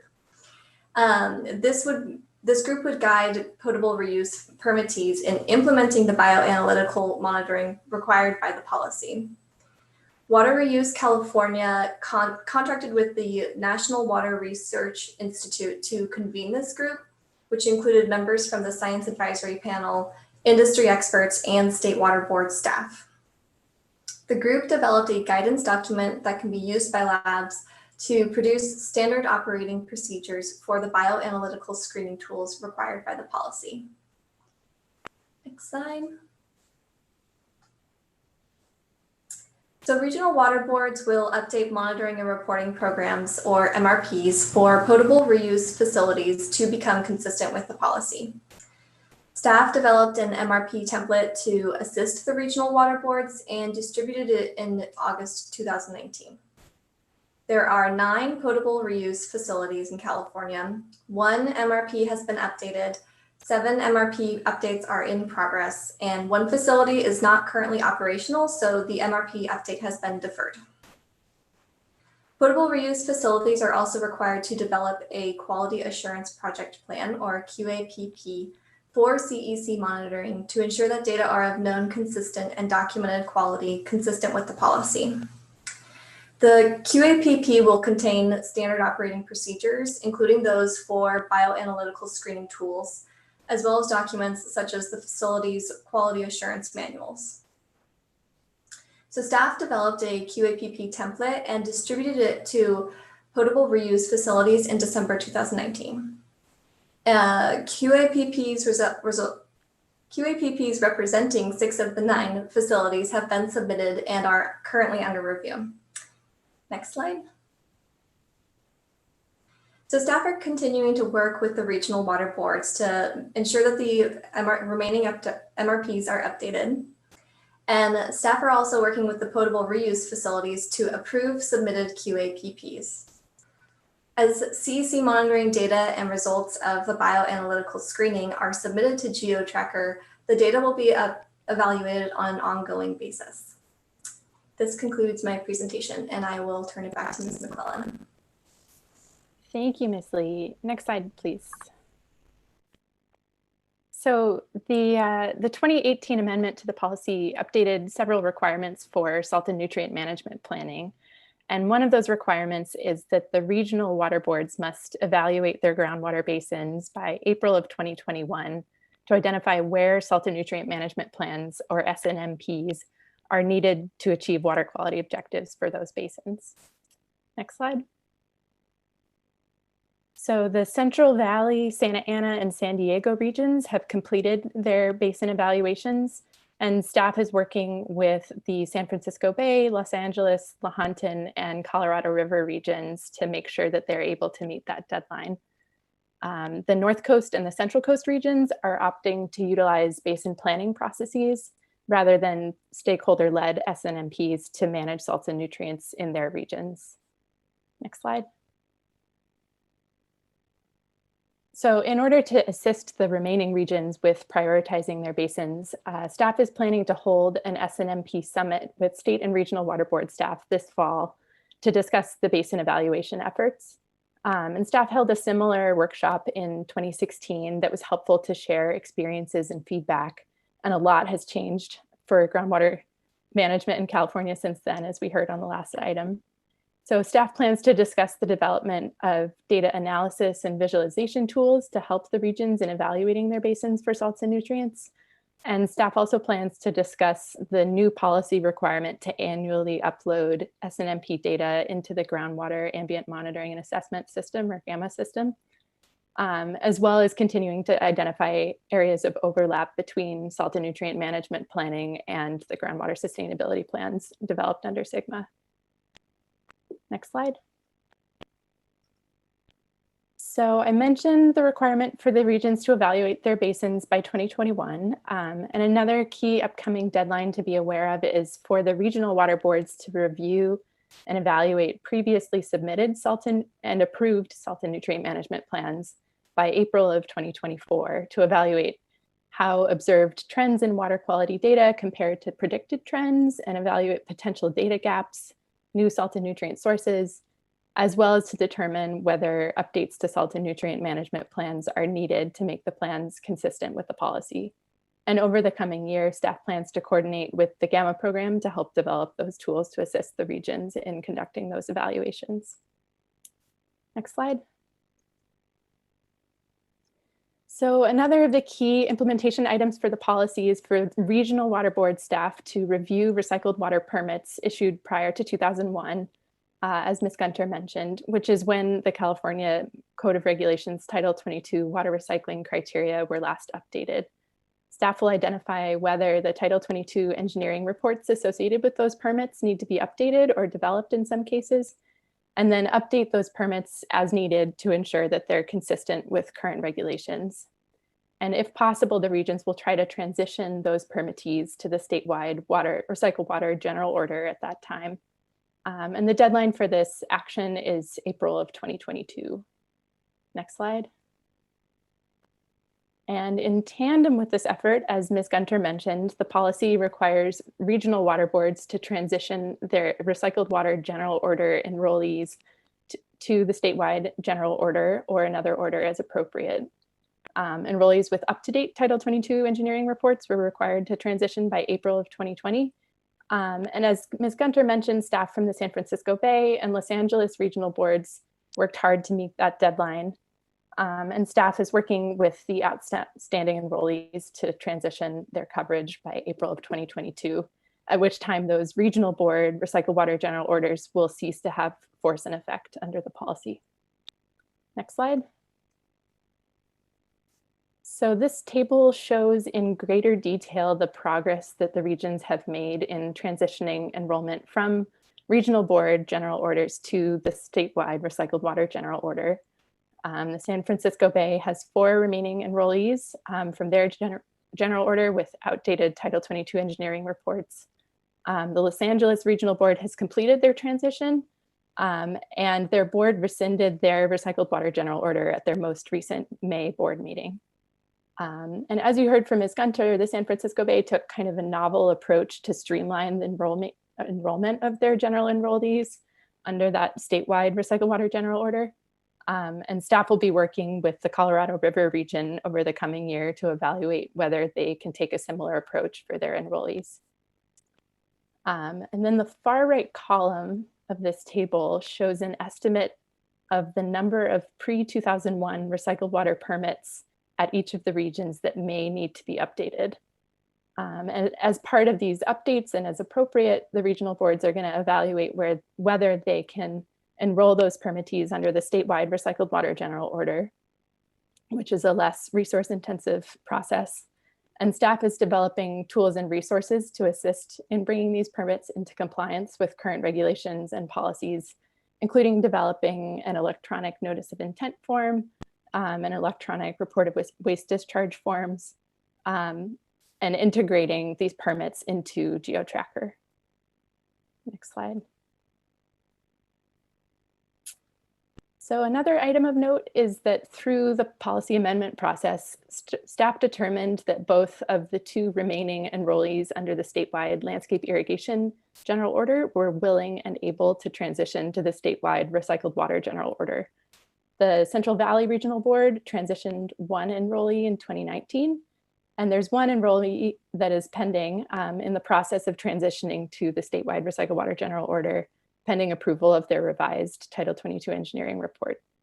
And once there are no remaining enrollees, staff will present the order to the board for consideration of rescission, likely this fall, since the statewide recycled water general order covers the same use of recycled water for landscape irrigation. Next slide. As Ms. Lee mentioned, the 2018 amendment to the recycled water policy was informed by recommendations from the reconvened Science Advisory Panel on CECs in recycled water. And I wanted to mention an important related effort that staff is working on this year. Staff is coordinating with the Ocean Protection Council and the Southern California Coastal Water Research Project to reconvene the Science Advisory Panel on CECs in aquatic ecosystems. And that panel will update their risk prioritization framework from their most recent 2012 report to address classes of chemicals, structurally related chemicals, and data poor chemicals. And they'll also assess the sources, pathways, and rates of inputs of CECs to aquatic ecosystems. And staff will use these recommendations from this reconvened Science Advisory Panel to inform our management decisions regarding CECs in aquatic ecosystems. So the plan is for the panel to meet the first time this fall, and they will aim to release a report in early 2022. Next slide. So as you've heard, many of the items we've talked about today, such as the volumetric annual report and the wastewater change petition checklist, are kind of in the final stages of development, and staff plans to wrap those up over the coming months. Staff plans to present the first year of volumetric data to the board as an informational item in the fall.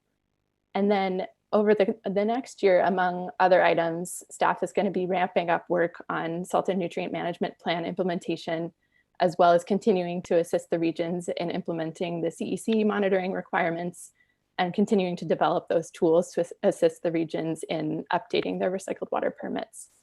So taken together, these actions assist in helping to move California forward and encouraging the use of recycled water as a drought resilient water supply that will help prepare us for the future. Next slide. So listed here are contacts for getting assistance with GeoTracker or for general recycled water related questions. And then additional resources and help guides can also be found on our website, which is listed at the bottom.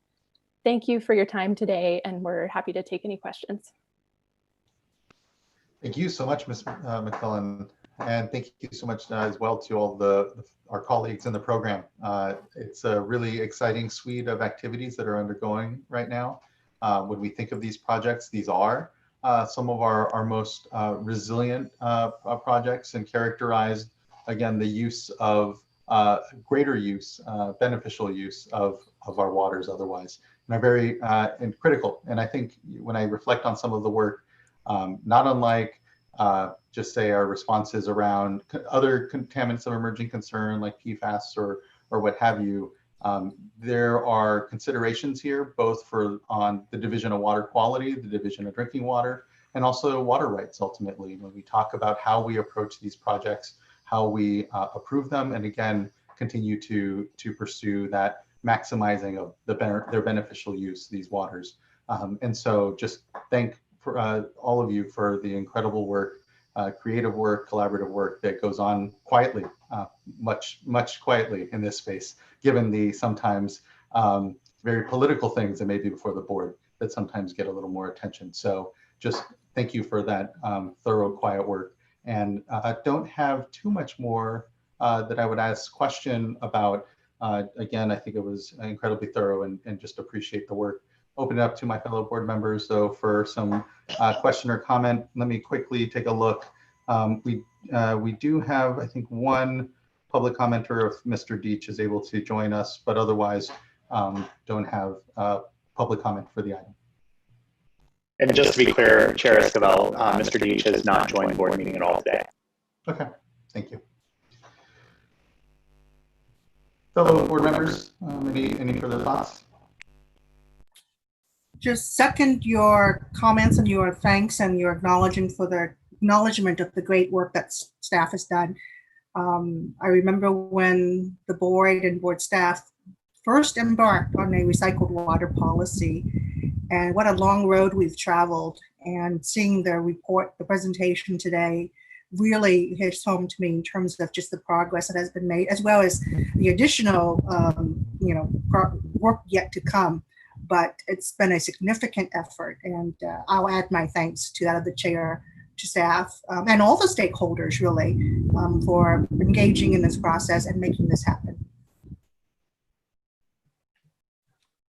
And I'll just add, again, thank you for the presentation today. I had the privilege of being able to vote on the recycled water policy amendment at my first board meeting. So this one holds a special place in my heart, but also because of the importance of recycled water as a future and current water supply source. So as we continue to work on direct potable reuse regulations in coming years, a lot of the work on CECs and other efforts that you're undertaking here are going to help inform development of those policies as well going forward, because truly we can't maximize use of this resource while protecting human health first and foremost without that incredibly important information. And then I also just wanted to put in a plug for the wastewater change petition piece, not to underplay the benefit that in some cases wastewater discharges actually provide to our ecosystems as well, particularly especially in Southern California and a number of streams where discharges are helping to support aquatic life and other beneficial uses in those watersheds. And so the wastewater change petition process, just for people who don't know, is really the Division of Water Rights and the board's responsibility to do that balancing in weighing the opportunity to use more water for recycling against some of the benefits that that discharge provides in stream. And so I'm really excited to hear that the checklist is almost done and that stakeholders will be able to use that in that, I think, really important process to help sort out the details behind, what does that balancing look like? So thank you again for staff's work on that.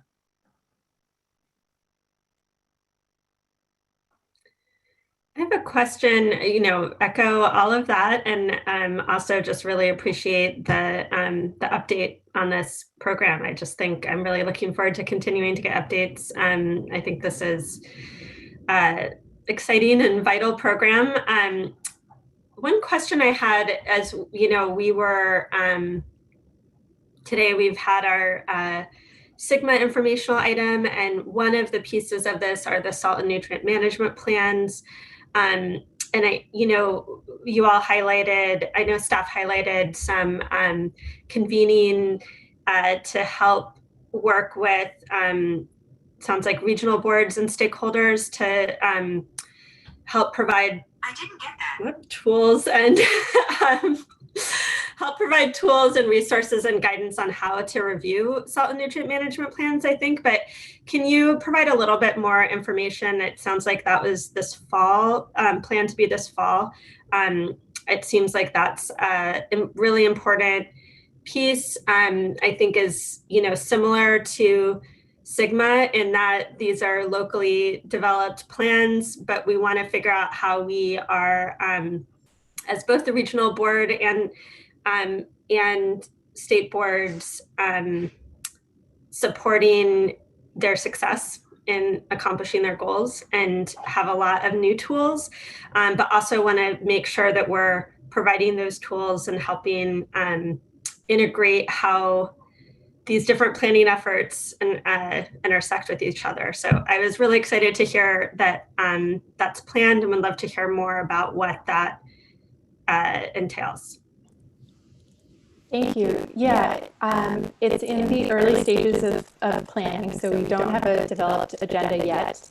I will say on the connection with salt and nutrient management planning and the GSPs developed under SGMA, it's something that we contemplated quite a bit during the policy amendment process of how can we crosswalk those two better. And our staff report, we had a lot of discussion back and forth with our SGMA team as well as with DWR. And our staff report has a pretty good analysis of all the similarities and differences between the two, and there are a lot of overlapping requirements. So it's our hope that the GSAs will take a look at that and evaluate those similarities and see that there's a lot of opportunity for reduced effort and planning on their part. But there are some elements that are unique to salt and nutrient management plans that are not required under SGMA. So that's where it's sort of on those GSAs to make a decision to incorporate those additional requirements. So I really appreciated the SGMA item earlier, and we've been talking with Ms. Dork and her group quite a bit over the past couple of years. And I think we'll continue to have that conversation and plug in and find ways that we can connect into those efforts. Laura? So I'll just put an emphasis on it. We spent a lot of effort in the development of the salt nutrient management, in the recycled water policy, trying to see if we could substitute one for the other, essentially just incorporate the pieces into both. That wasn't doable, but there is no reason for a GSA or a salt nutrient management to reinvent those portions that overlap. And so we described those in I think excruciating detail in the staff report, so that folks could see that this piece is needed for both and should be used for both. And so we're hopeful that people will do that, and we will continue to provide direction and support for folks to do that. And just to clarify, is the convening this or discussion this fall focused on convening both the stakeholders that are putting together the salt nutrient management plans and the regional boards, or is there are we addressing those two separately? Yeah, so the summit this fall initially will be with regional board staff as well as state board staff as appropriate, to kind of share experiences and history and what's working and not working and different regional differences, which are pretty significant for this program. And then I think we'll, through that, identify the kinds of outreach that we could best assist in and how we could best kind of play a role in that as needed or not. Great. Thank you. Great. Thank you, board member, and thanks for the exchange. Anything else from folks? Okay, hearing none, just thanks again. Really appreciate the great presentation and work.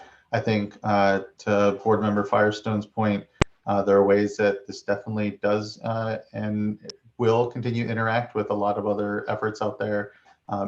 Making sure that we have the benefit of some alignment is good, and just being able to have a little more definition as to what events will be coming up soon will be helpful. So just thanks again, really appreciate it. Now we'll move on to our next item, which is item number 7.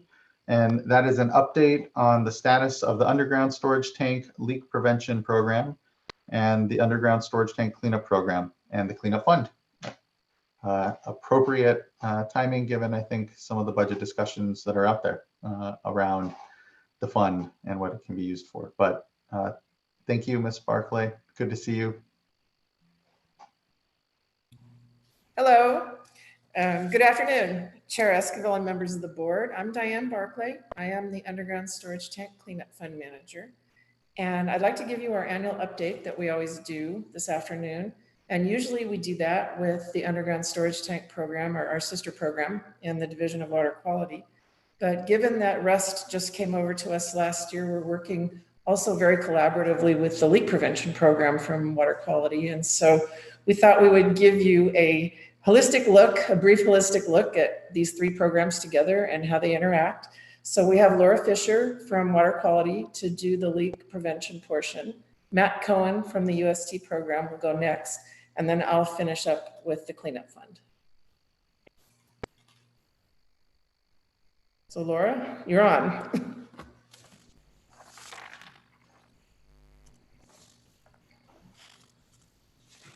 Am I unmuted? Yes, you are. Okay, thank you, Jenny. Good afternoon, board members. My name is Laura Fisher. I am chief of the Underground Storage Tank Leak Prevention Unit and Office of Tank Tester Licensing. This item is to give you a brief update on what the remainder of our single wall tanks are here in California, as well as what we refer to as our single wall tank initiative. Next slide, please.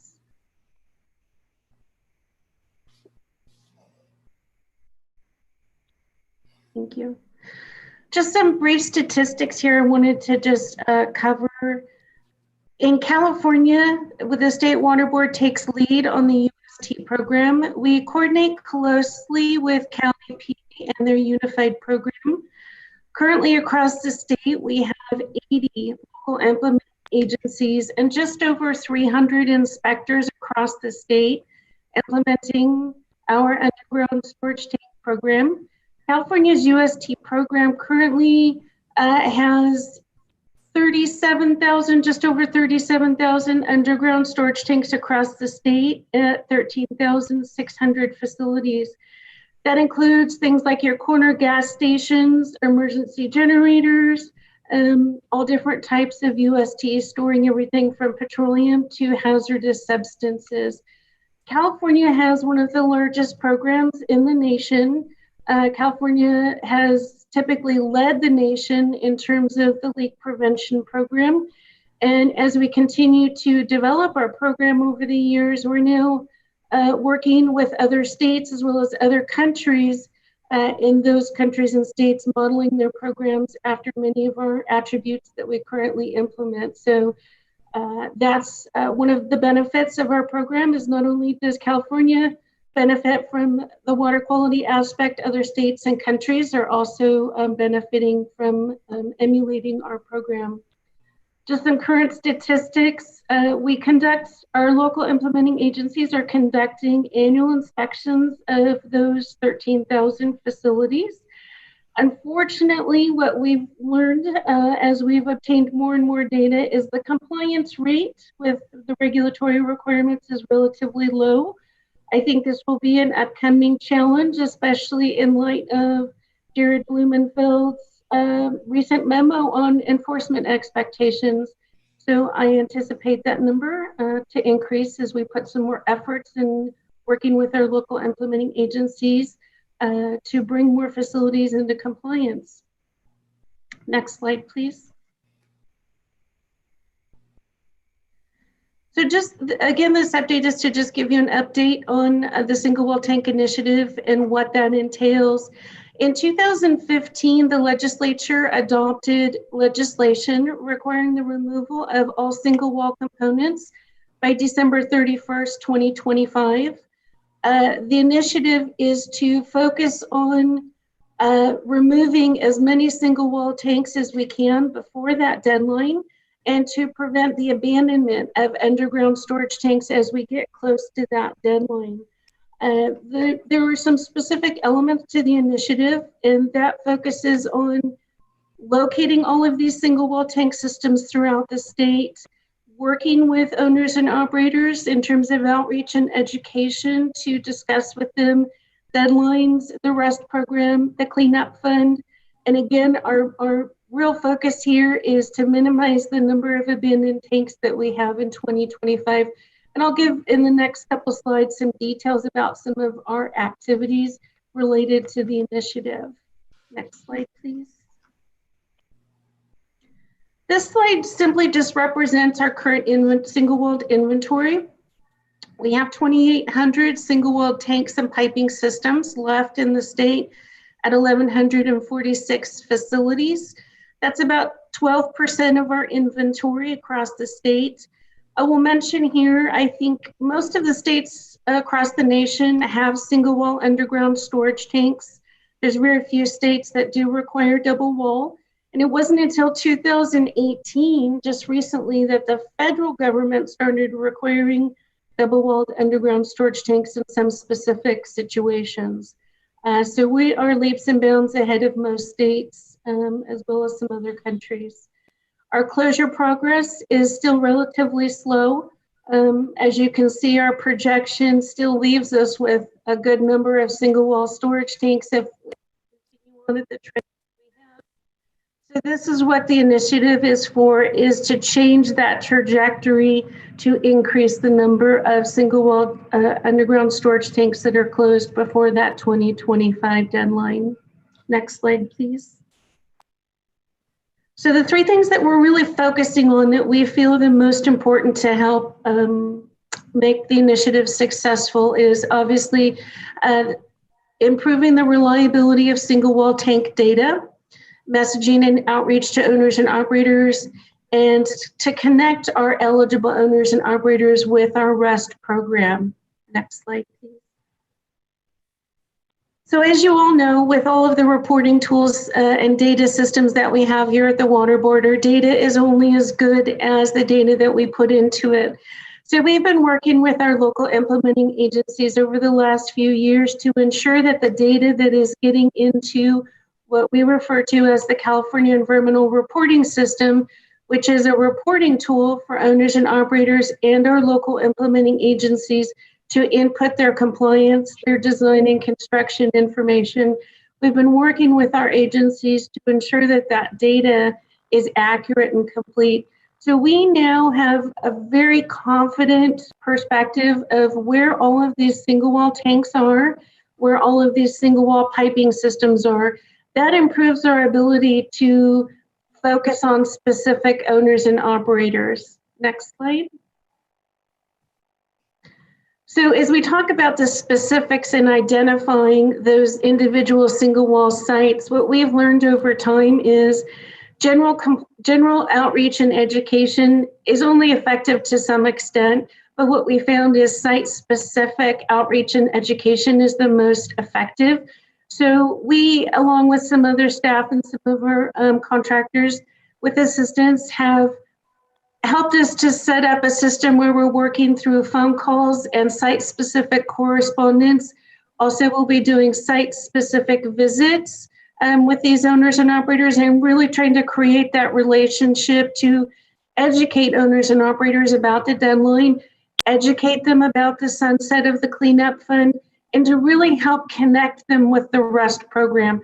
Small businesses, obviously small businesses struggle in today's economy and have for some time. Most fueling systems, the money is not made for the businesses at the pump. It's made from the Twinkies and the sodas and all the other fun things inside a convenience store. So we want to make sure that we don't have gaps in fueling infrastructure. So working with the individual owners and operators to connect them with the REST program is critical for us in terms of helping them fund the removal and replacement of those systems. But what we've learned from those interactions from owners and operators are the same that we heard back in 1998 when the state of California and all the other states had to upgrade their UST systems. What every owner said back then was, my system is not leaked. I don't need to do anything with it. And then also there's an understanding, I guess, amongst the regulated community that they believe the deadline will be extended. So we're really trying to preface our outreach and education that our studies show that UST systems have releases and that we've not heard anything with respect to any extensions. And so really trying to, again, fit them into working with them site specific, and then also getting them into the REST program, which kind of leads into my next slide. What we've learned using the information from SERS, the California Environmental Reporting System, we can glean a lot of information about businesses from SERS, and it looks to us about 25% to 30% of the businesses that have single wall underground storage tanks or piping would be eligible for the REST grant or the REST loan. Those numbers are relatively low. So fortunately this year, there's a new bill in the legislature that would not only extend the sunset date of the REST, but it would also expand eligibility. So with that expansion of eligibility for small business owners to obtain grants and loans, we're hoping that more of them will take that opportunity to replace those systems rather than leave them abandoned across the state of California. Next slide. One of the things are always timely. This is one of the things that's currently happening is, and I threw this into the presentation again because it was timely. Typically, underground storage tanks are warranted for about 10 years. And there are some states in the nation that have a limit on the number of years that an underground storage tank can be in use, and that usually for those states hovers about 10 years. Our single wall underground storage tanks are between 37 and 45 years old.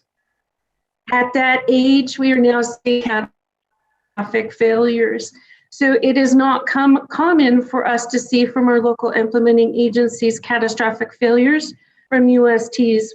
This last January, this tank, it's a small tank, it was from an emergency generator tank system, is a 1,000-gallon tank and had a 650-gallon release. Again, a completely catastrophic failure. Next slide. So these are just some photos that show how this tank system failed and what we're seeing, this consistent trend across other tank systems. This is a single wall fiberglass underground storage tank. These tank systems are made on a mandrel and the end pieces are put on the bulkheads of the tank. And here you can see bulkhead separation, which is how the tank lost 650 gallons of fuel. This tank is well over 35 years old and obviously has reached its lifetime. Next slide, please. This next slide, if that tank failure had not happened, this was definitely an imminent threat as well. We have structural rib damage here. Most of the tanks in California that are left, 75 to 80% of them are this exact type of design and construction, fiberglass. So we're starting to see structural damage, which eventually will lead to releases. Next slide. In that particular situation, the leak detection equipment did work. It identified a catastrophic release so that the owner could immediately respond and pump the fuel out of the ground and conduct the excavation. So that's just a recent example, but that is something that we are currently seeing across the state. Every program here at the Water Board has a little bit of a story, and I like to use this slide to tell our story. This graph represents 30 years of release data. The last 14 years, as you can see, is relatively low number of releases. So this is the percentage of releases over time. And as you can see, after 2004, we significantly decreased our releases and we've become fairly static in low numbers of releases, which I'll give you some numbers in just a minute. So the blue line represents California. The red line represents the national numbers. We are significantly lower. We're almost four times lower than the national average. And again, we're at 0.05% release rate. The story about this graph is with each of those blue peaks in California, those are all upgrade deadlines. Those are all construction activities. So what this tells us is a majority of our releases are small releases that end up in cases that require remediation. For example, those are detected during construction activities. So in 1998, we had an upgrade requirement that resulted in a significant number of construction activities, again in 2002 and 3, and then also in 2004. So that is our story. You start to see those peaks when we do construction. We have not had many construction upgrades. We've had none since 2004, actually, and so that's why you've seen the numbers go down.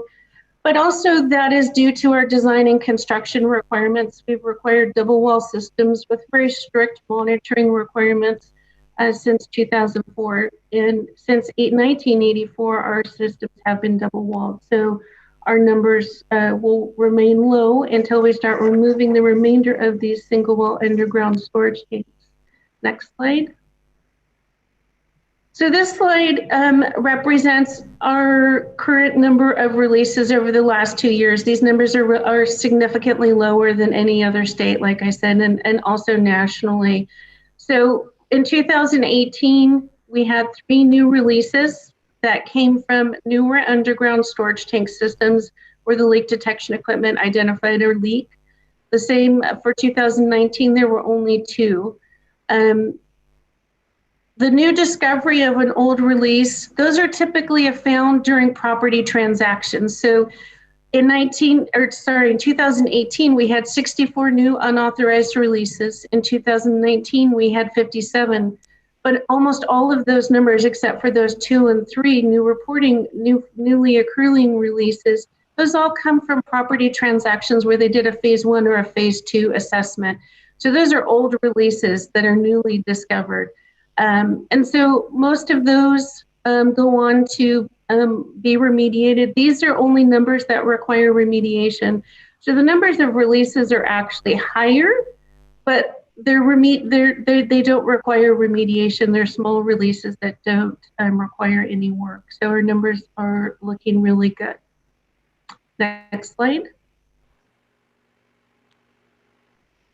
So I threw this slide in at the end just so that we have a projection of where we think we're going to be in 2025. With all of the single wall tank removals, obviously we're going to see that number go up because of the releases that occurred from those single wall storage tank systems. We should still be below the national average, but we will see our numbers increase. That'll be another one of those peaks that'll tell our story. Then that peak will drop and then we'll settle back down again. And there's some numbers that we typically kick around in the program, whether it's, we anticipate whether there would be 30% of the tanks have releases or 50% of those might have releases. That's the range that we're working with. But this is what our story will look like in the future, a peak, and then we'll drop off again. And that concludes my presentation, and I will now turn it over to Mr. Cohen.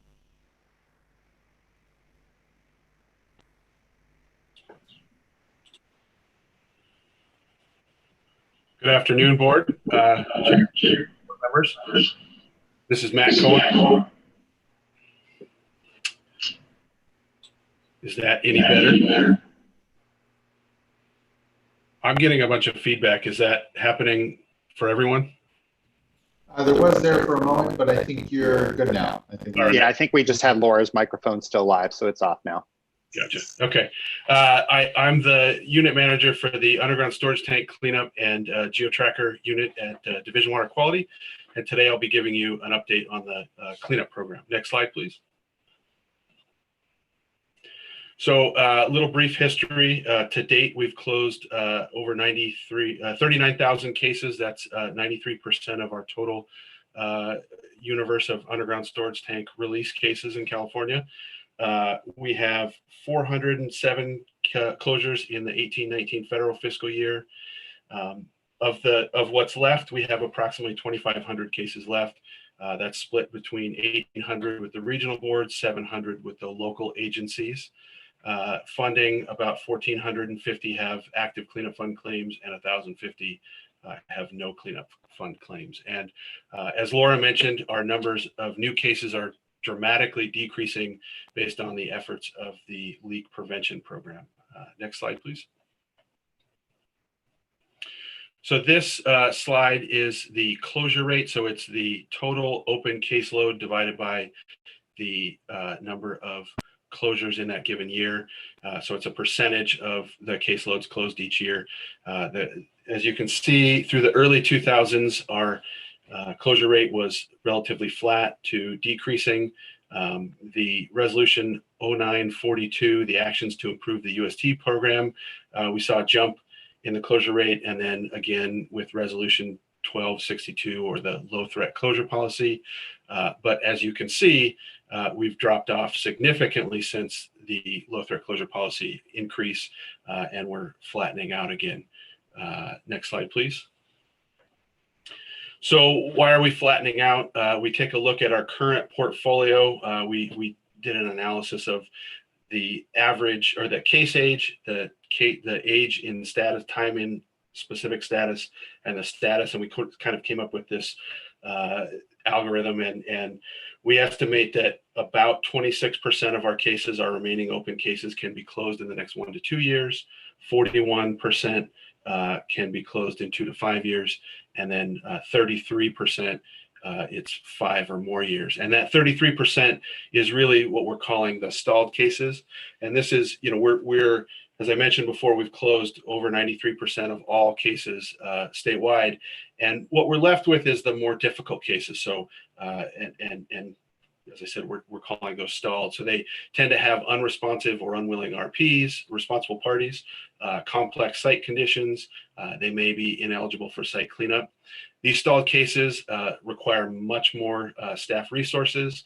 And we need, as a program, we need to develop new business rules and tools to address these stalled cases. Next slide, please. This slide just gives you a breakdown of that 1 to 2, 2 to 5, and 5+ years per regional board and local agency. Next slide, please. So what are we doing about stalled cases? We have a stalled case initiative. So historically, we had a place-based contractor, a contractor through US EPA that we had at the LA Regional Board office, and that person helped the regional board staff with some of these more difficult case management things, and that was successful. So we decided to apply it statewide. And so we have this stalled case team, and we collaborate between the state water board staff, regional board staff, US EPA staff, and then the federal contractors. And so what we do is we pick the 20 worst cases from each agency. We met in person and we developed individualized case strategies for each of those cases, and provided assistance implementing those strategies, and we continue to follow up on a quarterly basis and add new cases to the initiative. Next slide, please. So the results are slow. You know, in the past year and a half, 2 years, we've seen some results though. So we've gotten 77 enforceable directives and 61 informal.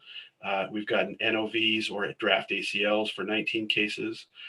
We've secured funding for 70 additional cases, and we've got 19 applications pending. So this is where the contractor will hold the responsible party's hand and help them fill out the application. We find that there's a lot of unsophisticated responsible parties that don't have the ability to go and figure out how to apply for funding. And so that's really been a helpful effort, is having the contractor go and walk them through the process. We've seen field work happen at 50 sites, and 34 have work plans in place. And then we've gotten 59 cases closed and 25 are in progress. Next slide, please. I got to jump in. That's like the slide of the day. Good slide, we've got to keep it. We could use it for a number of items. just the beating your head against the wall. That's what it feels like sometimes, and it you know, as I mentioned, it's slow work, but you know, it's really meaningful and it's really valuable. We also have added. Sorry, did you have something else? Oh, sorry, I didn't mean to interrupt. I was just going to say, I think, you know, us board members could probably appreciate having a few of those comments around. We've also added a new enforcement team. So we got a dedicated UST cleanup attorney. That attorney is supported by Office of Enforcement staff. We've also added an EPA funded contractor. The enforcement team has been meeting with the regional boards to identify regional board priorities, helping train them to tee up cases for enforcement, and really working on getting them to actively engage in case management. Next slide, please. Another effort is project planning. We think that project planning is really important, that especially with these stalled cases where the responsible party or consultant really isn't driving the process, that we need to have a thoughtful process about, you know, what are the impediments to closure and how are we going to solve them. And so we think that it will increase cleanup efficiency, cost effectiveness. We think that regional boards should be working with stakeholders, identifying obstacles, developing goals and milestones, and then following through and following up. Next slide, please. And this sort of goes back to resolution 1262, the implementation of the low threat closure policy. It required path to closure plans. They help with project planning. You know, we can look and see how long these cases are going to be around. They also guide responsible parties and consultants. They tell them, you know, what is expected. And we have an easy form in GeoTrack so that workers can fill it out. They can identify the impediments and they can identify the steps to resolve those impediments. And we took a look at those path to closure plans. We thought that 31% of them looked thorough and like they would meet their goals. 32% had a closure date that they expected the case to be closed, and that date had been exceeded. So obviously those path to closure plans hadn't been updated. 22% didn't have sufficient information. You know, they might say, I need a work plan or something, that they met their requirement that they filled out the path to closure plan, but it wasn't a thoughtful plan that was going to get us to the end game. And then we saw 15% that had no and or incomplete path to closure. So we think that this is a really important place that we can, an important place for improvement, an important place where we can make some more progress. So we're working with regional boards to do that. We're having path to closure meetings. So Division of Water Quality staff is facilitating meetings between the responsible party and the regional board to develop these path to closure plans. And we're working on trainings as well. Office of Enforcement helped provide a training in November 2018.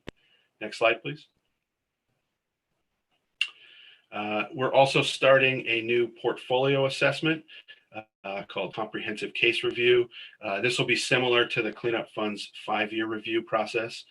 We're going to assess each non-cleanup fund case, excuse me, and kind of put them into these 4 bins that it's going well. They have a good project plan, and seems like things are working as they should. We might recommend that they have a path to closure meeting to improve their path to closure plan. We might recommend it for the stalled case initiative, or we may find that cases are closable and we would go through our dispute resolution process with the lead agency. And then on the back end of this portfolio assessment, we'll provide assistance to the regional boards and local agencies as needed. Next slide, please. Just to give a quick update on the UST cleanup program's response to COVID-19, our work has been deemed essential, particularly where human health exposure is involved. We've had a quick transition to working from home using SharePoint and GeoTracker. For the last several years, most of the documents that are received from responsible parties and consultants come in through GeoTracker, and we can review those easily internally. And then routing our documents, we've been using SharePoint. Some non-critical work has been delayed, but we're starting to see that pick back up and that work continue again. And then EPA continues to support our program through these times and offer assistance as we need it. Next slide, please. So future challenges, Laura mentioned the removal of single wall systems. We talk about how this program is winding down and that, you know, we have 2,500 cases and last year we closed 400. And so you can imagine by 2025, we may not have that many cases. And so, you know, we're projecting we may have upwards of 500 new cases at around that deadline, 2025. And that may overwhelm our staff resources. If by that time we only have 200 cases and we add an additional 500 cases, that may be a challenge. And so we're looking for ways to incentivize early removal of those tanks so we can get those started and can better plan for the end of for that removal deadline. Also, the cleanup fund is scheduled to sunset at that time. And so what does funding look like after that time, and what does the financial assurance look like for existing tank owners? Next slide, please. And then, you know, what do we do with this program as we have this diminishing caseload? And really, I think our challenge is to figure out how to transition the resources that we have and the successes that we have in this program to the site cleanup program, where really we think that the biggest health concerns are in that program, that Those are the things that really impact human health. Those are the things that impact drinking water wells. And so how do we take the good parts of what we've done here and transition that over, and including the financial resources that's been a big part of why we've been successful, that the cleanup fund has supported our efforts. Next slide, please. And that concludes my presentation. I'll turn it back over to Diane, unless you have any questions for me. Hey, this is Laurel. I just wanted to mention, and I think this is inadvertent, but when we do our enforcement, I don't believe that we use force or firearms or other violent enforcement actions. And so I felt like with the graphic on that slide, as opposed to the one before that, I just, I think especially right now with police violence, and it's a pretty sensitive topic. So I think we should just clarify how we do enforcement at the State Water Board, and that we don't use force, physical force or firearms or violent enforcement actions in our enforcement activities. Yes, I apologize. I think that slide was before the current. Yeah, I figured. Thanks. Hello, this is Diane again, and now for the fund. We can go to the next slide. I'm going to give an update on the status of the cleanup fund. Our mission is to give owners and operators of petroleum underground storage tanks an alternative to meet their financial responsibility requirements. And we do that by reimbursing corrective action costs that are eligible, reasonable, and necessary to clean up releases that happen from their tanks. Next slide, please. So the question has come up, how are you guys doing during COVID? And I can say happily that I think we're at about 90% efficiency. We're the duck that's gliding smoothly through the water with the wild paddling underneath, I hope. We have had partial telework, and that made a switch to full telework easier. We have no at-risk staff coming in the office. We have no more than 8 at a time on the office floor. And we did a survey to identify what the needs were for all our staff so that they could be more efficient and productive at home. And we did move to electronic processing as much as we can. We are a really mature program though, so we still rely to a reasonable degree on some paper files. And we have electronic routing of documents. All of our staff have either virtual desktop or a VPN, and our meetings are online. We're having a little bit of difficulty with electronic signatures, but we're doing them, all the ones that we can, electronically. Next slide, please. So hopefully we haven't seen a decline in customer service. That is one of our real focuses at the fund. And along those lines, we continue regular stakeholder fund meetings, and our fun FUN meetings. If they're not fun, then something's wrong. So we want to make sure that we have that communication and claimant and consultant input, and that we're responsive to their needs. We have a general phone line and a general email, and we have quarterly opportunities for folks to tell us how things are going. Next slide, please. So our funding source is a 2-cent per gallon storage fee on petroleum stored in underground storage tanks. And amazingly enough, that's been generating about $342 million per year. But we're looking at some reductions, some pretty severe reductions probably due to COVID, because people are not moving around like they used to and using fuel. So our annual appropriation authorizes $200 million per year for reimbursements. And our additional funds that come in are directed to some sub-accounts that I'll talk about in a minute, and some cleanup fund administration. And we pay some salaries and some regulatory oversight. Next slide, please. So some statistics for you. We've reimbursed more than $4 billion since 1992. That's a lot of cash. We still expect $1.6 billion available until we sunset at the end of 2025. And I think just because that's such a lot of money, and looking at a recovery potentially from a recession that we're in right now, we had our economist from Office of Enforcement get some numbers from our financial group, and they did an analysis. It looks like we've contributed 5,600 jobs and $1 billion worth of wages over the last 5 years to the state's economy. And projections, even with a reduction, include about 2,000 jobs annually and 106 million. So we are thinking that we could be a meaningful part of the state's economic recovery here. And looking at our balance right now, it's about 900 million. That's because the fee's been generating so much, but we have done projections that we're going to need that money to reimburse claimants, and the May revised by the governor just proposed to borrow 500 million of that. So we'll see what happens there. Next slide, please. So here are some claim statistics. We have accepted about 16,000 claims, and of those, we have paid and reimbursed and closed almost 11,000 of those. And I love these numbers because they're probably changed a couple times since I've been talking to you. We have 3,500 or so open claims, but we're activating them as fast as we can. I'll talk about that in the next slide. And so the claims on the priority list are dropping. That number's probably lower right now. And at any given time, we have a few claims on suspension for needed information, and we're reviewing a small number of them as they come in or they're activated. Next slide, please. So the reason those numbers are changing so quickly is once a claim is determined eligible, we issue what's called a letter of commitment, and that commits us to providing funding and reimbursement for the corrective action costs.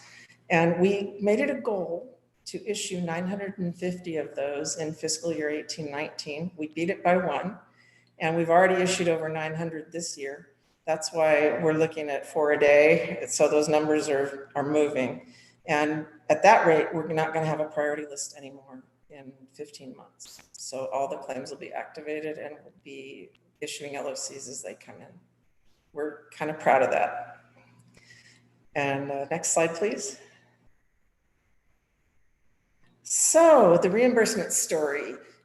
Fiscal year 18-19, we paid out 55 million, and that doesn't look so great, but I would remind you that that was the year of conversion to fiscal. And we had a pretty big square peg that had to go into a pretty small round hole to get our complex program in there. And I just can praise our staff and accounting and our claimants for having patience with us, because we've righted that ship. And in this fiscal year, we have paid out 184 million, and we're about to hit, actually we probably already have since the deadline passed, since I submitted this, 2 million. We've hit our spending authority for the first time ever. And we have another $80 million sitting there that we can't pay because we don't have the authority, but we can pay that on July 1st. So that's a testament to, I think, all of the communication between us and the claimants, and they are submitting things to us in a form that's easier for us to process. We've streamlined our processing procedures, which we've been working on for a long time, and that's the way we were able to do that. Next slide, please. So where did all that money go? We have 4 priority levels, 4 priority classes. The A priority is the highest priority. Those are individuals with heating oil tanks and situations like that. B are small businesses. The A's got about $1 million. The small businesses got about $27 million of that pie. And C's are the medium-sized businesses. They got 20 million. And if you look at that big block on the end there, that's the large corporations, the major oils.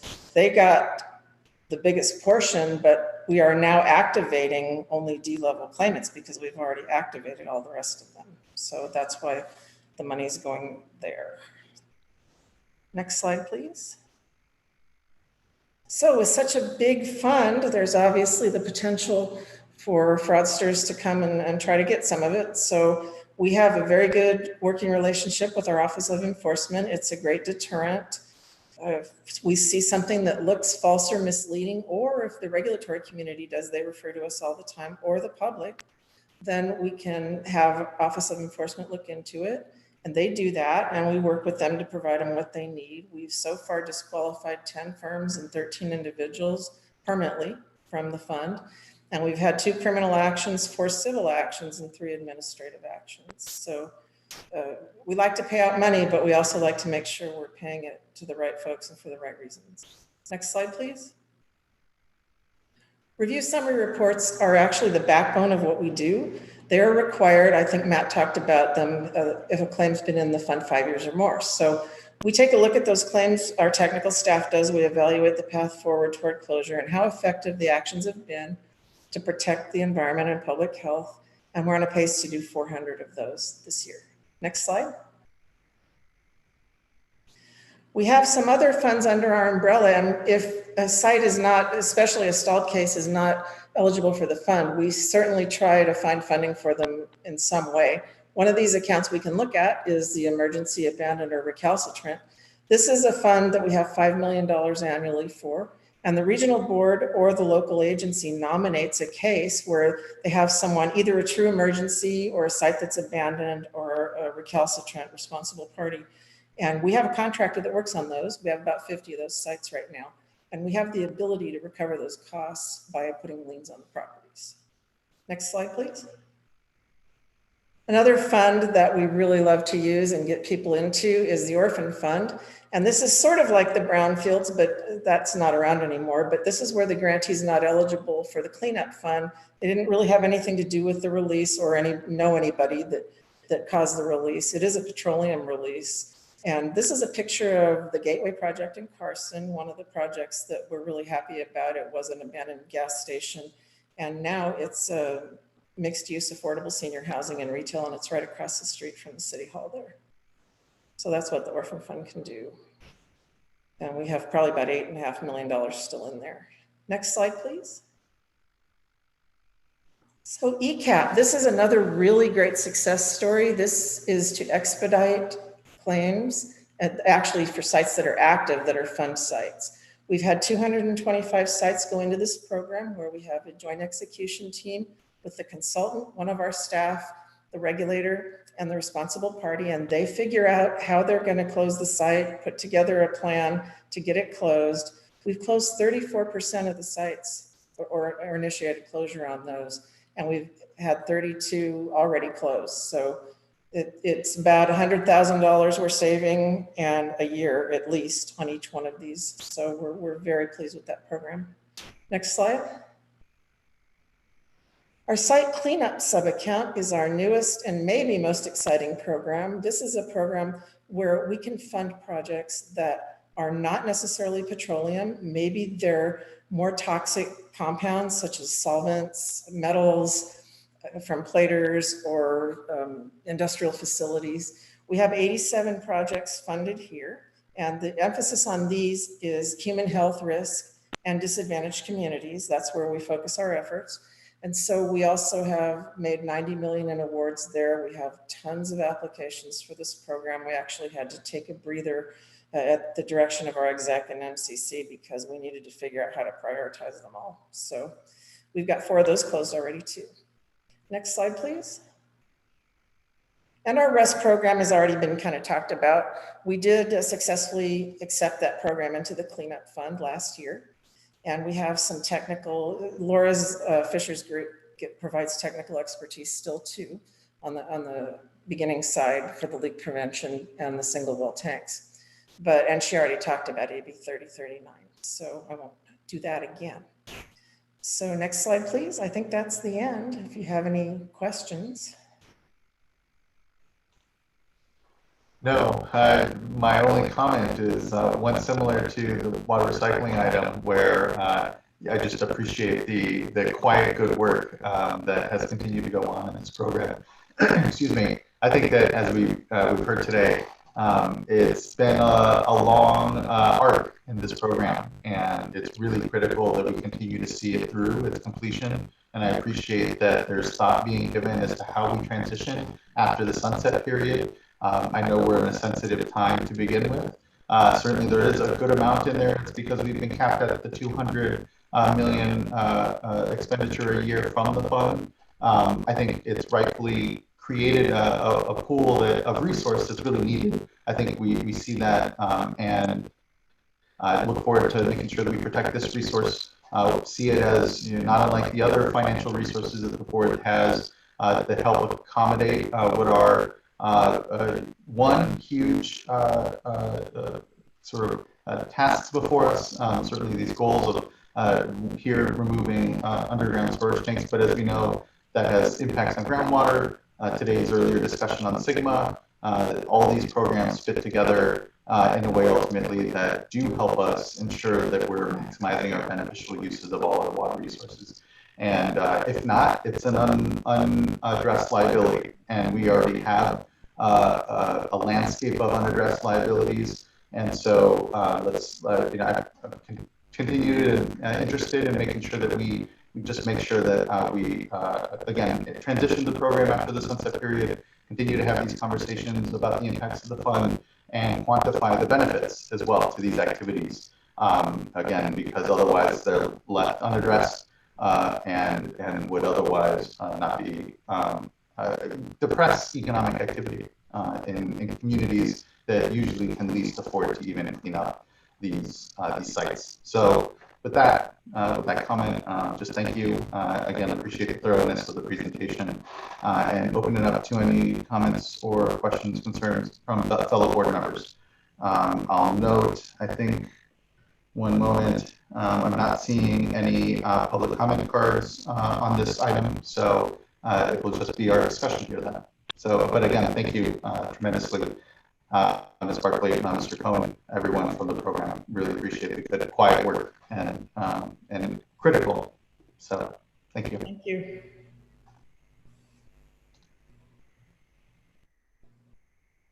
No, definitely. Thank you. Thank you all so much. I mean, there was a time when claimants and consultants would be knocking down our door with, concerns and complaints about things, and I haven't heard a thing in months. So that means thank you. You're doing a great job. That's what we like to hear.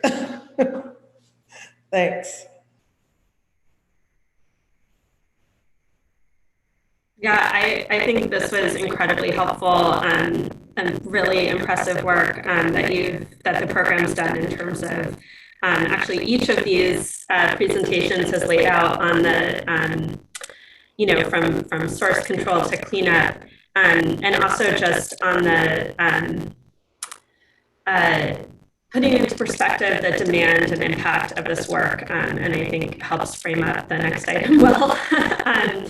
Yeah, just echo that. Really appreciate it. And I think, personally, I feel like since the short time that I've been on the board, I've seen annual updates now, and just feel like there's a lot of learning going on, and just continued excellent progress. So appreciate it.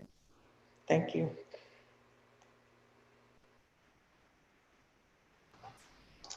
Fantastic. Any other closing thoughts from folks?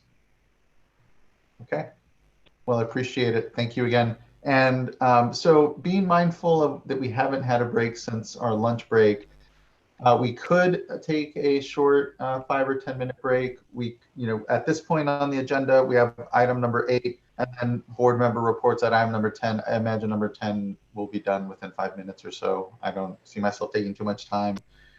So it leaves us with, if we want, we could quickly, I don't want to seem like I'm too much of, it's too insensitive here to the human needs that we have. Hopefully everyone feels comfortable that they should leave their desk if they need, but just want to take the temperature of board members if you feel we should take a quick break, or if we want to transition into item number 8 now then. I would just tell you that this presentation is much shorter than the last one. That's helpful. Yeah. Well then, sensing, let's just keep going. I appreciate it. Thank you. It was either that or board member or Vice Chair Diadamo was rolling down the river, but Let's power through. Okay, would you like me to start the next item then? Yes, please. Yeah, I think we'll go ahead and transition to item number 8 then. We'll keep going here. Thank you.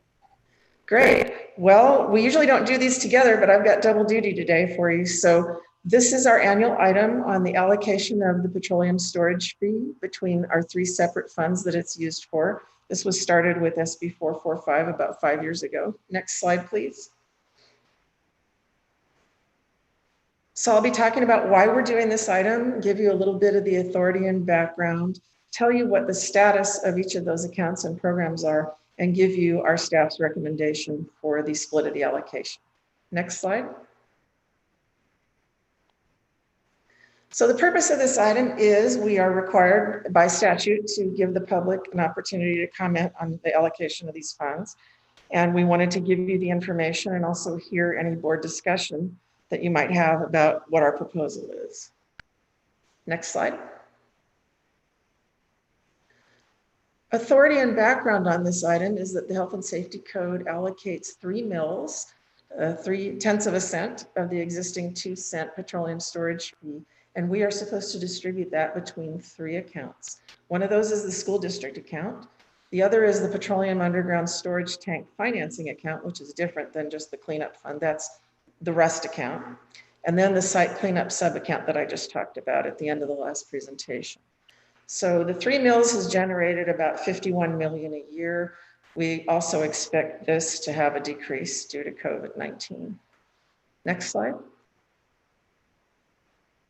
The school district account, this is a very mature program. It does reimburse corrective action costs incurred by K through 12 school districts, not colleges. And it funds cleanups of contamination from the leaking petroleum tanks at those school sites. And we do administer this right out of the cleanup fund. Next slide, please. The Petroleum Underground Storage Tank Financing account provides grants and loans to small businesses. This is RUST, to comply with UST regulatory requirements. And this can be the single wall tank removal, but it can also be things like monitoring and containment upgrades to their systems and to make it easier for small businesses to do that. Next slide, please.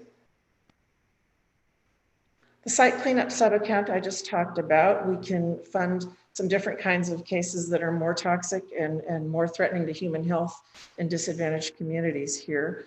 And we do have an issue with this one. We realize that we have spending authority for grants that is less than the funds that we have available. So we're working to try to fix that because there is quite a high demand on this program, as you'll see in a few slides. Next slide, please. So the school district account, we have issued all of their letters of commitment. We give them priority treatment. They get them as soon as they come in. We issue them. There's none of them on the priority list. It should say 21, not 12. We just ran a new report of those claims that remain open, and many are nearing closure. So we don't have a real high demand on this fund. The other thing about this fund is if we do run out of money, we can also pay these claims right out of the cleanup fund anyway. So we're hesitant to hang money up in a program that has not, they've used about 800,000 a year on average the last couple of years. So we don't want to tie up money there when we could be using it somewhere else, when we can also accommodate them in any way. Next slide, please. For the petroleum financing account, as Laura talked about already, we've really put a lot of effort here. We have our Red Horse contractor, we've got Laura's group, we've got our own RUST group reaching out. We have EPA contracted staff walking people through applications, knocking on doors. We just have not had the use of this fund that we thought we would have. And so we already have a bunch of money. It's been about a 50-50 split we've put in there. So we're thinking, let's reassess this a little bit. And they do have that deadline that Laura talked about. So that's why we're really trying hard to get people into this fund, into these funds. Next slide, please.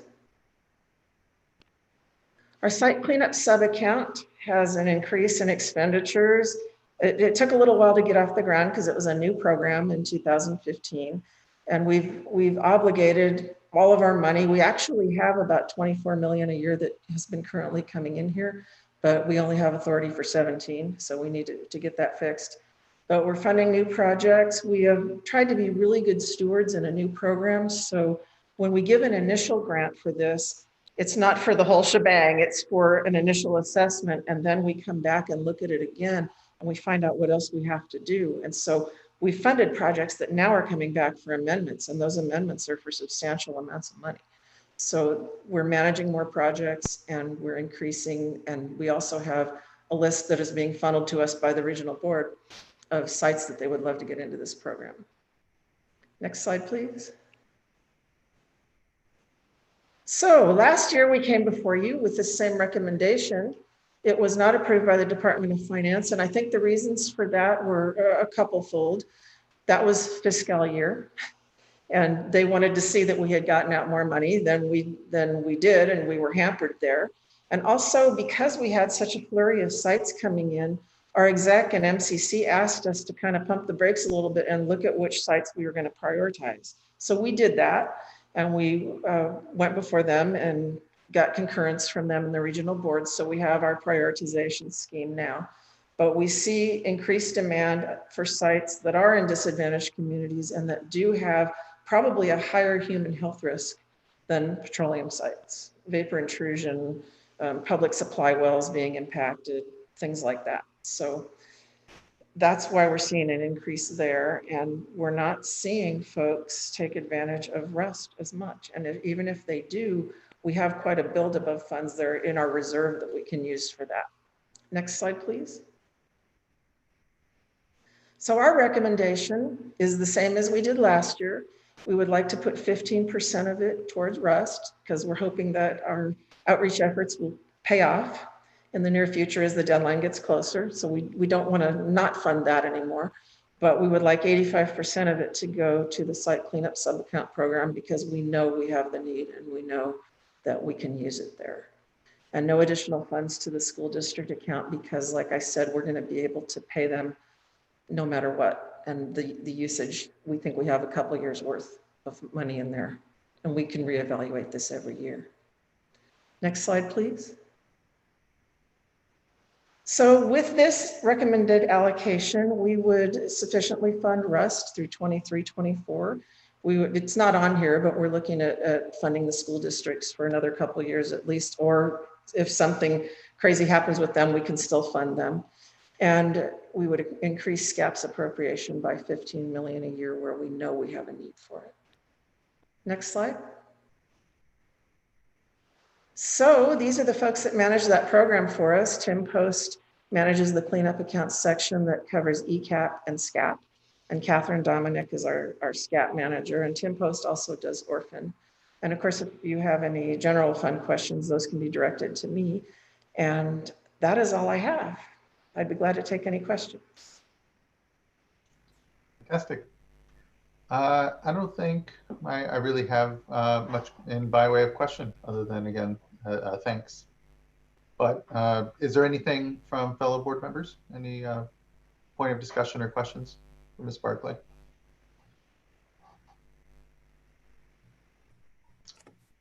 I just strongly agree with the recommendation to allocate more to the SCAP program. I think there's a huge demand, as you've laid out really clearly, and I appreciate staff working to make sure that we can better meet that demand and prioritizing human health and also supporting the regions in helping to identify how state funds can accelerate cleanup. So really appreciate this and strongly support it.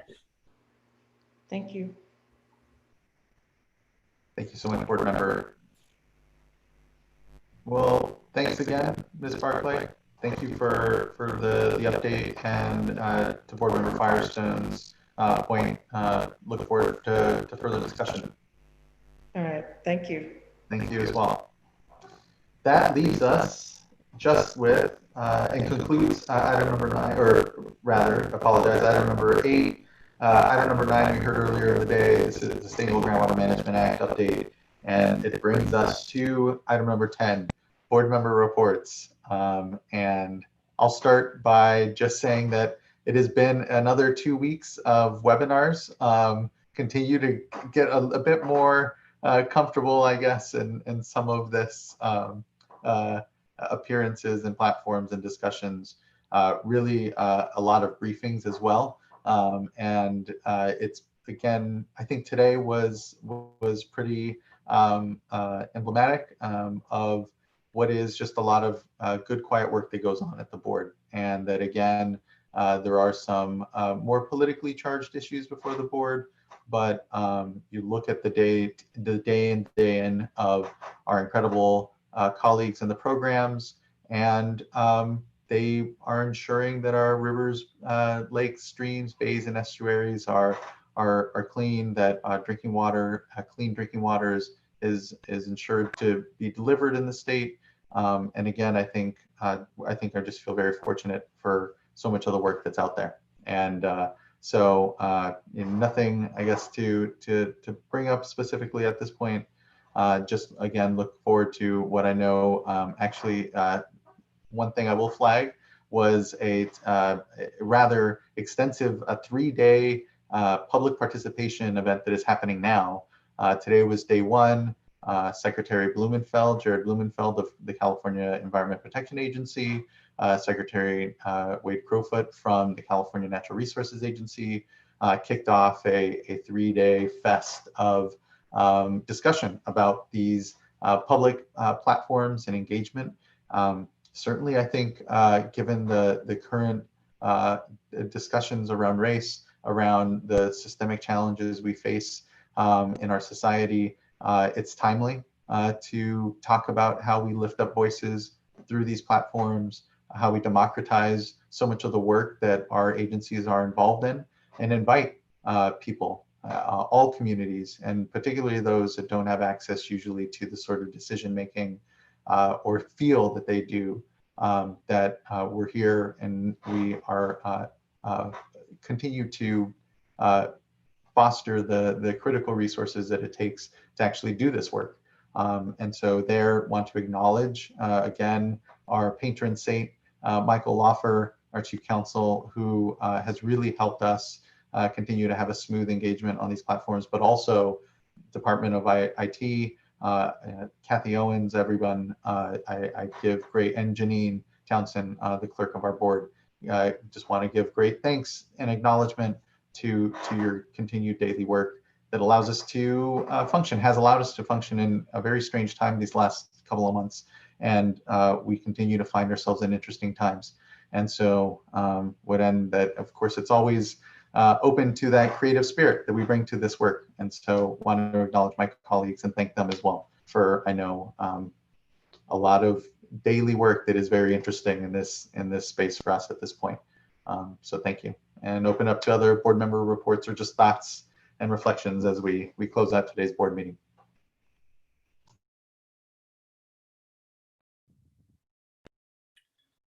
Thank you. Very well said. I actually have a couple of items that I wanted to report on, not to engage my colleagues in a discussion, because if we were to discuss any of these items, it would have to be publicly noticed. But I wanted to just let you know that these are items that have come to my attention, and I will be following up with Ms. Sobek and staff on. And if I'm not mistaken, these are things that I think might have come to your attention as well. So one of them is I met with some of the NGOs who filed a petition for the dairy order from the Central Valley Regional Water Board. And it's been, I think, several years since we issued an order saying that we would take it up on our own motion. And they were curious as to what's happening. And so I will be following up with staff on, what the status is, what staff recommendation might be, where we are in that review, because certainly it's been a while. And Mr. Lawfer, do you want to jump in now, or I was not going to go into any further detail than that. That's fine. And I was just going to say, we'll go ahead and make sure all the board members have an update on the status of that petition, and we'll get that to you before the next board meeting. That would be great. And then the other one that I wanted to let you know about is and this is one that I've had some conversation with Mr. Bishop about, and also, again, not something for discussion today, but just a heads up, that I met with a group, again, of environmental organizations about the Cat Canyon Aquifer exemption that is obviously under the, I guess it's now Cow Gem and not Dogger anymore. But these groups have sent, I believe it was a letter addressed to Mr. Chairman and CC to all the board members, requesting that we intervene in some way with respect to the staff's work on concurring or not with that decision. So again, not for discussion, but certainly this is something I'm taking up with Mr. Bishop and Mr. on, and it's an unusual matter, so I'll just leave it at that. But it certainly has caught my attention. So following Michael's lead, we are planning actually, as soon as we finish the review of all the comments, to hold briefings for all board members to describe the comments we received and changes or responses based on that. And then the third thing is something that I know you all have also been made aware of. I've been receiving a bunch of emails from those who were concerned about the letter our executive director sent to the Coastal Commission with respect to the Caliam desalination project. And again, it's not one of those unusual matter, but there's a lot of implication there, obviously, given that we have a CDO that was adopted. And so I, again, would just flag that as something that I've been briefed recently with my staff, and I will be following up with them, as I'm sure you all will be, as we get closer to one of the milestones that is in that CDO. And I'll just end it there. Okay, well, Tam, thank you for bringing that up. I'm not going to go into any issues here, only to flag that when we send out letters of that significance that we know are on controversial issues, that it's incredibly important to give the board members some advance notice that those letters are going to be transmitted. Unfortunately, in this situation, I actually heard from stakeholders asking me about the letter before I knew the letter even existed. So I just wanted to take this opportunity to, I've already mentioned this to staff, and I don't mean to put them on the spot, and I know it was inadvertent, but I just felt like I should bring that up here. Yeah, I mean, I certainly, like, I'm sure all of you have a lot of things we could say about that matter, which I'm not going to say right now, but it did raise a lot of questions from process as well as substance. Yeah, I agree on, and especially just appreciate being able to get information before it goes out, especially on significant and controversial issues that are on behalf of the board. As chair, I'll chime in and say, as you know, I've taken great care to make sure that we try to improve those lines of communication. And to the extent that there wasn't, and the expectation from me to the executive director, and I know unfortunately the timing is terrible, but Eileen has dropped off at 3:30 here. Otherwise, Ms. Sobek could perhaps remark, but the key here is to ensure that all board members are briefed and don't find out from external parties of whatever it is that gets sent. That includes the chair. So I appreciate, though, that the flagging of the continued need to certainly improve that. So I have a couple of items to report on. Yeah. First of all, just ongoing work as we all are all engaged in tracking various webinars.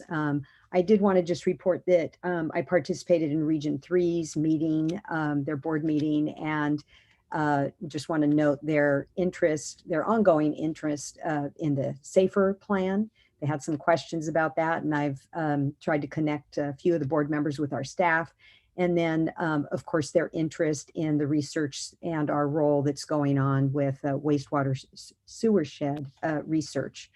I also followed PPIC's event on the review of the San Joaquin Valley's GSA that was mentioned here today. Interesting discussion.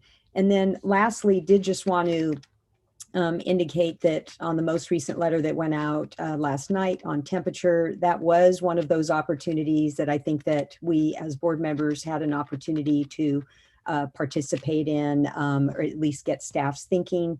I just want to indicate that although it's not the approach that I would have wanted, I do appreciate that through the back and forth that the result of the letter in the last paragraphs, there are several paragraphs at the end that really talk about ongoing dialogue, discussion, collaboration. I'm really looking forward to these discussions, not just in terms of the modeling results that were requested, but also our ongoing education so that we can better understand operations, mortality, the science, and with not just in communications with the Bureau of Reclamation and NIMS, but also with the stakeholders, the water users, and the NGOs. So look forward to improving the relationship and the dialogue there. Thank you, Vice Chair. I appreciate that. And it's hard sometimes. There's certainly 5 of us. We as an agency are a bit interesting in having 5 board members and then an executive director and then so many programs that, again, as we heard today, oftentimes are doing a lot of work, and when and how things come to the board and where it's appropriate, we need to continue to improve.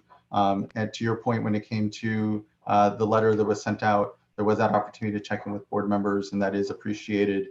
And I think to your point, the common theme is how do we continue to work together collaboratively? How do we continue to share information and modeling and sophistication around something so critical as the running of large infrastructure projects in the state? And we all have our place and purview. I think back to that puzzle piece image that that staff had up, and it is then requires us, as whether the Bureau of Reclamation or the State Water Board or many of the many stakeholders that these decisions impact, show some homework, help us understand what we're seeing on the landscape, what the options are, what the thought is back and forth, and benefit from what is, I know, a very robust community, not just on the state agency side, but on the NGO side, the academic side as well, to inform how we best move forward. And I think that that's always what the board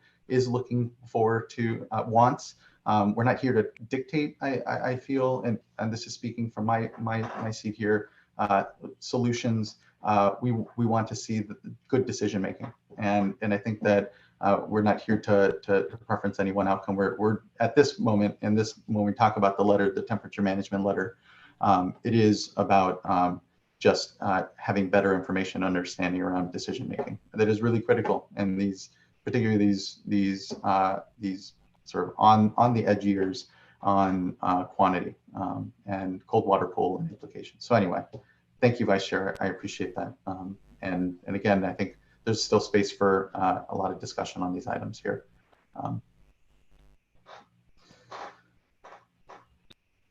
I think Board Member McGuire, I know you had chimed in on an item. I don't know if you had any further things that you wanted to bring up. I don't know if you had a full opportunity for consideration there. Sure. Well, like everyone, I've been engaging with a number of the same issues that have already been brought up today, so I appreciate that. It sounds like we're all doing similar things, engaging the best we can through this space. I will say I'm very anxious to get outside again. But I do look forward to these meetings because I do get to see each of you at least in little squares on my screen for several hours. So that reminds me that the world is still out there and we're all still moving forward. So that's good. Just, just one workshop, and Board Member Firestone, maybe you attended the same one. I think I may have seen your name on there, but the County Drought Advisory Group recommendations for drought planning for small communities and self-supplied communities. The draft recommendations were released recently, and it's in the public comment period right now.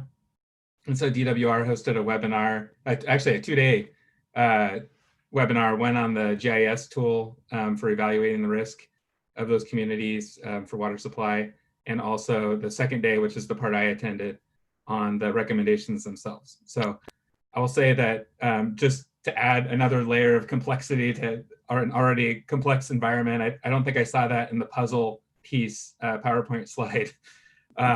But local planning and small water system planning for drought resilience is another piece of that puzzle when we're thinking about water quality, water supply challenges, and how we can enable, continued efforts in that space. So it's like a whole nother conversation for another day, but just if you haven't seen the recommendations or been giving some thought to that, I would just suggest you take a look at those and look forward to continuing to work through those. As I'm, as you know, very interested in water supply and always concerned about drought. And I bring that up at pretty much every meeting now. And so this is just one of those one of those pieces where there is a lot of work still to do and a lot of opportunity for us to continue to support those water systems and the individuals that can be impacted by drought that could be coming, or whatever that future has in store for us. I think I just wanted to add, we have released the draft fund expenditure plan for the SAFER program, and we'll be having a advisory group meeting, and I know we'll be just getting public comment on that. Unfortunately, we also had the auction results for the GGRF, which were really, really low. And I think, I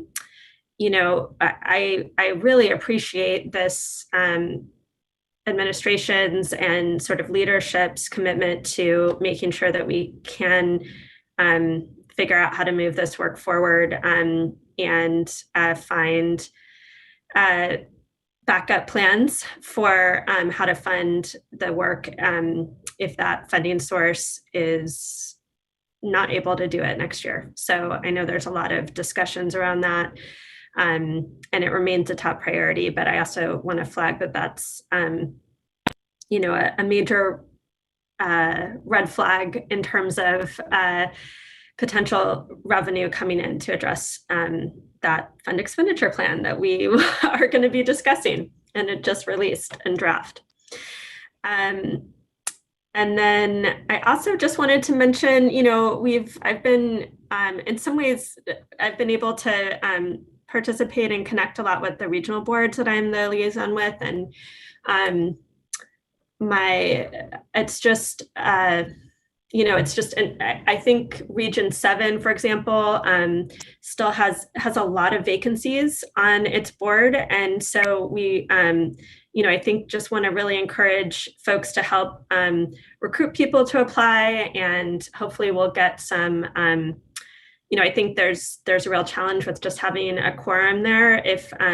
So I think just wanted to emphasize that need, and also just on Region 9, I think COVID's really hit that region personally, including board member. And I think we need to make sure that we're, as a water boards family, working to support each other and recognize the impacts that this is having on our fellow board members. And I just appreciate the leadership of, all of the regional boards, and especially been able to appreciate that the ones that I've been more in contact with. And I know there's, in addition, been a number of different work around border issues. The May revise did include funding to implement the New River project, which would help protect the community of Calexico from untreated sewage coming through its community. That's in the May revise. We'll see what ends up happening in the final budget. And for Tijuana river flows, I think there's a lot of discussions, including I think today with with the EPA on funding that has been allocated at the federal level in terms of how it's used and continued work there. So just wanted to mention those updates on border. And, you know, otherwise, I think board members covered the things that I've been doing. Great, thank you all. Just quickly, I know Eileen, our executive director, has been able to join us again, and just wanted to pull her up to receive some public lashings. No, I wanted to make sure. Eileen heard, I know there was some dissatisfaction on some process, and so far as making sure that we're board members are being aware of letters, the Callahan letter, particularly in this case, Sean brought that up, and board member McGuire then, and wanted to make sure that you did hear and were able to help us address. Yeah, absolutely. You know, apologies for that, and we'll work to make sure that that doesn't happen again. We obviously send out a lot of correspondence and take a lot of positions, but we do try to make sure, we should make sure that the really significant ones that we touch base and the ones that are going to be controversial or excite controversy, even if the, I guess I'm not always willing to say that the letters are as controversial as people say, but I understood, and I apologize for being offline for a emergency call that came in. You don't have to apologize about that in the least. Just thank you, Eileen. I did want to just acknowledge and have a moment to just bring it back up. So thank you. And again, thank you, Board Member McGuire. Sure. I just want to say I appreciate that response. And I know, again, that it was inadvertent, but I felt in this case, I just wanted to mention that it was a concern that came up for me. Yep, understood. That's much appreciated. And thank you. That brings us, I think, to the end of our board member reports. Just again, much thanks, everyone. Take care of yourselves. I think just again, I just want to express my gratitude to my colleagues here on the board and everyone, all my colleagues in our programs and our sister agencies. And again, it's a moment here, particularly as members of government, members and public servants, to recommit to so much of the spirit and the need around the work that we do. So just thank you, really appreciate it. And this concludes our meeting, and it is now adjourned. So thank you, everyone. We'll see you at our next meeting on June 16th, 9:30. Thanks, everyone. Bye.